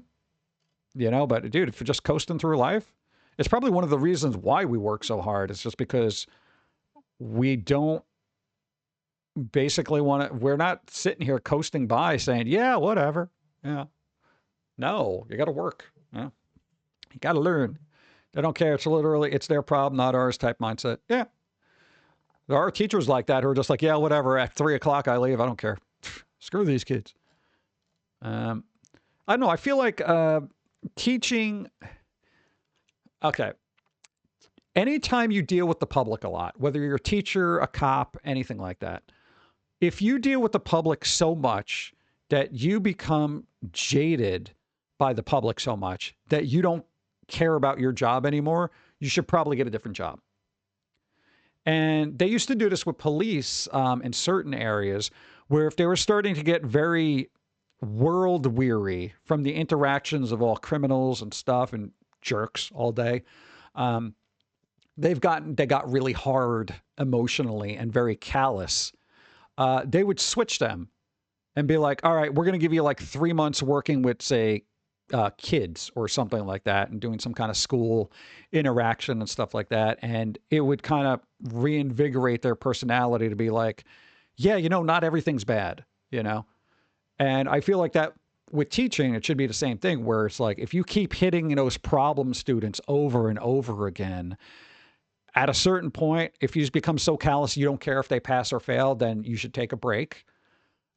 Figure out a different thing that will reinvigorate your want to instill knowledge into kids, and then maybe get back into it. Or if you are really just dead inside from dealing with dumb kids over and over again, try to find a better school to work at, or just find a different profession, And I get it, because it's like, you keep hitting walls with kids. They don't want to learn. They don't want to do anything.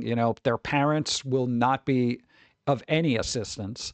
I've heard numerous stories of like, you reprimand a kid and all of a sudden the kid's parents are coming in threatening to sue everybody because this kid didn't read the assignment, didn't do his homework, and has been goofing off for the entire year. So they have to fail, and they're like, you can't fail my kid. I'll sue everybody, that kind of thing. You're like, it's really detrimental for the kid. Because then they're just going to be that person later in life who's just going to think they could sue their way out of everything. It gets ridiculous. Restoring faith in humanity. Wouldn't be damaging if we didn't treat it as such. We could exist better if we had better societal standards.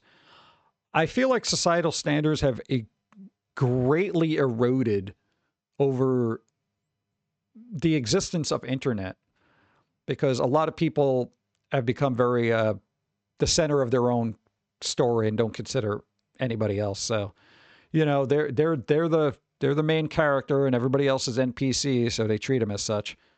And that's when people look at the world in a very dehumanizing sort of way. As much as I dislike people, I never go out of my way to be obnoxious to them IRL. I could sit there and burn their head off in the back of my head, but I won't actually do it, Got to restore faith in humanity. This is why we draw happy faces in the snow. Okay.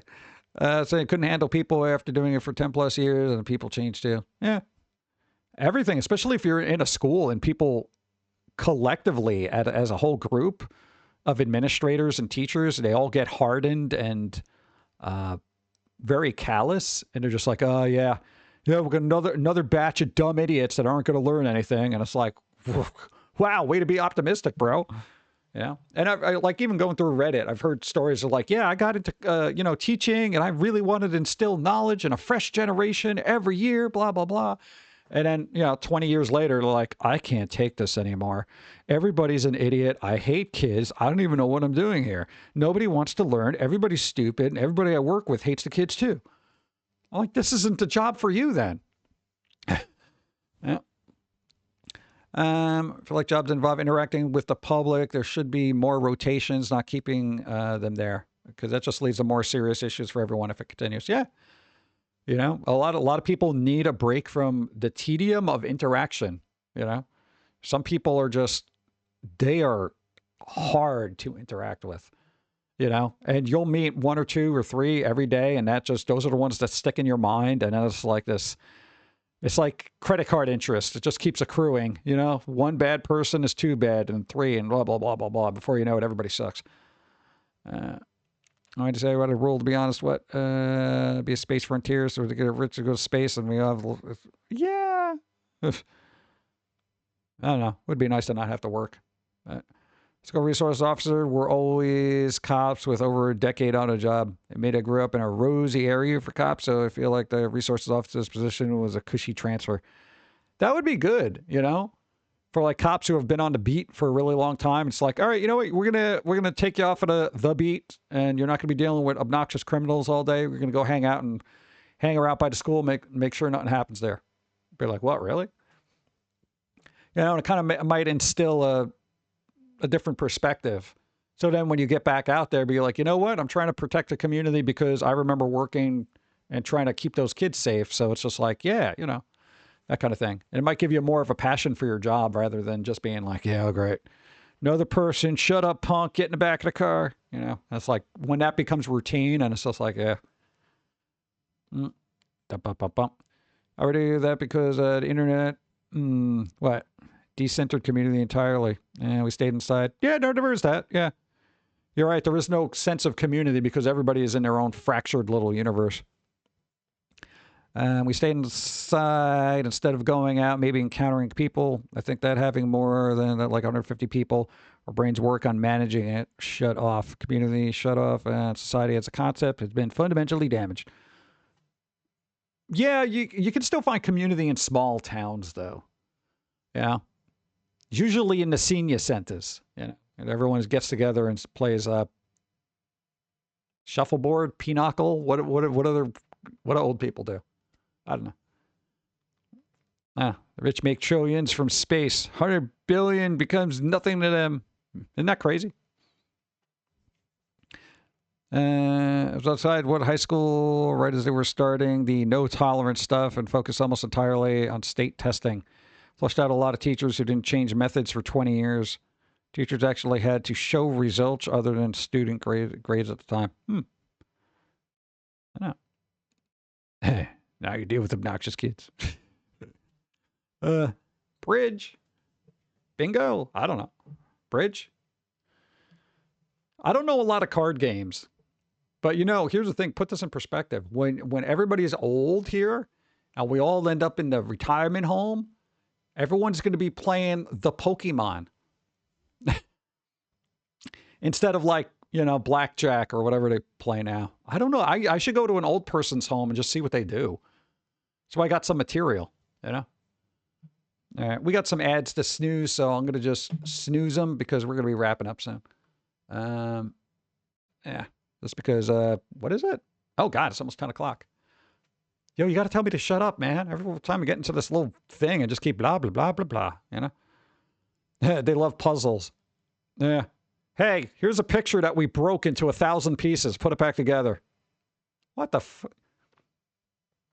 That would be the first thing I do. If I'm at a retirement home, hey, Steve, we got you a puzzle to put together. I'm like, hold on. You give me this broken picture. And you want me to put this back together. I only got so much time on this earth, lady. You think I want to be spending it putting your broken-ass picture back together. You do it.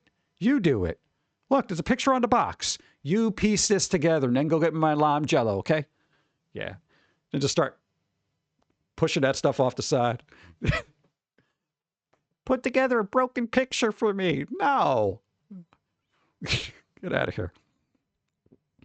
Everything would hate you at a nursing home and constantly argue with them. I probably wouldn't say a word until I die. Honestly. I am not a people person because I like to sit and observe and see what people do. I'll have my little comments here and there, but otherwise I am a ghost. You put me in a room, I'll disappear. Like I have no reason to discuss anything with anybody. I like to see what they do, talk about stuff and observe and then just say, maybe I could talk to them, but I probably won't. I'd be that way in a retirement home. Like, I'd be like, hey, how's it going? And they're all right. And I mean, what am I going to do? Then you're going to get that weird old guy. Hey, do you see that nurse, man? She's hot, right? I'm like, she's the only one keeping us alive, okay? Might want to be a little bit nicer to her. Oh, I'll be nicer to her. Yeah, okay. Probably can't even get anything working any of you. Why don't you just stay over there, okay?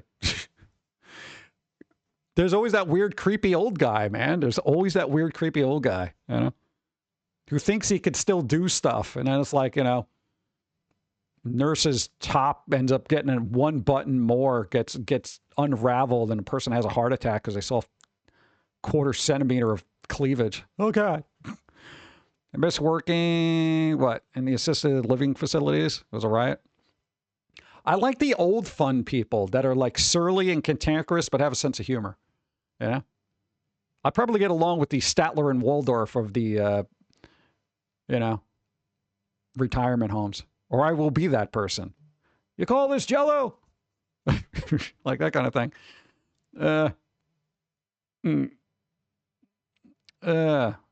Old people are hotbeds for UTIs. Yeah. Come back when you don't need a jug in place of blood going, right? Good. Oh, something to look forward to. All right. We're going to wrap up. We're going to raid Mr. Lobo, who's probably doing a draw along. It looks like they are. So if you want to still stay awake and do some doodling, they shall be on doodling.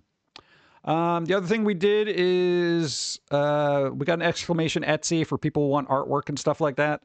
We spent a ton of time scanning in a bunch of artwork and stuff and little comic strips that we posted on socials over the course of years. Come on. The one time I promote, I'll wait.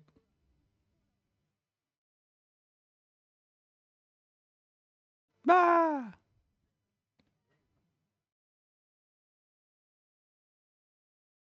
Very flexible.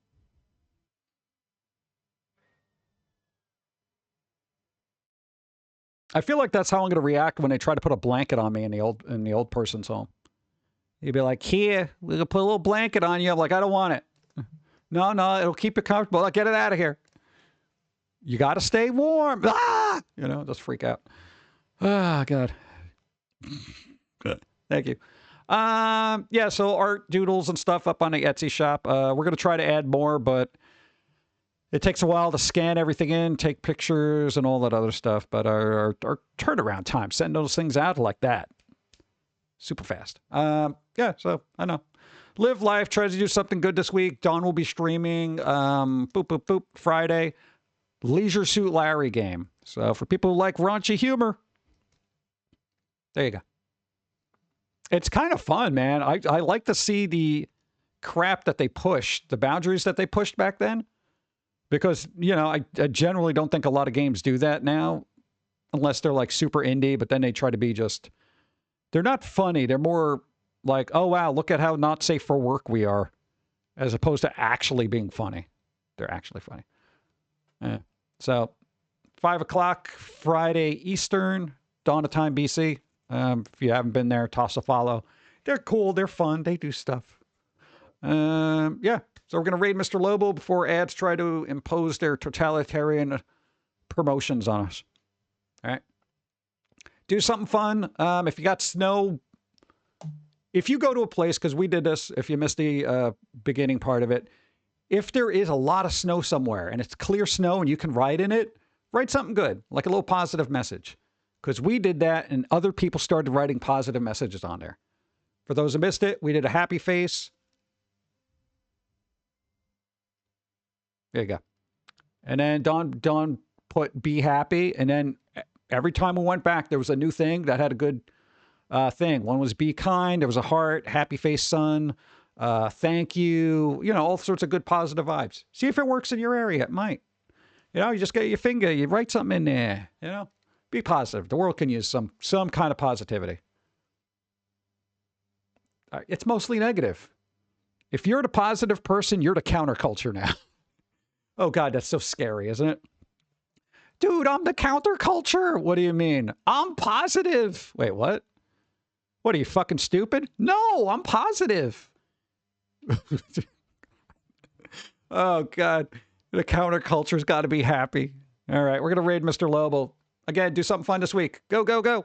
Thank you, everybody helping out and doing things. Thank you, Shadav, again, as always. Zombie Snow White being here, pressing buttons, doing a thing, and putting up with our nonsense. I appreciate it. Thank you, thank you. Go.